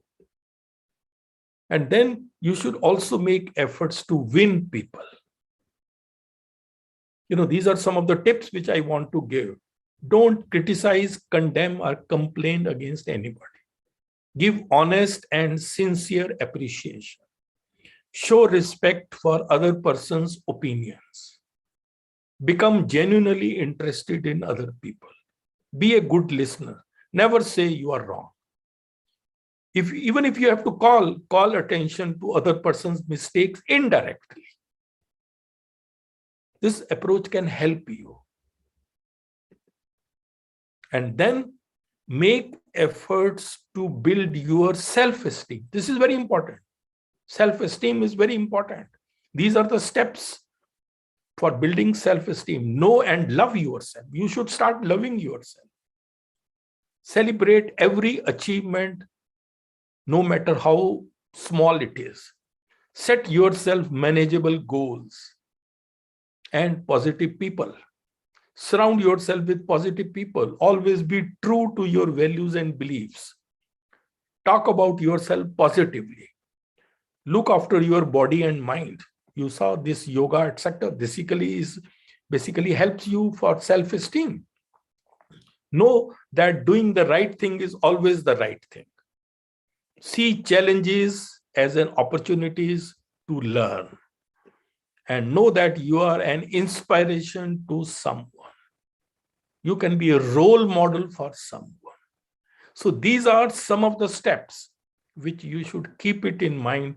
They will help you in building your self-esteem. And having said all that, all these help in enhancing your competence. And the factors which ultimately contribute to the well-being about which I mentioned, there are many factors which contribute to one's well-being: fulfillment at work, work-life balance, then financial security, interpersonal relationships, mental and physical health, and then work environment. These all contribute to one's well-being. While I was preparing, I went and searched as to what are the habits of the most successful people in the world. One habit is strategic planning and deliverance, laser sharp focus and determination. Then risk-taking ability, very courageous people. Then health and fitness. Take care of your body, because this is the place where you have to live always. So you have to take care of your body. And then hard work and consistency. Never give up attitude. These are some of the habits of most successful people in the world. They know that success is a product of daily habits and not of random actions. All this will help you in leading a meaningful life. That's what I feel. A meaningful life is not being rich, being popular, being highly educated, or being perfect. It is about being real, being humble, being able to share ourselves and touch the lives of others. Compassion. It is only then that we could have a full, happy, and contented life. So I have told you so many things. Just before I conclude, you must have seen that I have told so many things which are not very easy to practice in reality. So it is a challenge before yourself. At the end of the day, your biggest competition is with you only. You have to win over yourself. You don't have the problem, you are the problem. You have to change your mindset. This is very much required. It is said, स्वर्ग भी तू है, नरक भी तू है, इन दोनों का फर्क भी तू है. So everything is with you only. And as I said in the morning, जिंदगी छोटी नहीं होती है, लोग जीना ही देरी से शुरू करते हैं. जब तक रास्ते समझ में आते हैं, तब तक लौटने का वक्त हो जाता है. So this is high time you practice these things. Your life will change. I am telling you, it will change.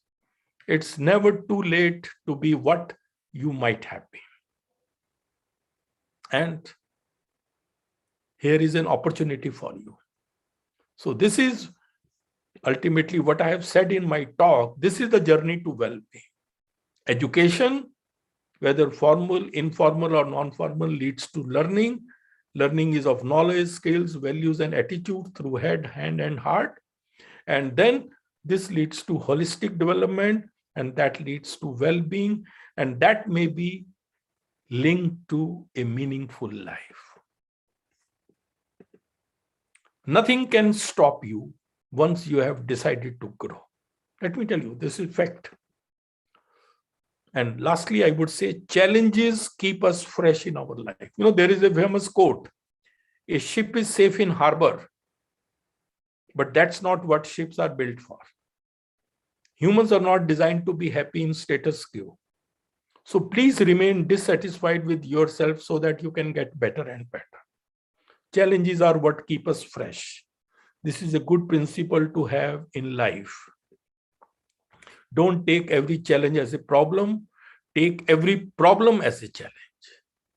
So that's all. Thanks a lot. It was a pleasure talking to you, and I just shared some of my views. Your feedback is welcome on my email ID or on my cell, and all the best for this program. Thank you very much. Thank you. Thank you, Professor Bakshi. That was, I think, very enlightening, right from the, the spectrum of education to the way of leading a meaningful life, a quality life. You've touched upon all the aspects, and it's a very highly motivating session. Very true perspective of life, and it was quite entertaining to have the Bollywood music and sounds too. Sir, the presentation was just fabulous, and I'm not saying this. I think you should just have a look at the chat box. The continuously, the compliments are just pouring in. If you can glance through those. Actually, one thing I would say, we talk about songs, but the songs wording which the lyricists have written, there is a lot of thinking. That's life's real experience. Which very meaningful and very well selected ones, sir. And they can be highly motivating for an individual. Yes. Just see, during the recent tragedy of Lata Mangeshkar, the songs had been coming on TV and all. Just see every song, wording, so much is hidden. So this can change your life if you just look at the lyrics and all that. It's just fabulous. The selection was also so good. No, and I would my own experience. I would say, so just have a look at the chat box, No. Beautifully, the way it's related to our life situation. We all go through, with your presentation, one can relate to the life circumstances, and we all travel in the same journey. Yes. It's better to realize it well before time, before it's too late. I personally think that was again and again highlighted. And again, I say realization does come to everybody, but generally it comes very late. Generally, it comes very late. By that time has gone. So we have to act upon really fast and catch that. Prudence demands that you start making it a part of your life. Yes. That's why I said this art of living maybe in some form should be linked even in our courses somewhere.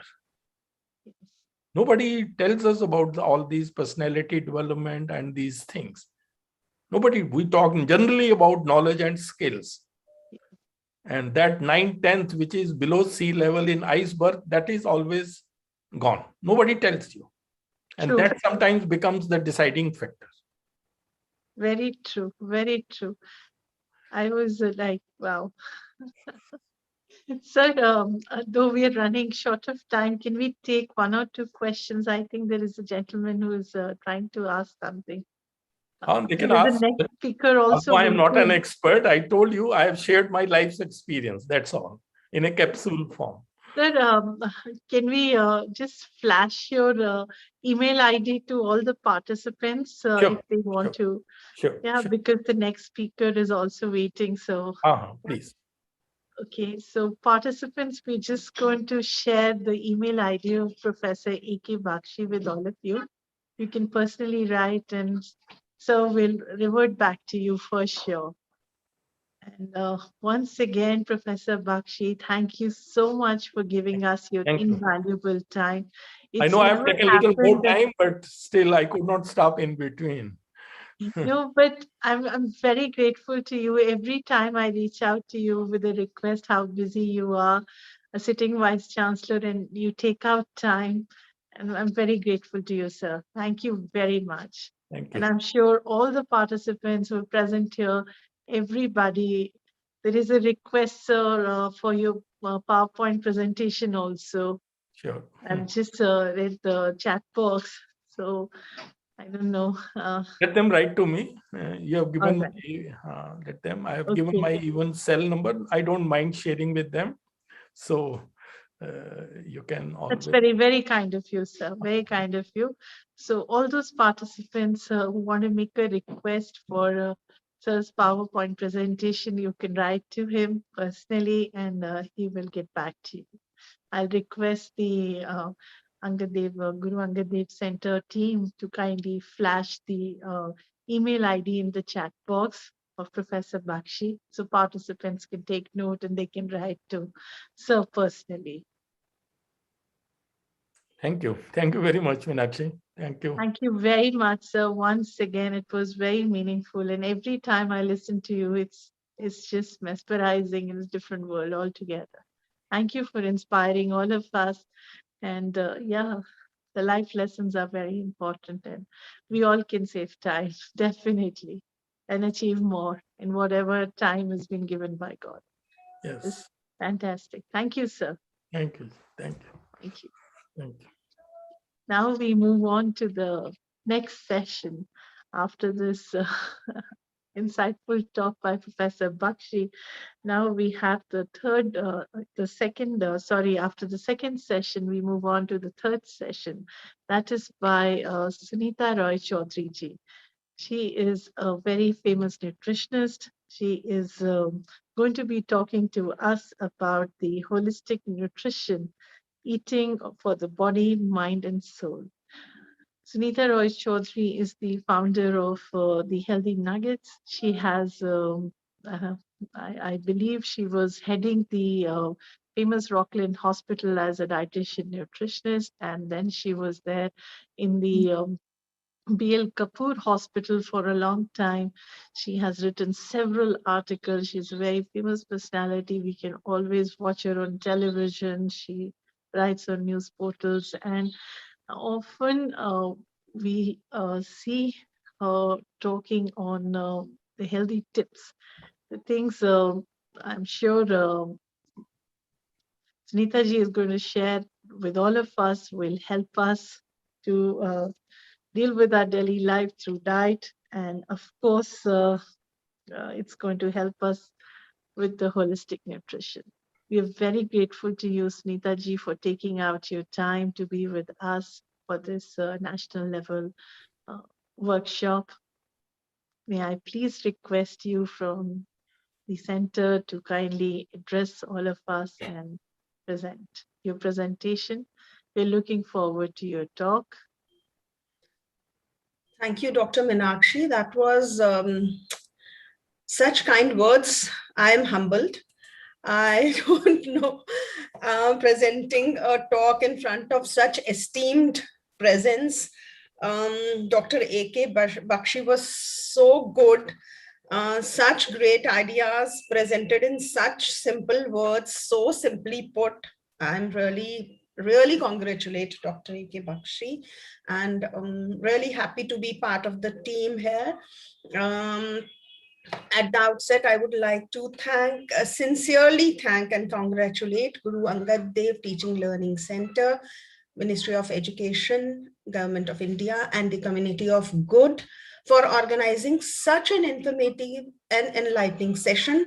I would also like to extend my sincere thanks to the organizing committee, the project head, Professor Vimal Rar, and the coordinator, Dr. Meenakshi Pahuja, for providing me this opportunity to present my views among such distinguished and eminent speakers. I would like to share my screen.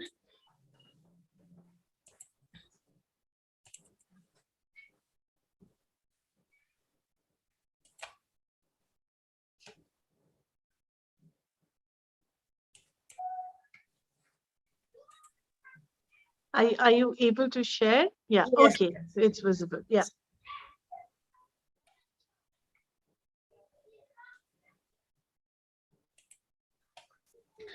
So as Dr. Meenakshi said, I'll be talking about holistic nutrition, eating for the body, mind, and soul. I have been a clinical nutritionist all my life, and I have been talking to my interns, my juniors, my patients about nutrition and about holistic nutrition. In fact, we have been talking to our patients who are admitted to the hospital, because as she said, I have been working with various hospitals. So when we speak to them, when we talk to them, it is not called talking about nutrition, it is called counseling, nutrition counseling. So when we are counseling, we don't only talk about the food that they have to eat, but about so many other aspects of life which tend not only to cure the body, but also affect the mind and the soul equally. So as we all know, food is an integral part of our existence. बचपन से ही खाना कैसा होना चाहिए बच्चे के लिए, उससे बाद बड़े होने के बाद में, ताकि क्योंकि वो हमारी ग्रोथ डेवलपमेंट हमारे को नर्चर करने के लिए इम्पोर्टेंट होता है. तो फूड जो है वो एक इम्पोर्टेंट पार्ट है. 3 बेसिक जो हमारी नेसेसिटीज ऑफ लाइफ है, उनमें से सबसे फर्स्ट है, it is the first among the 3 basic necessities of life, the other 2 being shelter and clothing. Even the Upanishads, Taittiriya Upanishad says Anat Purushaha, यानी कि जो खाना हम खाते हैं उसी तरह से हम बनते हैं. जैसा अन्न वैसा तन और वैसा ही मन. जिस तरीके का भोजन हम करते हैं, जो खाना हम खाते हैं, उसी से हमारे each and every cell develops out of that food that we eat. So, और जो ये खाना हम खाते हैं, ये ना केवल हमारे फिजियोलॉजी को, हमारी ग्रोथ एंड डेवलपमेंट को भी इफेक्ट करता है, हम किस तरीके की सोच रखते हैं, किस तरीके से हम ग्रो करते हैं, उन सारी चीजों के ऊपर इसका बहुत इफेक्ट होता है. तो न्यूट्रिशन क्या है? जो ये हम खाना खाते हैं उससे जो हमें नरिशमेंट मिलता है, वो हमारी जीवन को, हमारी लाइफ को सस्टेन करने के लिए मददगार होता है. न्यूट्रिशन जो है वो एक लैटिन वर्ड से आया है, न्यूट्रिशियो, जिसका कि मतलब ही है नरिश. तो न्यूट्रिशन एक बहुत मॉडर्न साइंस है. हालांकि वेदों में भी इसका Ayurveda also talks about it. Even the 4 Vedas जो इंडियन मैथोलॉजी के वेद हैं, उनमें भी इनका बहुत ज्यादा जिक्र है कि किस तरीके का खाना होना चाहिए, किस समय खाना चाहिए, कैसे खाना चाहिए. लेकिन nutrition as a science was developed quite late, जिसमें कि हमें ये पता चला कि कई केमिकल सब्सटेंसेस होते हैं जो खाना हम खाते हैं, जिन्हें की न्यूट्रिएंट्स कहा जाता है, जो कि through a series of processes, कई सारे केमिकल प्रोसेसेस होते हैं हमारी बॉडी में. ये chemical substances carbon, hydrogen, oxygen से बने हुए होते हैं, जो न्यूट्रिएंट्स होते हैं. और ये हमारी बॉडी में कई सारे प्रोसेसेस, केमिकल प्रोसेसेस, जैसे कि मेटाबॉलिज्म कहा जाता है, उसके थ्रू प्रमोट करते हैं हेल्थ. मेटाबॉलिज्म जो प्रोसेस होता है, उसमें 2 तरह के मेन प्रोसेसेस होते हैं, कैटाबॉलिज्म एंड एनाबॉलिज्म. कैटाबॉलिज्म में जो हम खाना खाते हैं वो ब्रेक डाउन होता है इनटू सिंपलर सब्सटेंसेस, जिन्हें कि न्यूट्रिएंट्स कहते हैं. और ये न्यूट्रिएंट्स थ्रू एनाबॉलिज्म कई नई चीजें जो कि हमारे लिए रिक्वायर्ड होती हैं, टिश्यूज, सेल्स, इन सबको बनाता है. थ्रू एनाबॉलिज्म, ये इस केमिकल प्रोसेस के थ्रू हमारे नए सेल्स बनते हैं. Every day, the cells we were born with, they are being changed every day. So we are not the same person that we were born. Every day, new cells are being formed, new tissues are being formed, new organs are being formed. So ये कहाँ से बनते हैं? जो हम खाना खाते हैं उसके थ्रू हमारी बॉडी में सारी डेवलपमेंट, मेंटेनेंस, ग्रोथ होती रहती है. तो दूसरे पार्ट में ये जो हम न्यूट्रिशन लेते हैं, ये हमारी हेल्थ को प्रमोट करती है. पर हेल्थ क्या है? According to WHO definition, health is a state of complete physical, mental and social wellbeing. It is not mere absence of disease. अगर किसी को कोई बीमारी नहीं है, इसका माने ये नहीं है कि वो हेल्दी है.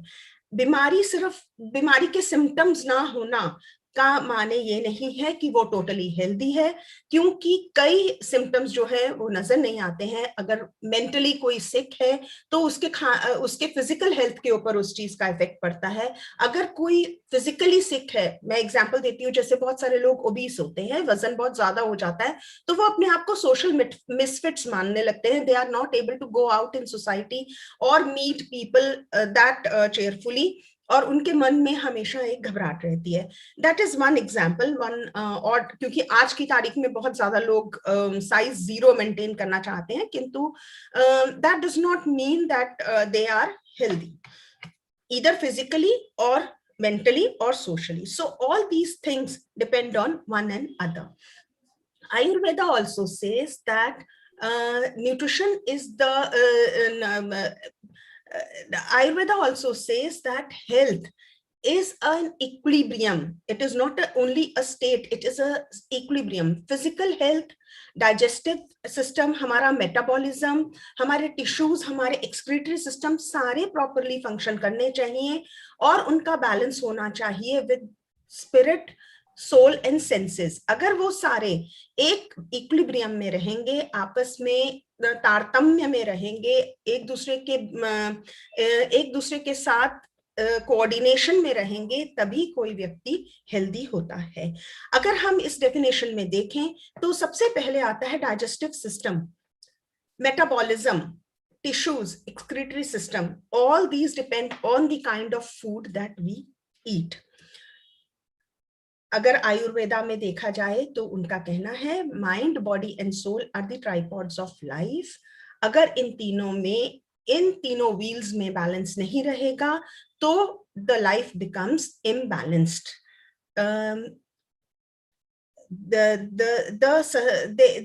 The balance between the three is very important for the proper sustenance of life. अभी मैंने बात की, हम होलिस्टिक अप्रोच की बात कर रहे हैं, यहाँ पर ये होलिस्टिक वेलनेस की बात हो रही है। तो what is holistic health? Holistic health talks about physical, mental and social well-being and the balance between them. It says that all the three things are interdependent. अगर physical well-being रहेगी, social well-being रहेगी, तभी mental well-being रहेगी, and similarly mental well-being and physical and social well-being are interdependent. अगर किसी एक में भी कोई परेशानी है, कोई बीमारी है, कोई malfunctioning है, तो all the other two are also affected. आज की तारीख में आयुर्वेदा में हमने सुना कि ये बात चल रही है, लेकिन धीरे धीरे अब क्लिनिशियंस भी ये बात मानते हैं कि डिजीज जो है वो सिर्फ बॉडी में नहीं होती है, पर माइंड में और हमारे गट्स में भी होती है। और हमारे गट्स यानी कि जो हम खाना खाते हैं, जो हमारा डाइजेस्टिव सिस्टम है, जो हमारा जहाँ से एब्जॉर्प्शन होती है, डाइजेशन होती है, वो जो जीआई ट्रैक्ट है, वो हमारे माइंड को और हमारे मूड को इफेक्ट करता है। So not only our physical but also our mental health is affected by the food that we take. The yogic philosophy also says, बहुत सारे eminent speaker योगा के यहाँ पर मैंने सुबह सुना, they would understand this better कि जो खाना हम खाते हैं उसका जो ग्रॉस पार्ट है, that nourishes our outermost sheath, जो कि अन्नमय कोशा कहलाता है। हमारी जो फिजिकल बॉडी है उसे अन्नमय कोश कहते हैं, और जो सटल पार्ट्स होते हैं इस फूड के, वो हमारे प्राणमय और मनोमय कोशा को नरिश करते हैं। और ये तीनों शीट्स एक दूसरे के ऊपर डिपेंडेंट होती हैं और ये डिफरेंट लेवल ऑफ कॉन्शियसनेस को भी रिप्रेजेंट करती हैं। अगर हम अपनी कॉन्शियसनेस को प्यूरिफाई करना चाहते हैं, उसको अच्छा करना चाहते हैं, तो we have to nourish our annamaya kosha. अगर शरीर ठीक रहेगा तभी हम भगवान का भजन भी तभी हो सकता है, या हम कोई भी जिंदगी की चीज को तभी एंजॉय कर सकते हैं अगर हमारी हेल्थ अच्छी है। तो हेल्थ को कैसे अच्छा रखना है कि डिजीज नहीं होनी चाहिए। तो what is the cause of disease? अगर फिजिकल, मेंटल और सोशल वेलबींग में अगर आपस में बैलेंस नहीं रहेगा तो एक हेल्दी लिविंग नहीं हो पाएगी, क्योंकि ये तीनों ही फाउंडेशन पिलर्स हैं हेल्थी लाइफ के। आज की कॉम्पिटिटिव वर्ल्ड में, फास्ट पेस्ड लाइफ में ये बैलेंस बहुत मुश्किल हो गया है between the body, mind and the soul. Because of this continuous imbalance, there is an increase in cases of lifestyle diseases, जिन्हें कि हम नॉन कम्युनिकेबल डिजीजेस भी कहते हैं। क्या कारण है?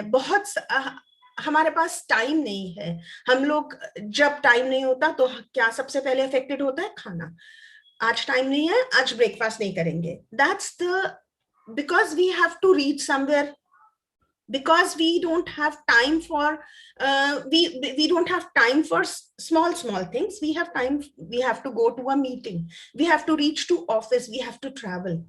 It's not that these things are not important, but we have to take out time to nourish our body. When we nourish our body, when we give proper food to our body, we will be the lifestyle will have to be managed in such a way that we give importance to our annamaya kosha or the physical body, so as to avoid non-communicable diseases. That means such kind of lifestyle is required, which will help us avoid these lifestyle diseases. So what is lifestyle? Lifestyle encompasses your the food that you eat, that means the nutrition or the diet, the physical activity or the exercises or the yoga that you do, proper sleep and stress management. All these things have to be managed properly to be able to avoid these lifestyle diseases. So this consistent imbalance that is happening between, sometimes we are not able to give importance to diet, sometimes we are not able to give importance to or time for these physical activities. That is the reason that all these kind of lifestyle diseases are on an increase in the entire world and in India also. The philosophy. So now we spoke about holistic health. So now let us talk about holistic nutrition, how it collaborates with other things to bring health. Holistic nutrition talks about the physical, the chemical, the mental and the emotional, as well as the spiritual and environmental aspects of one's life and being. It is an interplay between these things, physical and chemical. जो हम खाना खाते हैं, that not only nourishes our body but also our mind and soul. The chemical is we get the nutrients that we get, that are the chemical substances that we get out of this food.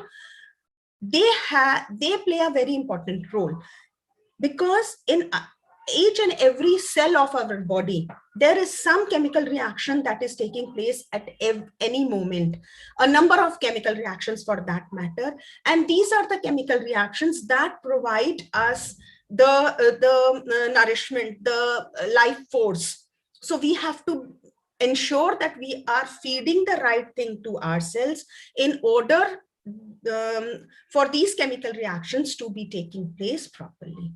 All these things affect our mind and emotion. Suppose we are hungry, हमने खाना नहीं खाया है, तो it affects our concentration, it affects our mood, it affects our mental abilities.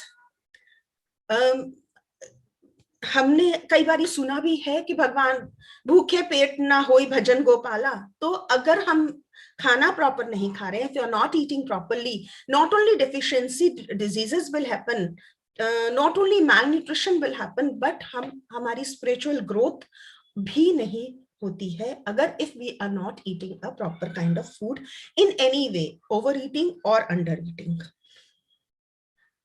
Bhagavad Gita में भी कहा गया है, युक्त आहार विहार, कार्यों में संतुलन, संयमित सुप्त और जागरण अवस्था कष्टों का विनाश करने वाला होता है. यानी कि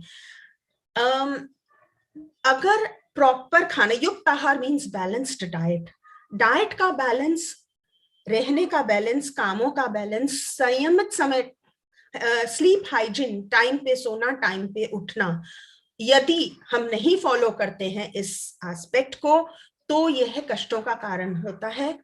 अगर ये सब फॉलो किया जाता है तो ये कष्टों का विनाश का कारण होता है, यानी कि इस तरीके की लाइफ को फॉलो करने से we will be able to have a better life, we will have a healthy life. तो होलिस्टिक न्यूट्रिशन इसका मतलब क्या है? Holistic nutrition talks not about what we eat, सिर्फ क्या खाना है उसके बारे में बात नहीं करती है holistic nutrition. It talks about when, how much, how to eat, कौन सी कॉम्बिनेशन में खाना चाहिए, कौन सी चीजें कब खानी चाहिए, कितना खाना चाहिए, और किस तरीके का हमारा लाइफस्टाइल होना चाहिए। It is a whole life approach. कहाँ बैठ के खाएं, कैसे खाएं, ये खाना कहाँ से आ रहा है, कौन सा खाना है, किस समय पे खाना चाहिए, और आप जो खाना खा रहे हैं उस खाने ने क्या खाया। मान लीजिए आप सब्जियां खा रहे हैं, लेकिन क्या वो ऑर्गेनिक है, या क्या उनको बहुत ज्यादा फर्टिलाइजर्स और पेस्टिसाइड से फीड किया गया है, क्या आपको वो न्यूट्रिशन दे पा रही है, क्या वो कोल्ड स्टोरेज में बहुत टाइम से थी, क्या आपको वो उस अमाउंट का न्यूट्रिशन दे पा रही है जो आपको चाहिए। अगर नॉनवेज फूड की बात करें तो क्या उन्हें प्रॉपर फीड मिली है या नहीं मिली है, क्या उनकी मेंटल या फिजिकल कंडीशन थी उस प्रोडक्ट की जो आपने कंज्यूम किया, चाहे वो वेजिटेरियन हो चाहे वो non vegetarian. So holistic nutrition talks not only of what to eat, it talks about how and how much to eat, when to eat, where to eat, and what kind of food that is being fed to you. इसमें एक और important aspect है कि खाना किसने बनाया। यदि खाना हमारे अपने किसी लव्ड वन ने बनाया या हमारी माँ बनाती है, तो उसके अंदर न्यूट्रिएंट्स के अलावा एक और पोषक तत्व होता है जो कि है लव, जो कि नॉर्मली अगर हम बाहर खाना खाते हैं या कहीं कुछ लोग जब खाना बनाते हैं तो जो खाना बनाने वाले का मेंटल स्टेट है वो हमारे खाने को बहुत इफेक्ट करता है। That is also one another important aspect. So what is holistic nutrition? Holistic nutrition talks that each individual is different. हर व्यक्ति अलग होता है, कोई टेलर मेड उसके लिए टेलर मेड डाइट होनी चाहिए। वन साइज फिट्स ऑल वाला फॉर्मूला यहाँ नहीं चलता है। उसकी हर एस्पेक्ट उसकी लाइफ का कवर किया जाता है, फिजिकल मेंटल हेल्थ के बारे में, और उनके बेसिस पर फूड के कौन सा खाना उसकी फिजिकल हेल्थ के लिए, मेंटल हेल्थ के लिए और स्पिरिचुअल ग्रोथ के लिए इंपॉर्टेंट होगा, उन सब बातों को देखा जाता है। होलिस्टिक न्यूट्रिशन सिर्फ ये नहीं देखती कि आज क्या तकलीफ है या आज की हेल्थ कैसी है, वो फैमिली हिस्ट्री, फैमिली हेल्थ को भी देखती है। क्या बीमारी प्रीवियस फैमिली में रही है, क्या चीजें उसने पहले उसकी पहली डाइट कैसी थी, अभी की डाइट कैसी है, पहला लाइफस्टाइल कैसा था, अभी लाइफस्टाइल क्या है, कौन सी फूड प्रेफरेंसेस हैं, क्या लाइक्स एंड डिसलाइक्स हैं, क्या इमोशनल स्टेट है जब खाना बन रहा है और जब खाना खाया जा रहा है, कौन से सोशल और कल्चरल एनवायरनमेंट में वो इंसान है, उसके हिसाब से टेलर मेड अप्रोच को होलिस्टिक न्यूट्रिशन कहते हैं। This one has to plan for an individual, taking into account all these things, and not one size fits all is not the formula here. So holistic approach is a natural approach to eating healthily by taking into consideration all aspects of the well-being, not only the physical but all aspects of the well-being. 6 main principles हैं holistic nutrition के, जिनके बारे में कि मैं आगे बात करने जा रही हूँ। They will tell on this, they are the basic principles on which the entire philosophy of holistic nutrition is based. First is eat whole raw food. Whole raw food का माने है कि जो कम से कम प्रोसेसिंग हुई है उस खाने को खाना चाहिए। अपने डेली खाने में खूब सारी सब्जियां और वेजिटेबल, खूब सारे फ्रेश वेजिटेबल्स एंड फ्रूट्स को इंक्लूड करना, यानी कि जितना हो सके seasonally available, locally and seasonal fruits का और वेजिटेबल्स का इस्तेमाल होना चाहिए जो कि लीस्ट प्रोसेस्ड हो। प्रोसेसिंग में cooking is also a process. अगर हम किसी खाने का जूस बनाते हैं, that is also a process.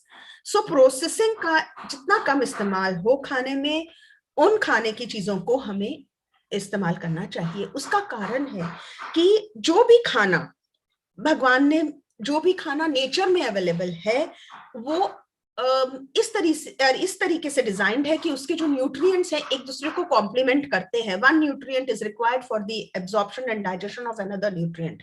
जितने भी मैं एग्जांपल देना चाहूंगी, जितने भी ऑयल्स होते हैं उनके अंदर वो वाले विटामिन्स होते हैं जो फैट सॉल्युबल विटामिन्स होते हैं, क्योंकि इन फैट सॉल्युबल विटामिन्स की एब्जॉर्प्शन एंड डाइजेशन के लिए फैट की जरूरत होती है. तो वो तेल और घी में पाए जाते हैं, जितने भी विटामिन्स होते हैं जो कि फैट सॉल्युबल होते हैं. सॉरी, इसी के साथ साथ अगर मैं फ्रूट्स की बात करती हूँ, फ्रूट्स के अंदर सॉल्ट, शुगर एंड ग्लूकोज एक प्रॉपर कॉम्बिनेशन, एक प्रॉपर बैलेंस में अवेलेबल होते हैं, क्योंकि ग्लूकोज या कार्बोहाइड्रेट की एब्जॉर्प्शन के लिए sugar and potassium, salt and sodium and potassium, इन दोनों का होना जरूरी है. यानी कि शुगर की एब्जॉर्प्शन के लिए सॉल्ट एंड पोटेशियम दोनों का होना जरूरी है. अगर हम सिट्रस फ्रूट्स का एग्जांपल लें, उनके अंदर पोटेशियम भी होता है, सोडियम भी होता है और ग्लूकोज भी करेक्ट मात्रा में होता है. इसकी वजह से उनकी डाइजेशन बहुत आसान हो जाती है, उनकी एब्जॉर्प्शन और यूटिलाइजेशन. अगर ये जो न्यूट्रिएंट्स जो कि हमारे को जरूरत है, अगर वो एक बैलेंस में किसी खाने में मौजूद होते हैं, तो उनकी डाइजेशन और एब्जॉर्प्शन एंड देन यूटिलाइजेशन बहुत अच्छी होने लगती है.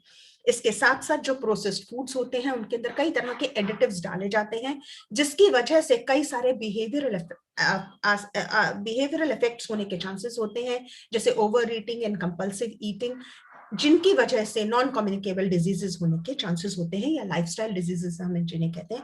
क्योंकि कई खाने की चीजों में जो एडिटिव्स होते हैं वो एडिक्टिव होते हैं, जिसकी वजह से लोग बार बार उन चीजों को खाना पसंद करते हैं या बार बार उनको खाते हैं, जिसकी वजह से ओवरऑल न्यूट्रिएंट का एक इम्बैलेंस बन जाता है, जिसकी वजह से कई सारी नॉन कम्युनिकेबल डिजीजेस होने के चांसेस होते हैं.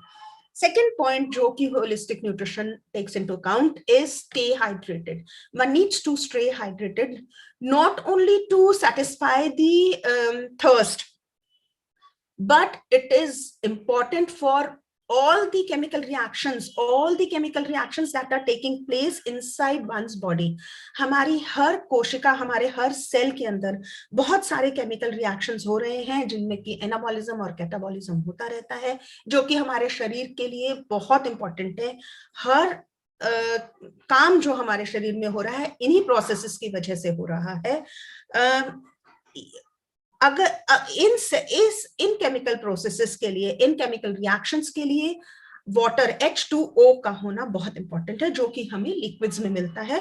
हम ऐसे खाने की चीजें भी ले सकते हैं जिनके अंदर की अच्छी मात्रा में पानी रहता है, जैसे example is cucumber, oranges, watermelon. All these contain natural water in them. So staying hydrated is extremely important for health. लेकिन कैफिनेटेड ड्रिंक्स को अवॉइड करना इंपॉर्टेंट है. क्यों इंपॉर्टेंट है कैफिनेटेड ड्रिंक्स को? जैसे चाय, कॉफी और कार्बोनेटेड बेवरेजेस होते हैं, इनमें अच्छी मात्रा में कैफीन और निकोटीन रहता है. कैफीन और निकोटीन हमारी बॉडी के लिए टॉक्सिन्स हैं. इन टॉक्सिन्स को फ्लश आउट करने के लिए हमें लिक्विड्स चाहिए होते हैं. हालांकि ये खुद लिक्विड फॉर्म में होते हैं, लेकिन द अमाउंट ऑफ लिक्विड और water that they require to be flushed out is much more than that is present in them. So इसकी वजह से चाय, कॉफी का कम इस्तेमाल करके अगर हम नींबू पानी, butter milk, coconut water, fresh water, juices, soups का इस्तेमाल करते हैं तो वो ज्यादा बेटर रहता है. Liquids जो हैं उनके they help not only to flush out the toxins but also to maintain the temperature, keep the blood flowing and help also in preventing the infection, maintain organ function. They are very important to improve sleep quality, cognition and mood के लिए बहुत सारे लोगों को जब प्यास लगती है या भूख लगती है they become irritable irritability is one of the symptoms of dehydration. So it is very important that one should stay hydrated. Then the third important point is reduce sodium intake. Sodium जो है वो हमारे शरीर की एक बहुत important requirement है, किंतु there is very little amount of sodium that a body requires. It's a micronutrient. Micronutrient का मतलब है जो कि बहुत कम quantity में जिसकी requirement होती है.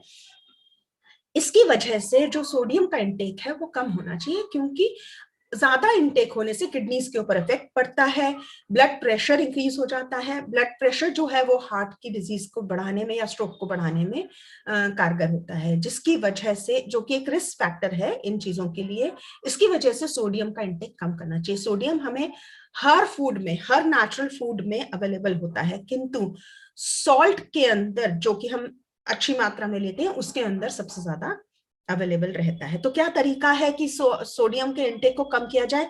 सबसे पहला तरीका तो यह है ओवरऑल सॉल्ट का इंटेक कम करना चाहिए. कैसे कम करना चाहिए? कि जो हम खाना बनाएं उसमें कम नमक डालें, मतलब कुकिंग सॉल्ट कम करें, और टेबल सॉल्ट बिल्कुल भी इस्तेमाल ना हो जहां तक हो सके. टेबल सॉल्ट कैसे लेते हैं हम?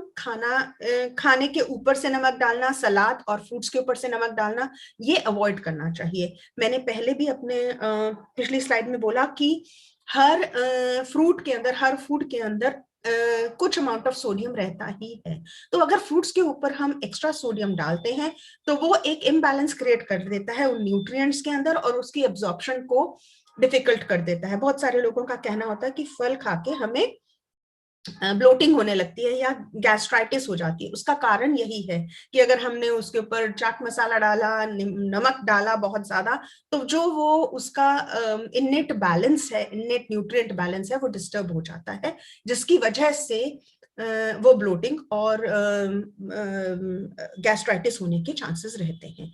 इसीलिए एक तो हमें सोडियम इंटेक कम करना चाहिए ताकि ब्लड प्रेशर वगैरह ना बढ़े और हार्ट डिजीज या स्ट्रोक का रिस्क फैक्टर ना बने.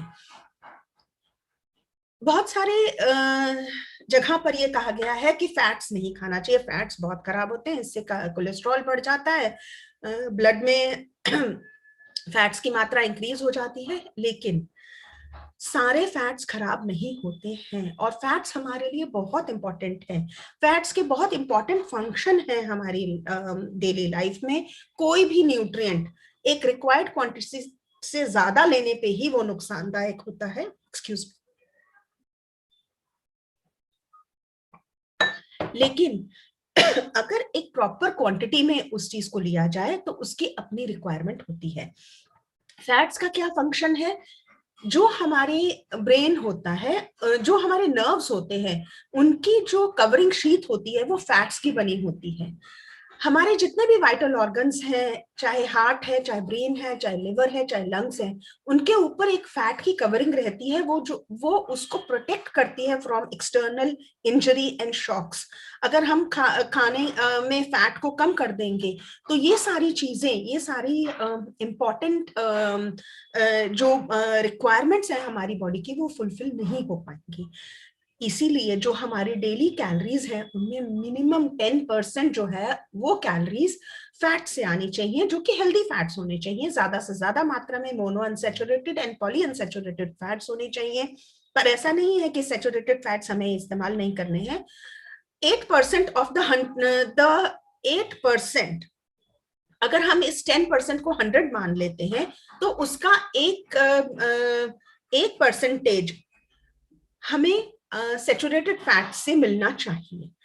लेकिन हमें अवॉइड करने हैं ट्रांस फैट्स और सैचुरेटेड फैट्स ज्यादा मात्रा में. सैचुरेटेड फैट्स हमें रेड मीट में और एनिमल फूड में मिलते हैं, और ट्रांस फैट्स जितने भी प्रोसेस्ड पैकेज्ड फूड्स होते हैं उनके अंदर हमें ट्रांस फैट्स मिलते हैं. अगर आप अभी तक देखें तो शुरू से लेकर अभी तक मैंने प्रोसेस्ड पैकेज फूड्स के लिए कहा है कि नहीं खाने चाहिए, क्योंकि इनके अंदर अधिक मात्रा में सोडियम, अधिक मात्रा में फैट्स, और इनका जो न्यूट्रिशनल बैलेंस होता है वो प्रॉपर नहीं होता. They are addictive. So we should try and read the labels कि क्या क्या चीजें उनके अंदर मौजूद हैं, किस तरह के फैट्स हैं, कौन कितने अमाउंट में सोडियम है या कितने अमाउंट में कैलोरीज हैं। ये चीजें हमें देखनी बहुत जरूरी होती हैं। अगर हम हेल्दी फैट्स लेते हैं तो ये हमारे हार्ट के लिए, हार्ट हेल्थ के लिए बहुत अच्छे होते हैं। They improve our cholesterol, insulin and blood sugar levels. Use of refined sugars has to be reduced because जितने भी sugars होते हैं they increase calorie intake, and after a certain age when one become adult, too much sugar is not, too much calories are not required. So it is better to get those calories from sources जिनमें की और nutrients भी हों। अगर हम fruit खा लेते हैं मान लीजिए, तो हमें शुगर भी मिल जाएगी और सारी न्यूट्रिएंट्स भी मिल जाएंगे, विटामिन्स एंड मिनरल्स भी काफी अच्छी क्वांटिटी में मिल जाएंगे। लेकिन अगर हम चीनी खाते हैं तो उसमें से सिर्फ हमें कैलोरीज मिलती हैं। तो it is better to avoid pure refined sugars. One can have some amount of jaggery and honey rather than taking refined sugars. आजकल बहुत सारे लोगों का मानना है कि अगर वजन बढ़ गया है तो आर्टिफिशियल स्वीटनर्स ऐड करें। हमारा अगर खाना अगर हम ठीक से चबा के खाते हैं तो each food has sweetness in it. Each food has sugar in it. All the carbohydrates are converted into glucose inside the body. If we are chewing it properly, carbohydrates का digestion मुंह में ही शुरू हो जाता है। तो that sweet requirement gets fulfilled there only. इसीलिए जहां तक हो सके artificial स्वीटनर्स और रिफाइंड शुगर्स को अवॉइड करना जरूरी है। अगेन यहाँ पर एक बात आई है, प्रोसेस्ड एंड पैकेज्ड फूड्स, इनके अंदर हाई क्वांटिटी ऑफ शुगर रहता है क्योंकि प्रिजर्वेटिव के रूप में कई जगह पे यूज किया जाता है शुगर को। So we have to try and avoid. बहुत सारे लोगों को जो ब्लोटिंग होती है उसका कारण होता है शुगर फर्मेंट हो जाती है in the gut, the intestine, जिसकी वजह से वो ब्लोटिंग होने के चांसेस रहते हैं और कई बारी ये मूड को भी अफेक्ट करता है। Watch portion sizes. This is the last and the most important thing. जो भी हम खा रहे हैं हमें उसका ध्यान देना जरूरी है कि हमारा पोर्शन साइज क्या है। This is the main key to develop a balanced, healthy diet. Neither feasting nor fasting are good. They both lead to imbalance. अगर हम they both lead to malnutrition. अगर हम feasting करते हैं, we eat too much, that also is a kind of malnutrition because we are not eating what nutrients we require for our maintenance, growth and development. And if we are not eating the required amount for our age, physical activity and physiological requirements, that is also a malnutrition because then again there will be deficiency diseases. अगर बहुत ज्यादा खाते हैं तो heart burn होने के, bloating होने के, सिस्टम के ऊपर स्ट्रेस आने के बहुत सारे कारण बन जाते हैं और इसकी वजह से डिस्टर्बेंस होती है स्लीप में। अगर मान लीजिए खाने में बहुत ज्यादा फ्राइड फूड है या बहुत ज्यादा क्वांटिटी में प्रोटीन है, न्यूट्रिएंट्स का बैलेंस नहीं है, तो उसकी वजह से डाइजेशन जो है वो बहुत इफेक्टेड हो जाती है, जिसकी वजह से indigestion, sleep disorders, bloating, stress on all the systems. अगर हमारा डाइजेस्टिव सिस्टम ज्यादा टाइम तक फुल रहेगा तो हमारा ब्लड फ्लो डाइजेशन की तरफ रहेगा, बाकी सिस्टम्स को हमारे proper blood flow, nutrients, oxygen नहीं मिल पाएगा, जिसकी वजह से कई लोगों का कहना होता है खाना खाते ही मुझे बहुत नींद आने लगती है। ये ही कारण है इस चीज का, क्योंकि उन्होंने जो खाना खाया that was not their requirement, उनकी बॉडी के लिए वो ज्यादा था, या that was not their requirement, उनकी बॉडी की रिक्वायरमेंट कम थी और उनके सिस्टम्स के ऊपर ज्यादा इफेक्ट पड़ा, they have to function extra. तो अगर हम इनको सम अप करें प्रिंसिपल्स ऑफ होलिस्टिक न्यूट्रिशन को, तो whole foods one must prefer over processed foods. कारण मैंने कई बताए कि जो फ्रेश फ्रूट्स रहते हैं, होल फ्रूट्स रहते हैं, होल फूड्स रहते हैं, जैसे होल ग्रेन्स हैं, साबुत दालें हैं, साबुत अनाज हैं, उसके बाद सैलड्स एंड फ्रेश फ्रूट्स हैं, इनके अंदर अच्छी क्वांटिटी में न्यूट्रिएंट्स रहते हैं और एक बैलेंस में रहते हैं जो कि एक दूसरे को कॉम्प्लीमेंट करते हैं। Main source of nutrient should be food, this is very important. बहुत सारे लोग आज की तारीख में बोलते हैं कि मैं ये सप्लीमेंट ले रहा हूं, मैं वो सप्लीमेंट ले रहा हूं, but do they really work?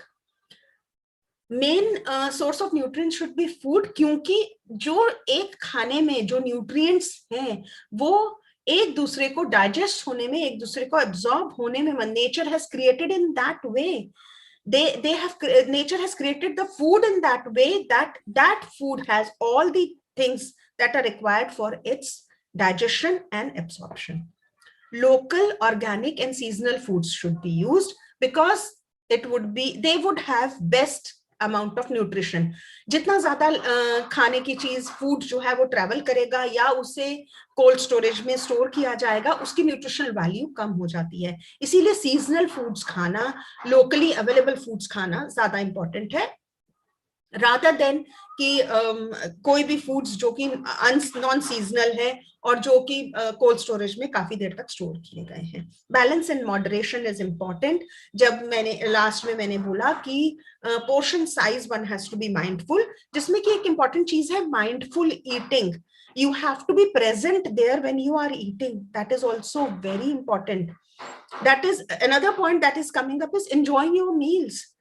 Agar you're not mindful of what you are eating, you're watching TV or you are reading a book, you don't know what you have eaten, how much you have eaten. So your portion sizes will not be what you should be taking. They may be more or they may be less, and you will not be enjoying your meal. So it is very important to enjoy your meal. Be mindful of what you are eating. Planning and intention. Planning and intention का माने है कि अगर हम proper planning करके क्या हमें खाना है, क्या हमें दिन भर में, क्या हमें इस वीक में या क्या हमें इस 15 दिन में खाना है, अगर हम वो प्लानिंग और वो इंटेंशन रखते हैं तो we will be storing that kind of foods only.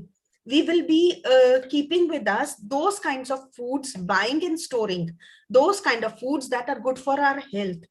Intentionally हम उन चीजों को खरीदेंगे और हम प्लान करके कि इस टाइम पे हमें ये चीज खानी है, अगर हम प्लान करके चलेंगे तो we will be able to enjoy the amount of nutrition that our body, that our health requires. Making educated choices. I am among educationists. सबने बोला कि education is important for everything.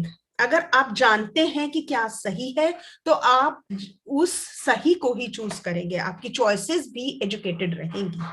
तो it is important to make educated choices. Last, I will like to say that even 2500 years ago there was a Greek physician by the name Hippocrates. Today we know him as the father of medicine. He said, let food be thy medicine and thy medicine be thy food. That means खाना ही आपकी medicine होना चाहिए और medicine के रूप में ही खाना लेना चाहिए। यानी कि अगर आप स्वस्थ हैं और आप प्रिवेंट करना चाहते हैं डिजीजेस को तो take proper food, and if you are not healthy then food can be the therapy. It can be therapy, it can act as therapy therapeutically, it can be the medicine for one. So let food be thy medicine, let medicine be thy food. अगर holistic nutrition की बात करेंगे तो preventive and curative both aspects are there of food. Thank you very much, and I am very happy to be amongst all of you, and this has been a really enlightening entire day of the workshop. Thank you once again. Thank you, Sunita ji. Thank you so much. आपने बहुत दुरुस्त कहा, सही खाना खाना जरूरी है, right choice, and it can be therapeutic, it can be healing. That's wonderful presentation. Thank you for your invaluable time. Sunita ji, एक बार आप अपनी contact की slide फिर से display कर देंगे, please? Yeah, sure. We're running short of time. Yeah, sure. Anybody wanting to contact me, I have given my mobile number. Also, anytime you can contact for counseling or any other query that you have, anytime, everyone is welcome. Thank you. Thank you. That's very kind of you. Thank you very much, Sunita ji. Once again, on behalf of the center, the community of good, we extend our gratitude for your invaluable time and sharing this wonderful information. And I'm sure it will lead to healthy living and right choices. Thank you very much. Probably. Thank you, Meenakshi. I'm humbled. Actually, I'm humbled. Thank you very much. Okay, moving on to the last session of today's national workshop. It is going to be by Dr. Ashwinder Behelji, the president of Community of Good. As we all know, he has been the fighter pilot. He has served the Indian Air Force, and Sir has a very rich experience as an academician. Ashwinder Behelji, can I please request you to proceed with your session? Definitely. Can you hear me? Yes, sir. You are visible, you are audible, and Professor Ashwinder Behel, sir, is going to be talking to all of us on personal effectiveness and happiness. And I believe he has been joined by his associate also, who's from US. Am I right, Ashwinder ji? Yes, Amy Gilji has joined. She's from UK. Oh, sorry. She's Yeah, from no UK. issues, ma'am. I'll take over from here. Thank you very much. You already introduced me well, and you're a great coordinator. Let me say, you have kept us on the toes, and you have kept smiling throughout the day. Well done, ma'am. Very well done. Amy Gilji, she's a NLP master practitioner and laughter yoga leader. She's a winner of Women Awards 2021. She works at Circle of Power Academy in London. And the best thing is, because by now there has been so much of, pearls of wisdom that have come up, that we need a laughter therapy session so that you can listen to a few more pearls of wisdom. So Amy ji, you're online, on screen. Please go ahead. Oh, I didn't know I was starting. I thought you were going to start the session. All right. Thank you so much, Ashwinder, for inviting me. So yeah, laughter yoga for me has been really important. It has really helped me. Although my background is in, can everybody see me? Yes. Okay. And you can hear me? Yes, very well. Okay. Perfect. All right. So although I have a legal background, and like he said, I'm from an NLP background as well. So all these work that I was taking on, basically, I think led to a very stressful life for myself. So 10 years ago, I realized that what was happening was I was living a very stressful life. And that's when I discovered laughter yoga. And I went into this journey of discovering more about laughter yoga. And ever since then, I've not turned back, basically. I have put myself forward to introduce or to share laughter yoga to as many people as possible, because I think it has changed my life and it can change all of your lives. I've been listening a little bit here and there in regards to the dietary requirements and what we should eat, our mind, body, and soul. And everything is very essential to our body's development. For me personally, laughter yoga has changed my life. So what is laughter yoga? A very simple concept, which was originated in India, in Mumbai, by Dr. Madan Kataria. This is one of his books. He's got several. I think this is one of his books.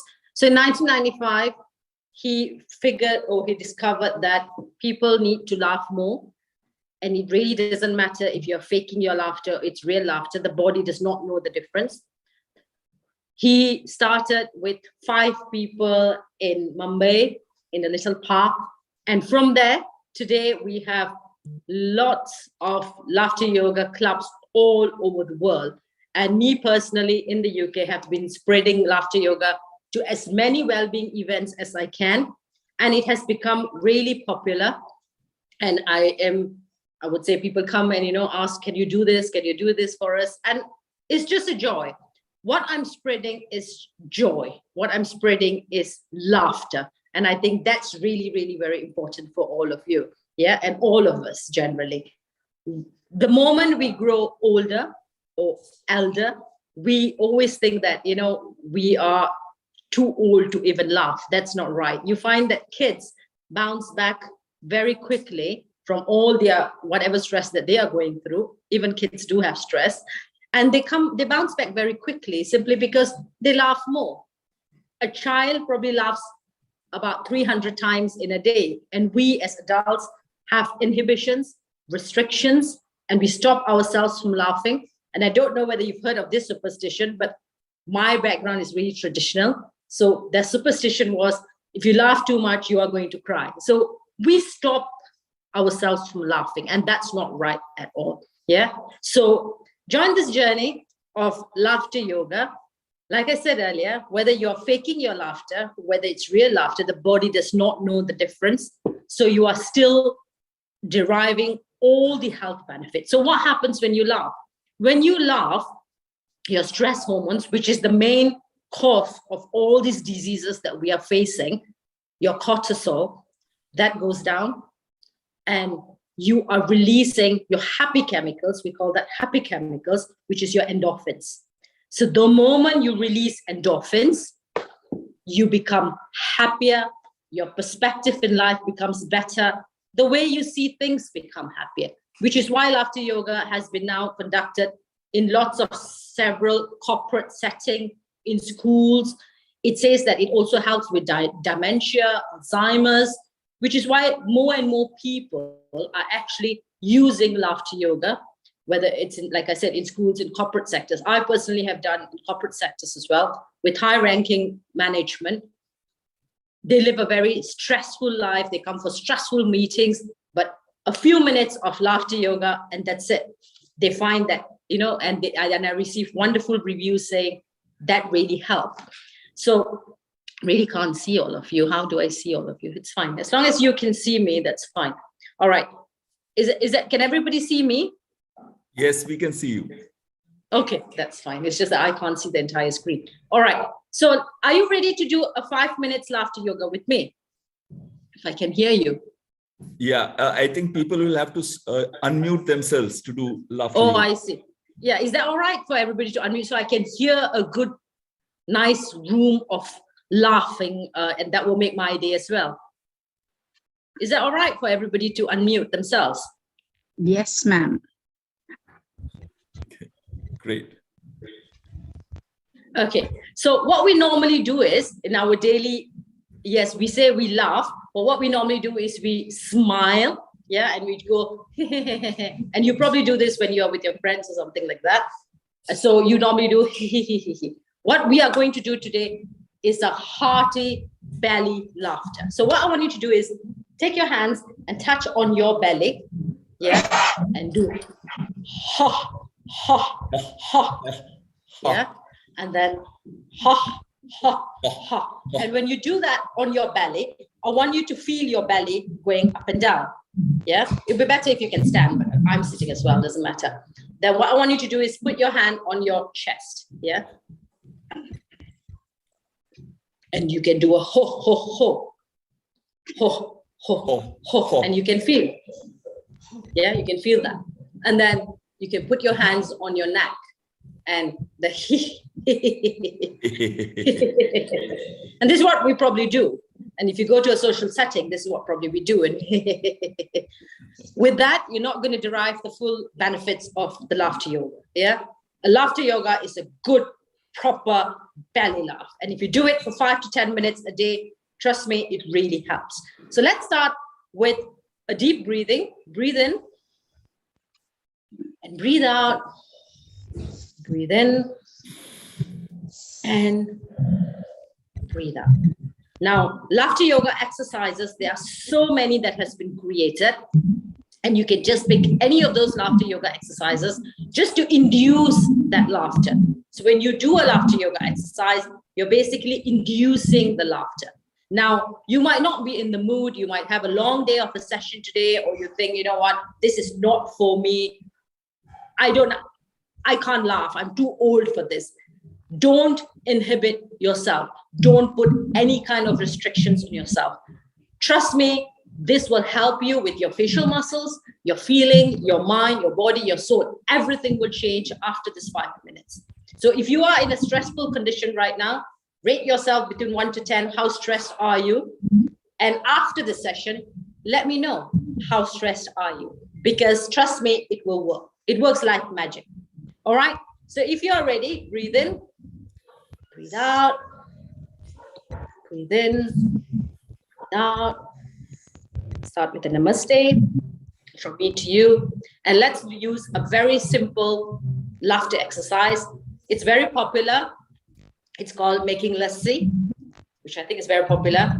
Of course, here, when I do it, we say mixing your cocktails or mocktails. Yeah. So you take 2 imaginary cups, all right, and you're going to go pouring in one. Or you can go, hey, you can go, hey. And then when you're ready, you give it a good shake, and then you want to gulp it down and you want to burst out laughing. Yeah. So, hey, hey, and then you give it a good shake, and then you gulp it down.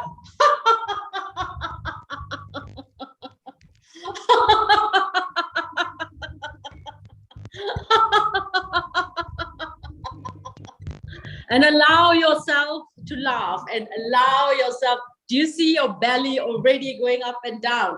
Allow yourself to laugh. Open yourself, open your hearts to laughter and go.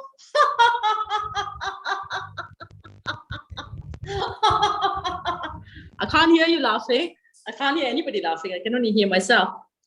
And then you give yourself an applause for doing this. You say, very good, yay! You celebrate doing this because you're doing something, you're doing yourself a favor by doing this. It's going to be very helpful for you. You're releasing your endorphins, your happy chemicals. Yeah? Shall we do it again? One more time. Can't hear you. Yeah? One more time. Is everybody unmute? Because I really can't hear the laughter of the room. Is everybody on mute? As long as you can hear me. All right, let's do it again. And we go, oh, oh, and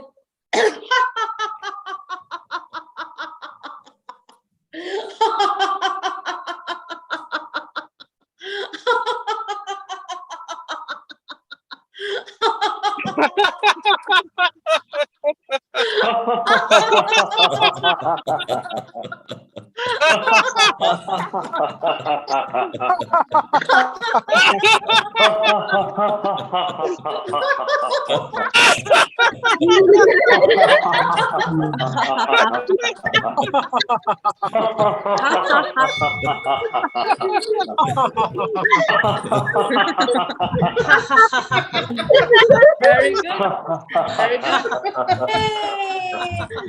good. Very good. Yay! Yay! Very good. Very good. Yay! Yes. Very good. Very good. Yay! Yes. And I did hear some very good, genuine laughters. And I did realize, and I can hear that. You can hear your laughter from the way you laugh. Yeah, there is some people trying to laugh. Just It's all right if you are faking it.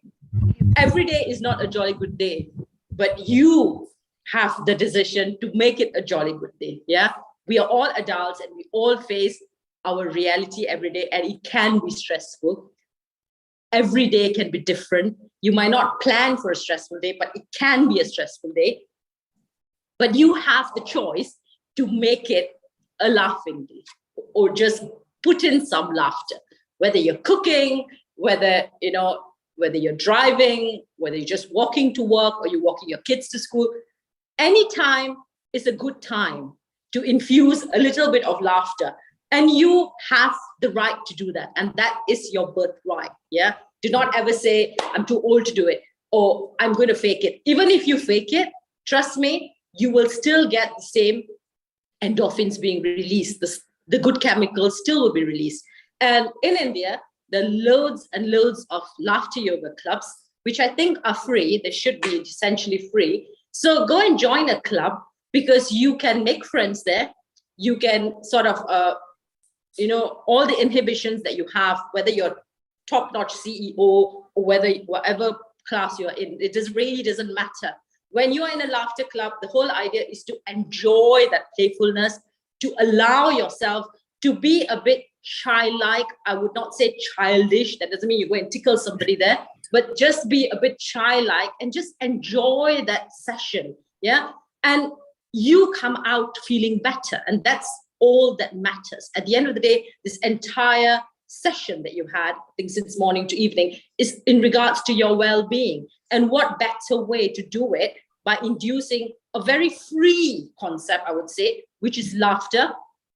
And it's just, like I said, it's your birthright to laugh. If you laugh since you were a child, why do you stop now at this age? So continue to enjoy laughing, and as many exercises as you want, you can find it on YouTube, and do it every day. Celebrate this laughter, celebrate yourself laughing, and enjoy it. And let's release all those happy chemicals, and let's get the cortisol, which is the main stress chemical, which is actually causing all these diseases to us.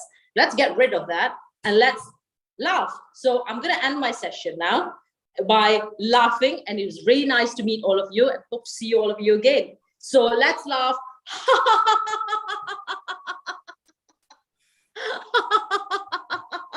And give me a high five. It's a virtual high five. So there you go.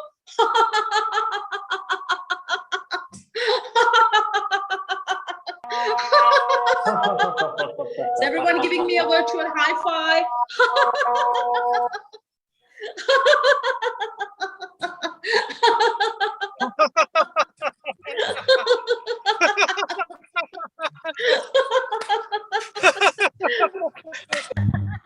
Very good. Thank you very much.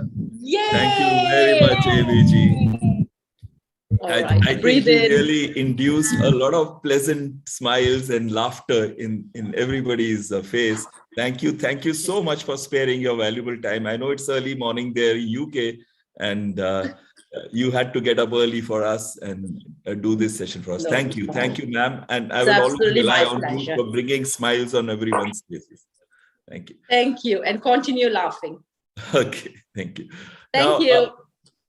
Yeah. So my journey has been covered earlier, involved very vital years of 32 years in the Indian Air Force, being a pilot in MiG-21, 23, 27 aircraft. As also it gave me the privilege to visit 15 odd countries for training, education, and educational exchanges, which included Japan, Vietnam, Cambodia, Thailand, Indonesia, Sri Lanka, Bangladesh, then Holland, Denmark, France, Spain, Switzerland, UK, as well as the US. Now, everywhere that I had gone, I had learned only one thing, that there is a direct relationship between personal effectiveness and happiness.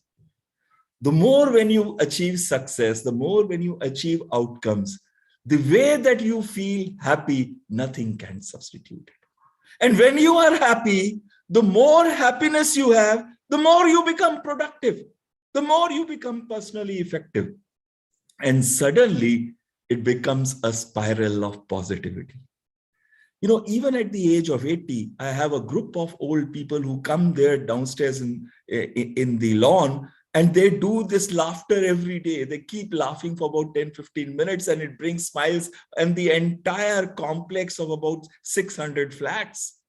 Now, what I want to tell you is the more happy you are, the more productive you are. And the more productive you are, the more happy you are. So it's a direct link of productiveness with happiness. Now, let me take one person. I'm sure every one of you has recognized this person. He's Elon Musk.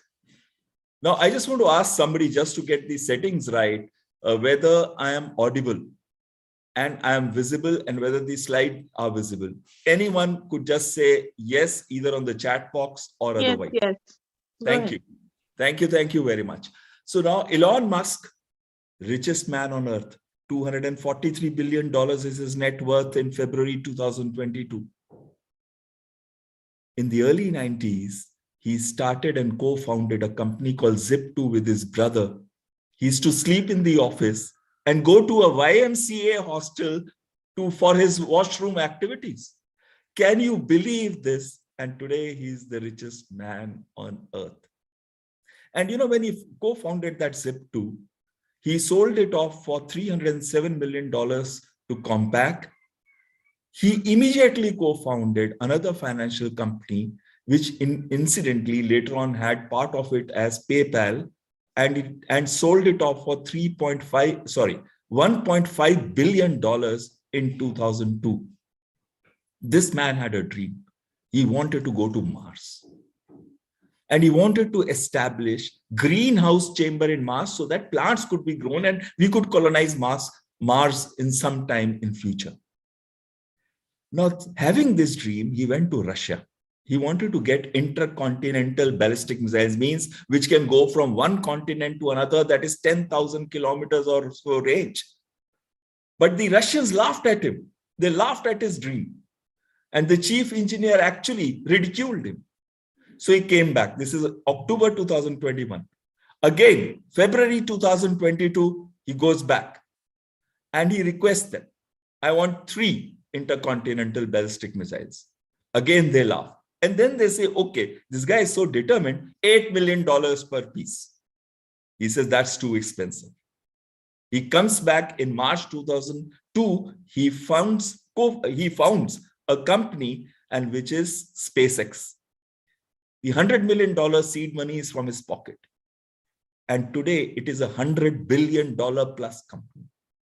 It has launched reusable rockets, but at the first time when he developed a rocket, Falcon 1, it failed. It didn't even reach the space. It didn't get into orbit. The second one also failed. The third one also failed. But finally in 2008, the Falcon succeeded. He even went on to build spacecraft, and it was a Dragon C2, which docked with the International Space Station sometime in 2012.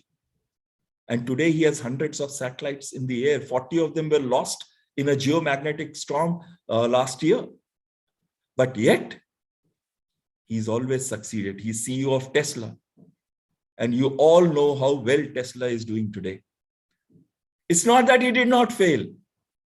He failed, gained experience. He again failed, gained more experience. He again failed, he gained, in addition to experience, he gained learning. And then he succeeded. I want to ask each one of you here, and I want somebody to just, unmute and say, don't you feel a lot of times that something is wrong? Maybe God is not liking me. Mere saath kyun hota hai aisa? Do you feel like that? Anyone who feels like that can unmute and say, yes, I feel like that. Sometimes I feel that why is God against me? Anyone? So everybody is very happy with God and everybody is very happy with their lives. Okay, so I take it that most of us go through obstacles. And when we go through obstacles, we want to give up. And that is where the difference lies between those who are effective. They keep trying. They keep trying again and again, because it's your struggles that define who you are and instill such vital strengths and learnings which lead you to success eventually. Now, I remember there is a gentleman called Winston Churchill. If anybody can put on the chat box, who is Winston Churchill? Anyone? Who was Winston Churchill? Yes? Nobody? President? Okay. Right. Winston Churchill was the Prime Minister of UK during World War II, the bloodiest war. 62.5 million people died. But the Allies won. That is the Britishers, the Americans, the French, they won. Now, when they won, after the World War, he went to a convocation ceremony and students asked him, so what was the single most important reason or single most important factor which made you achieve success in World War II? And you know what was the answer? He came up to the stage. He came up to the stage and he said only 5 words. And after saying those 5 words, he went and sat down. Never, never, never give up. And these are the 5 words, which is my first mantra to you. That when you face obstacles, don't give up. Try another method. You will succeed.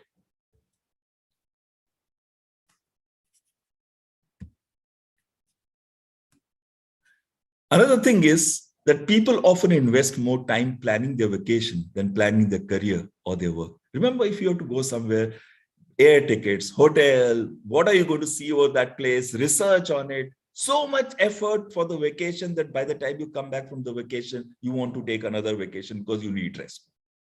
But have you ever put the same amount of effort to plan your career or your work? And I'll say sadly, much lesser.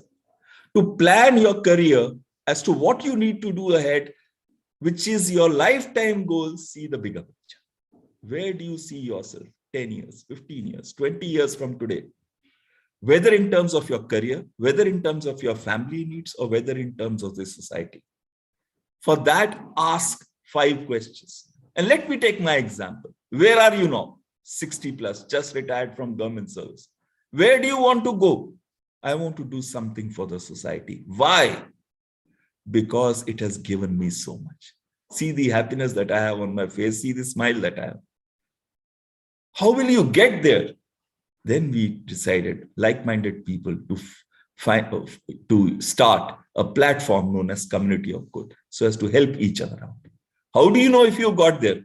Today, I'm very thankful to Meenakshi ji that we are having such a national seminar where we all are participating in it and we are collaborating for that. So we know we are on the path. We have started on the path. We did play an important role in the COVID also, and we know that we are going to make a difference in the society by increasing hope, love, and strength.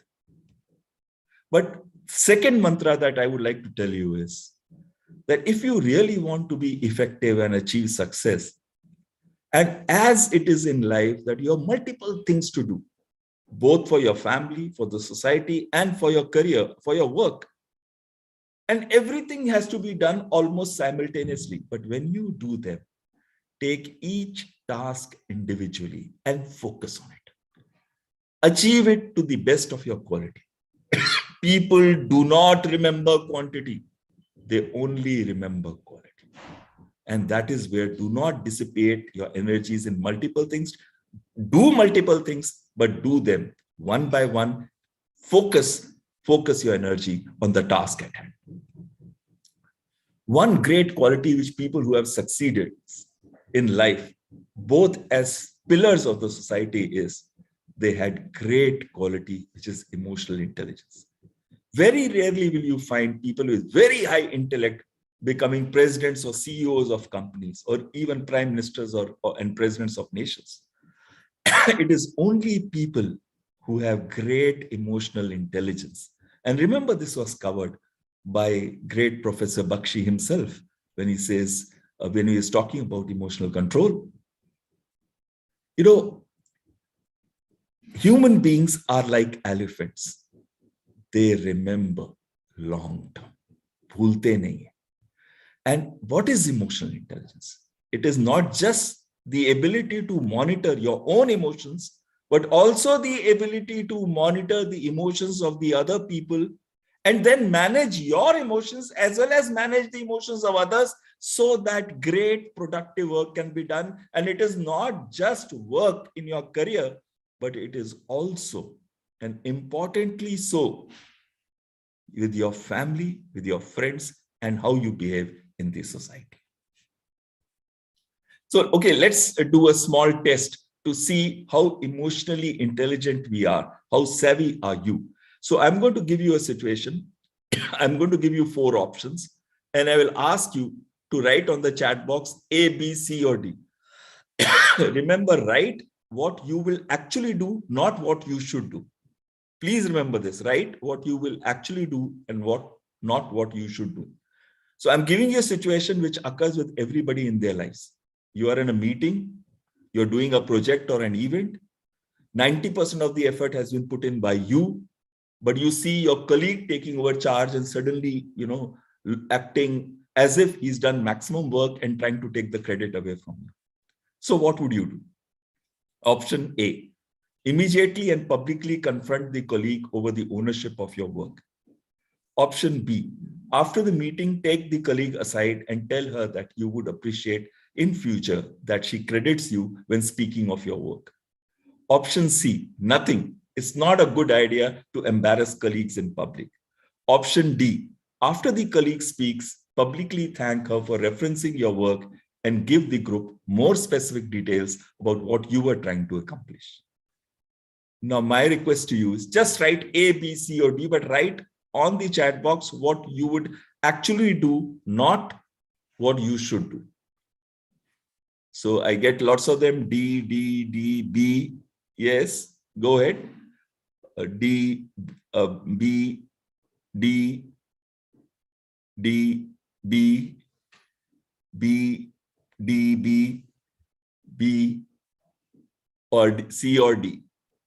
B. Okay, great. I've got hell of a lot of answers. I'm very thankful to you for participating in an experiential manner.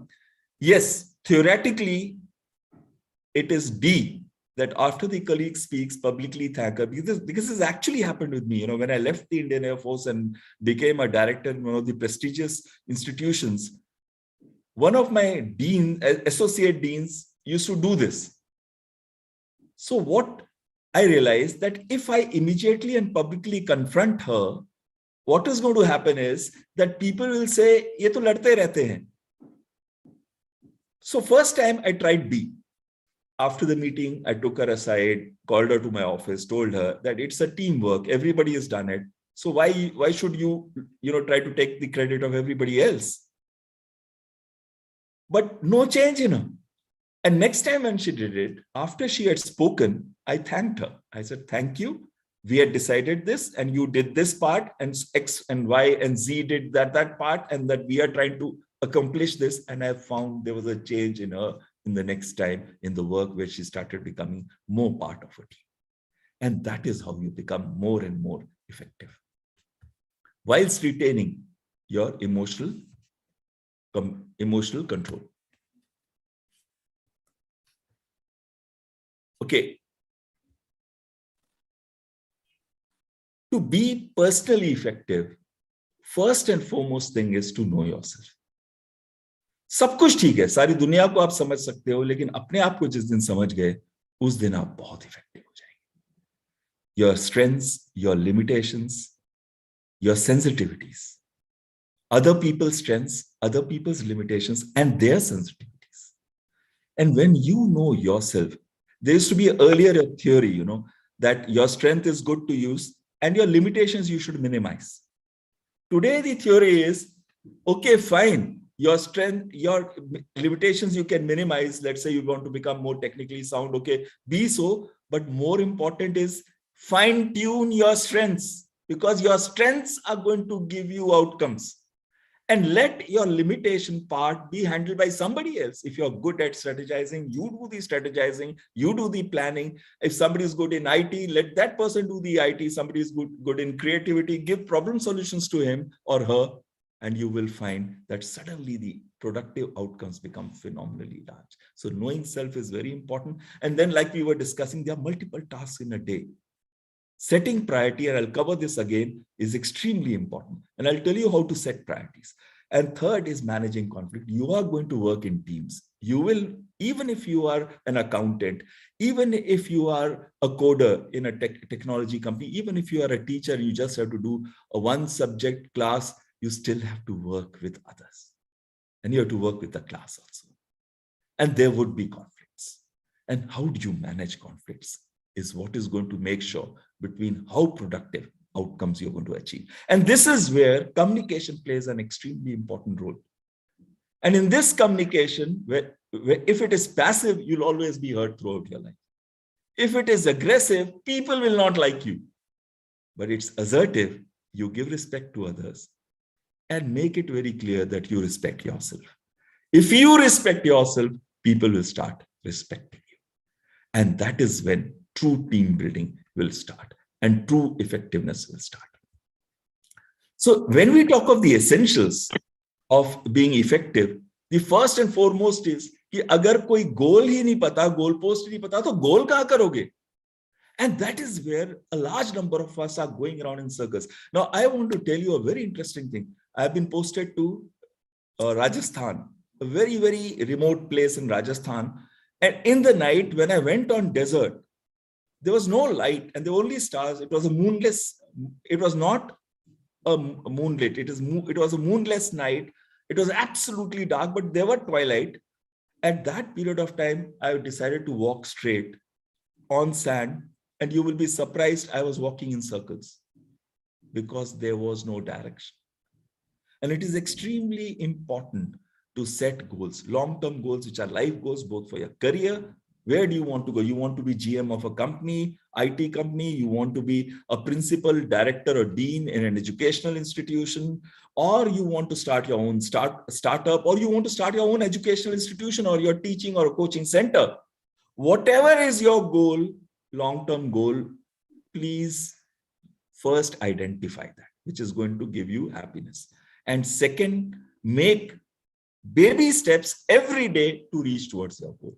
And for that, understand what is the learning that you need to attain before you reach there, what is the experience that you need to get there, and then have a planning time for each of your long-term goals, mid-term and short-term goals, including goals for the year, goals for the 6 months, goals for the month, goals for the week, goals for the day. To win in life, you have to win daily. It is only then can you achieve long-term success. And it is very important that every day in the morning, just have 5 minutes for yourself and say, कि मुझे आज करना क्या है? You have to win daily to be successful in life. But what stops it? Procrastination. And it was covered by Professor Bakshi earlier. You may feel lazy. There were many reasons. The first reason for procrastination is you feel there is a lot of time. And he covered that point of managing time. You think there is a lot of time, but every activity, every event, every project of yours would need you time and lead time. And when you get inputs from others, they need lean time. And therefore, you have to identify every day what you need to do so as to attain for the week, for the month. The second thing why you procrastinate is because you may not know what to do. Like I was given a project, right, on artificial intelligence and cyber operations.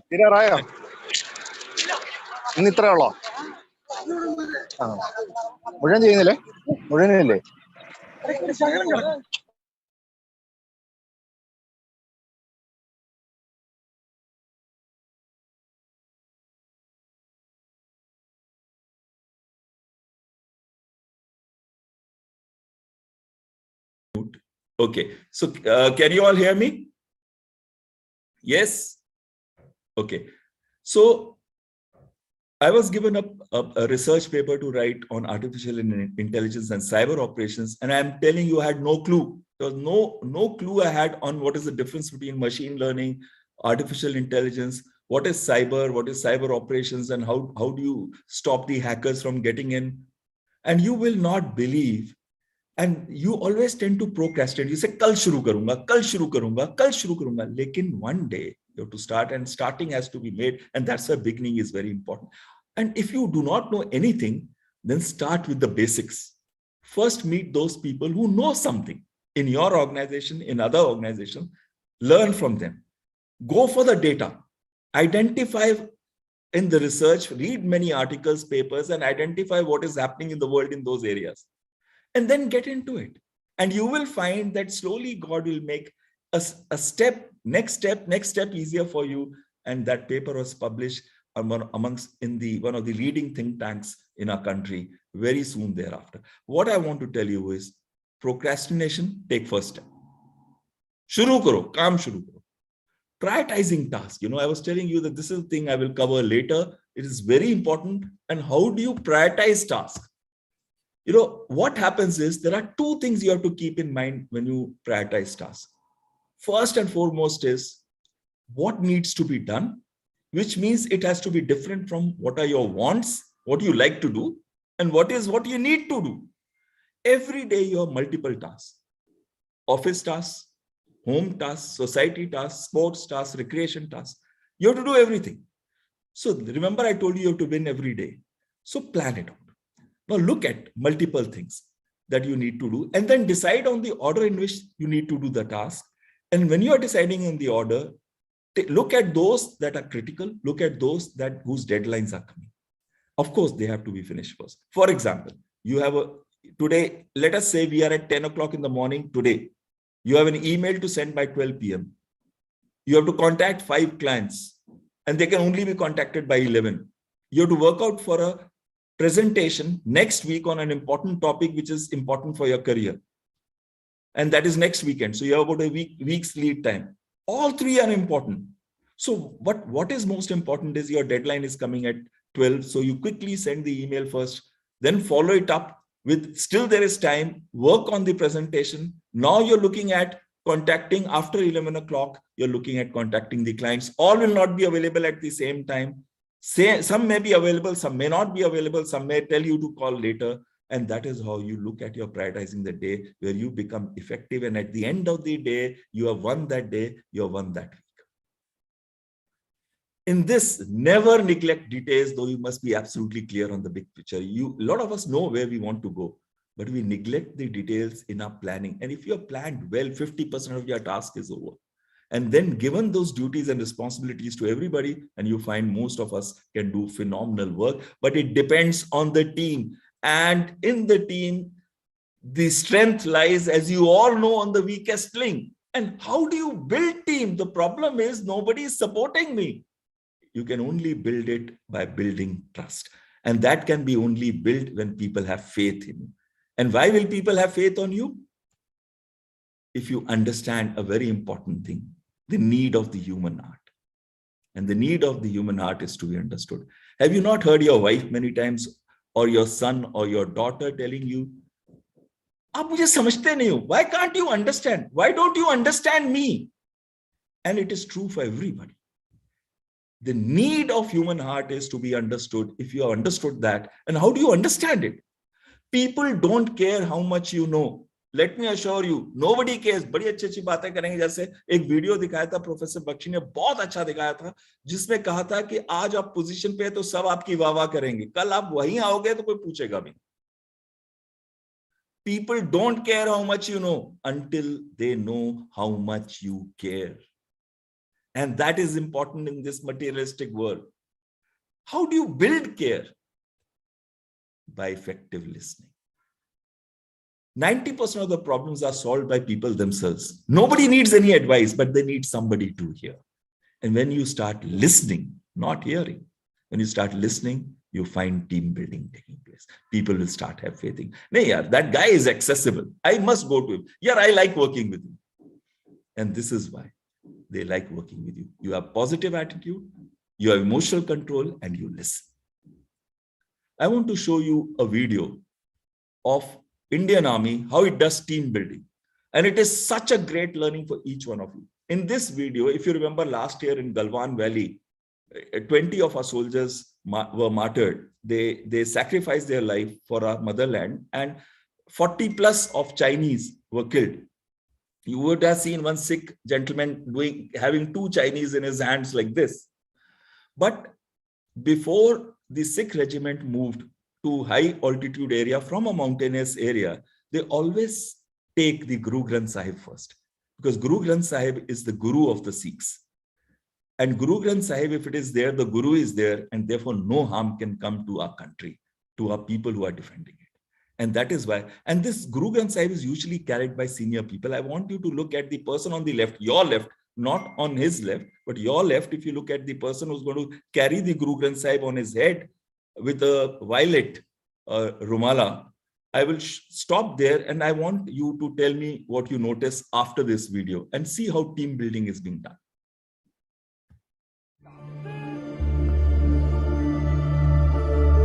Can you all hear the video?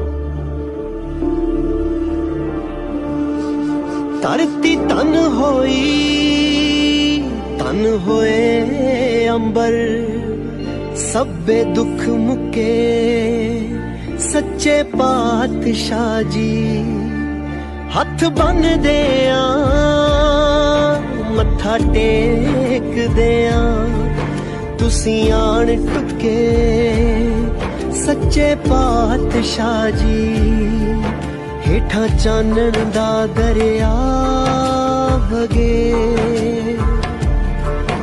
उत्तों मेहर दा बरसे मेघ बाबा जिन्ना थावां ते पाए पैर तुसी उत्थे अज भी वरते देग बाबा पार नानक सब था एक ओंकार नानक हार नानक पार नानक सब था एक ओंकार Nanak. Please have a look at the gentleman on the left who's wearing a turban and he's got the Guru Granth Sahib on his head and he's got this violet rumala on top of the Guru Granth Sahib. Just notice him please as he comes closer.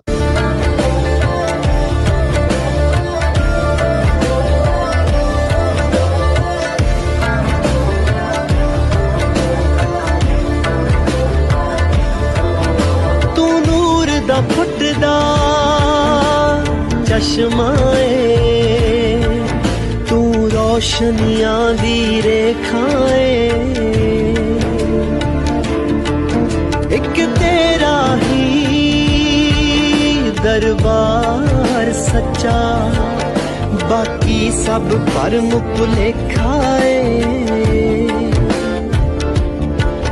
तेरा शब्द सुना वैराग होवे तन मन. So if you notice that gentleman who was looking so handsome in his turban and beard and holding the Guru Granth Sahib, he was not a Sikh, he's a Bengali. He understood what was sensitive to his troops. He understood that Guru Granth Sahib, the Guru of the Sikhs, was to be carried, and he carried it himself, dressed like a Sikh warrior. Can you believe this? Why would not those troops give their life for him? Because he was sensitive to what they were sensitive to. And that is exactly the principle that you need to apply. It is the platinum principle. It's the fourth mantra I'm telling you to be really successful in life. Treat people earlier. The golden principle was treat people as you would like to be treated. That's what your parents must have told you. That's what your family must have told you. But the platinum principle is treat people as they would like to be treated. For it is their sensitivities that you have to keep in mind. Imagine you go to Japan. I've been to Japan, and people will bow, give you respect, and they are very shy. They don't like close contact. And if you go and hug them, as is our tendencies to do of Indians to do that, they are very uncomfortable. They don't like it. You go to Arabs and they'll hug you 3 times. It's a completely different world. You have to respect the sensitivities of the other people. And that is why it is a platinum principle. Treat people as they would like to be treated. Empathize with them and speak carefully. Because remember I told you, human beings have memories of elements. Imagine telling your boss in anger because he pulled you up in front of the others and you couldn't stop yourself and you said something, be rest assured your career is over. I very rarely to see Indian bosses having that maturity that they will accept what you're going to tell them. And that is why be very carefully. And same is the relationship. Try that with your wife or your daughter or your son. Speak extremely carefully. And it must pass through 3 pillars, and that is, or 3 gates. That's what Lord Buddha had said. Is it true? Is it necessary? And is it kind? You know, if it was, is it true? We'll never say anything because most of the things that we talk of border on exaggeration. But if is it necessary, then again, there'll be no communication taking place because maximum communication takes place is between this true and necessary, with both are not really followed. So what is it? But at least we can be kind and not hurt with our words. If you can just do this, you will succeed. Because people remember you humiliated them in public, even if they are your juniors. Last 5th mantra and last, whenever you get up in the morning, look at yourself and say, I am the best. There is nobody better than me. Before I end, I want to ask you, how's your Josh? Is it over by the whole day? Can I get a yes or no on the chat box? How's your Josh? Thank you very much for giving me the opportunity to speak for nearly 25 minutes. Thank you, Meenakshi ji, for inviting me. And thank you very much, Guru Angad Dev Teaching and Learning Center. Thank you very much. Thank you, Ashwinder ji. Thank you very much for your very insightful session on personal effectiveness, and special thank to that special invitee from UK for bringing more laughter and happiness. That was amazing. We all had a great session. Thank you so much, Ashwinder ji. With this, we come to the end of our workshop, and I would request all the participants to please stay on for another 5 minutes. I have requested, Vimalji is right there. Yeah, thank you. Thank you, Ashwinder ma'am, ji. for joining back. Yeah. Thank you very much. Is Professor Bakshi also joining? Professor Bakshi, are you there?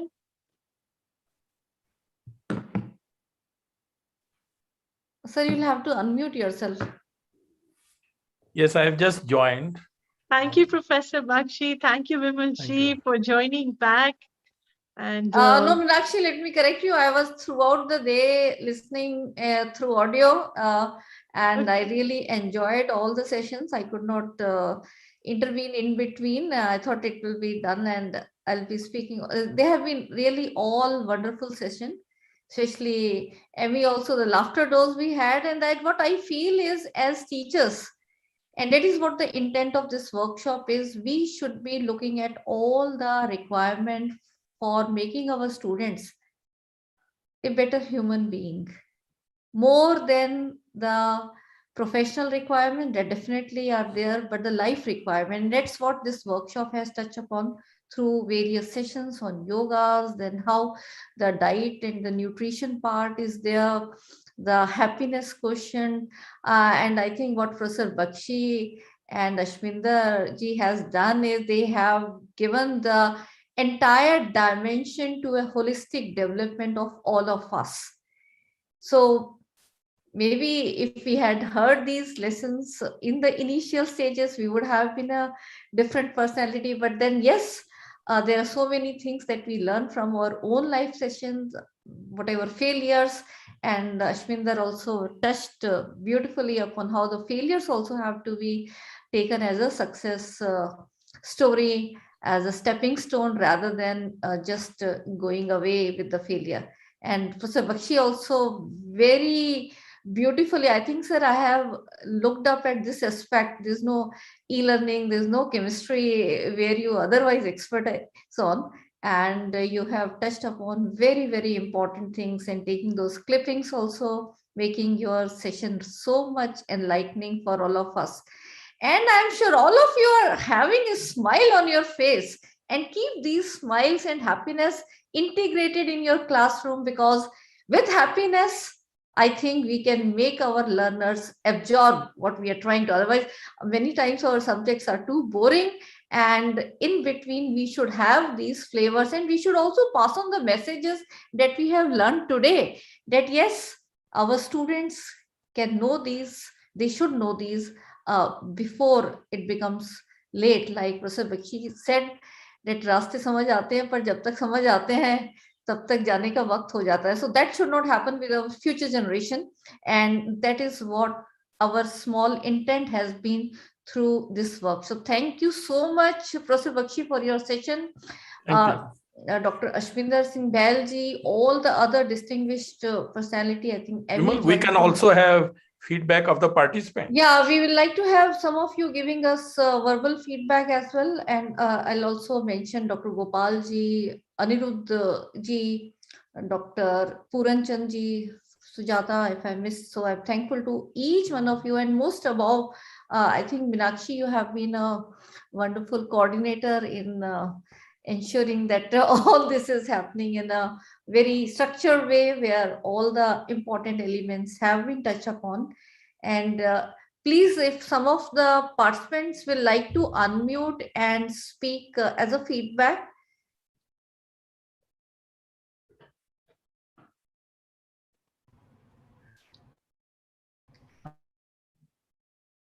I think Dr. Namita, you're... May I say something? Yeah, I'm please. Dr. Namita Sen.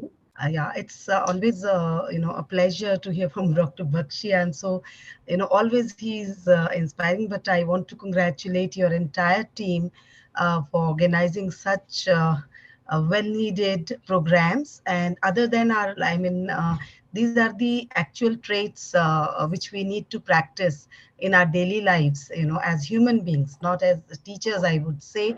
And we can make our classes very, very interesting and value-based if we follow what we have heard from, Professor Bakshi, Ashwinder Singh ji, and especially that laughter therapy. I mean, there is so much beyond that curricula which we are, practicing during classes, and especially in this pandemic time, and where this lifestyle is taking us all, So I really want to congratulate you all. I thoroughly enjoyed all the sessions, starting from your yoga practices and, coming to this very, very motivating and inspiring session with Ashminder ji.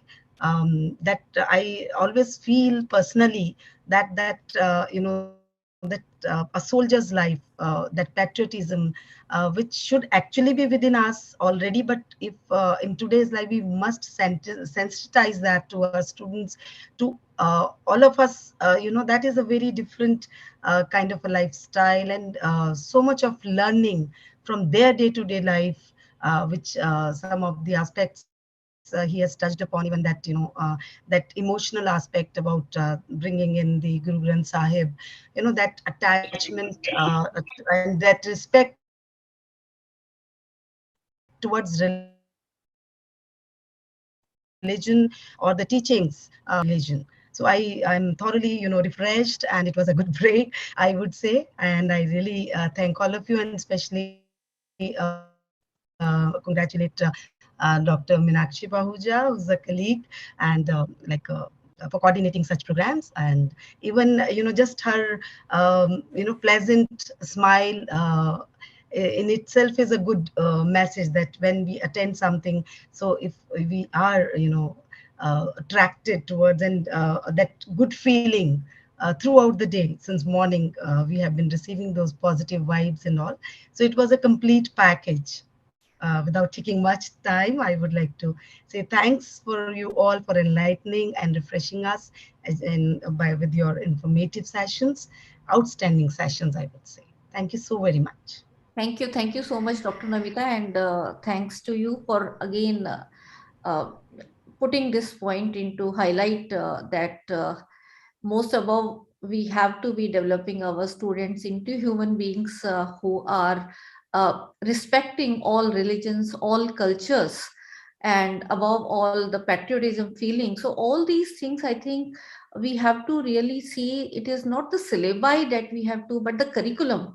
The curriculum is derived from our constitutional values and the universal values. So are we really instilling them in our students?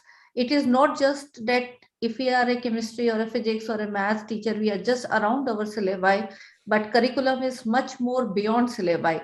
And that's where the holistic development of the student takes place. And that is what is now being focused more in our National Education Policy 2020.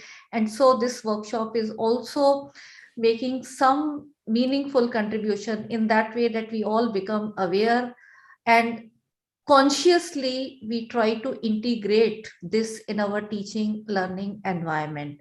And I will again say one thing very humbly, that all the speakers, they have given us so much value, but if there is even a slight way that you have thought that it should not be have done, so we take regret, because this is such a sensitive topic that we can look up into a different way, because ourselves we have been evolved in a way where we have our own thinking, we have our own cultural requirement. So if some of my colleagues, maybe because of some their native impressions or the type of upbringing they have, please do not take it in a very serious way. You have full way that you take the proceedings of this day. We will be also making the recording available, but then you have to integrate in your own way, but then do it in a way where it is we are molding our students into better citizens, much better than what we are. We have to remove our flaws. We have to keep on adding those values which we get from these experts, trying to improve ourselves, trying to improve our country. So that is what I will be humbly requesting with all of you. Thank you. Thank you for patiently being with us. If any of other colleagues will like to say, I think Ambika, you were on video. You like to add something? Give me a moment. I'm on phone and it's a little difficult. Yes. Yeah, please. Hi. My name is Ambika and I'm from Indian School of Hospitality, Gurgaon. And so I've been introduced to the world of fitness for the past 3 years. And I just wanted to reiterate the fact that after this session, I feel I've been doing something right, because for me, to see all my students and all my colleagues making small changes in their lives so that it just adds up to their mental and physical well-being, that's what will make the difference. And with this thought, I have been like a champion who's taken on, crusading this particular cause. And when I heard right from the beginning, starting with yoga and, all the sensitivity issues that you all brought up with your own personal experiences and perspective, that was really refreshing. So thank you for these sessions. I had my speculations because this is my first time that I joined into something like this. So thank you very much. I thoroughly enjoyed the session and it was very, very nice to listen to all of you. So great. Good job done there. Very well organized. Thank you so much. Yes, anyone else will like to add up? Or maybe give his or her valuable inputs?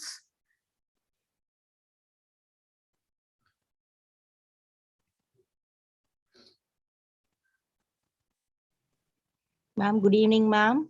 Yeah, Dr. Geeta, please go ahead. I have attended so many programs conducted by GAD-TLC, and now this is entirely a very good version. What I enjoyed a lot, and I'm expecting more like this, ma'am. Thank you, ma'am. Thank you. Thank you.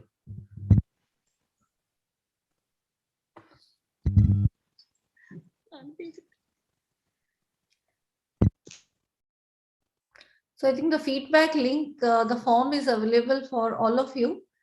And please fill up that, because that will be very essential for getting the certificate of participation.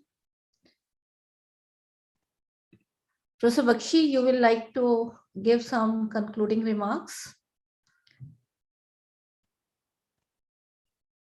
You'll have to unmute yourself, sir. No, Vimal, I think I have already said enough. So, but it was a pleasure being a part of this program, and I myself learned a lot from various sessions, including that of Dr. Bahel. So all were very thought-provoking. But only thing which I felt was that, all these things should be introduced to our students from childhood, as a matter of fact. As I said in the morning also, all this comes under the art of living and interpersonal relationships, how to win friends, how to progress in life, how to manage time. I think once these habits are nurtured from childhood, it will be a big boost for them, because later on, as one grows older and older, it becomes difficult to change oneself. That's my feeling. So somehow we have shared our experiences with you, and I'm sure you will learn from that and try to make it a part of your life. You know, as I said in one of my slides, it's never too late to be what you might have been. So still that change can be incorporated in you. And so all the best. It was a pleasure. And I would also like to thank Dr. Meenakshi Pahuja for being a very good anchor, conducting it so well, planning all the thing, inviting all the speakers, and wherever we were exceeding the time, she did caution us that we need to stop it. So I think that's what is expected of a coordinator also. So thank you very much, Meenakshi, and let's hope we have more programs further in collaboration. And thanks also to Dr. Ashminder Singh Bahalji. I think first time we are meeting, but it was a great pleasure listening to your experiences and various ideas which you have shared. And I'm very sure we will have more collaboration in future as well. Thank you very much, please. Thank you. Thank you, Professor Bakshi. Thank you, Vimalji. We have Nidhi from the community of good. Even she would like to speak. If we could give her 1 minute. Nidhi, Nidhi Arora. Yeah, thank you. Yeah, Meenakshi ji, thank you so much. Am I audible? Yes, yes. Please go ahead. Yeah. Good evening, everyone. It is a matter of pride for me that I got a chance on behalf of community of good to thank everyone present here. Let me first of all start by giving glory to the Almighty God for making today's event a resounding success. I have no words strong enough to express my gratitude to Dr. Meenakshi Pahuja ji for bestowing faith in us by making us co-partners in conducting this meaningful event. I would like to extend my gratitude to Guru Angad Dev Teaching and Learning Center and all its dignitaries, Professor Jaswinder ji, Professor Vimal ji, Professor A.K. Bakshi ji, for making association with us in this great journey towards wellness and learning. We hope that we have a long way to go together to accomplish many such milestones. This is just the beginning of this beautiful association and not the end by any means. I would further like to sincerely thank all the resource persons who gave their vital time to spread and share their valuable knowledge and experiences through the medium of this event. I'm also very thankful to all the participants here. Without their participation, the success of this event would have never been imagined. I'd like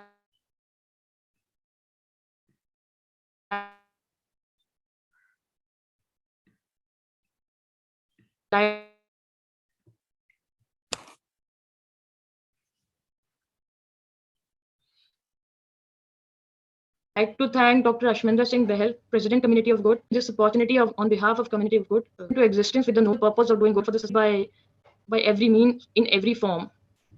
It could be it arranging blood donors, be it conducting various awareness programs on various societal issues, helping the needy with food and other necessities, to name a few. A secular and non-religious platform, COG was formed in December 2019 with few like-minded people coming together. COG played a significant role in the time of pandemic by helping people in every way by every means, uniting the people from various backgrounds from every part of the country and even abroad. Today, COG has become a name synonymous with helping people to build a strong and a vibrant global community. Would like again to thank everyone here and give myself a pause, quoting lines by Mother Teresa resembling the philosophy of COG. These are, we cannot do great things, only small things with great love. Thank you so much, everyone. Thank you so much. Thank you, Meenakshi ji. Over to you.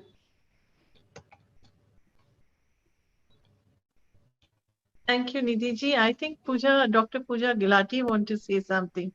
Pooja, Yes, Dr. yes. Pooja, yeah, please go Yes, ahead. ma'am. I, Dr. Pooja Gulati, and first of all, I would like to pay my gratitude toward all the wonderful speakers. I am totally refreshed. What can I say about them? Like, Earlier I was thinking it's such a long session, but I don't know that I did not skip even a single minute. I'm thoroughly listening to everyone, and all the speakers kept me on the toes throughout the session. I just want to say one line that इत्र से कपड़ों का महकना तो कोई बड़ी बात नहीं, मजा तो तब है जब खुशबू आपके किरदार से आए। और आपके सभी स्पीकर्स इतने मजे मतलब एक रिफ्रेशिंग कर दिया, बिल्कुल बहुत मजा आया। Thank you very much, and I really feel very happy and pay thanks to God that I have registered for this workshop. Thank you. Have a nice day.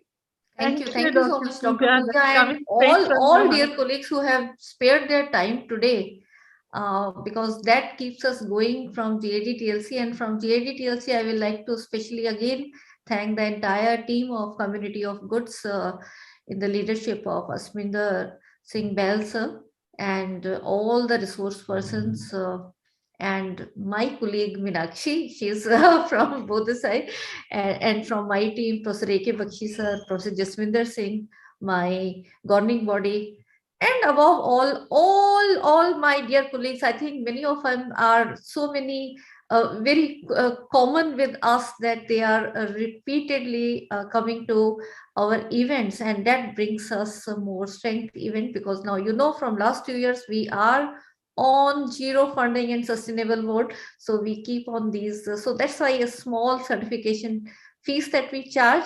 So thank you so much for reposing trust, and I'm planning that we will be in some platform, we will keep these things available to all of you so that you can share these video recordings with your students as well. So with these words, Meenakshi, you'd like to add anything, and Dr. Jaswinder Singh, or otherwise, please Vimalji, wait, I would just because like any to- event we are doing is for our country, and I like to play national anthem before we leave. So I just any last word, wanted to- Ashwinder sir? Vimalji, I just wanted to thank the Guru Angad Dev technical team also, all your young technicians behind the scene to make this event a grand success. Big thank you to Chirag, Himanshi, and all those who have been working with you. Thank you, Vimalji, once again for the opportunity, for considering the proposal, for getting it approved. Thank you, Professor Bakshi, for the opportunity, and thank you, everyone. Thank you, Evan, and I'll request all of you to please stand up for our national anthem.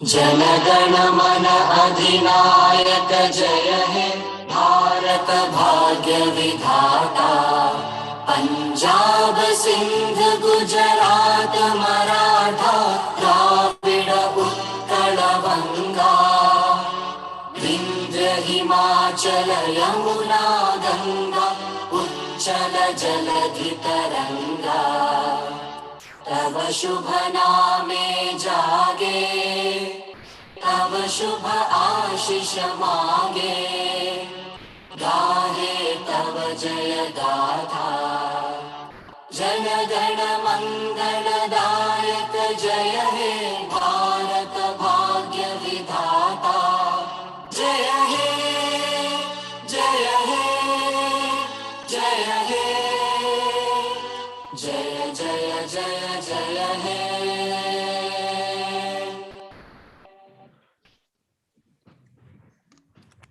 So thank you everyone, and you will be getting your certification within 10 days in your mail. Thank you everyone. Thank you. Bye-bye. Nice meeting you, Bell sir, and we will be interacting further to take more collaborative events with you. Thank you so much. Thank you, Vimalji, once again. Yeah, thank you. Bye. And all keep smiling. Bye-bye.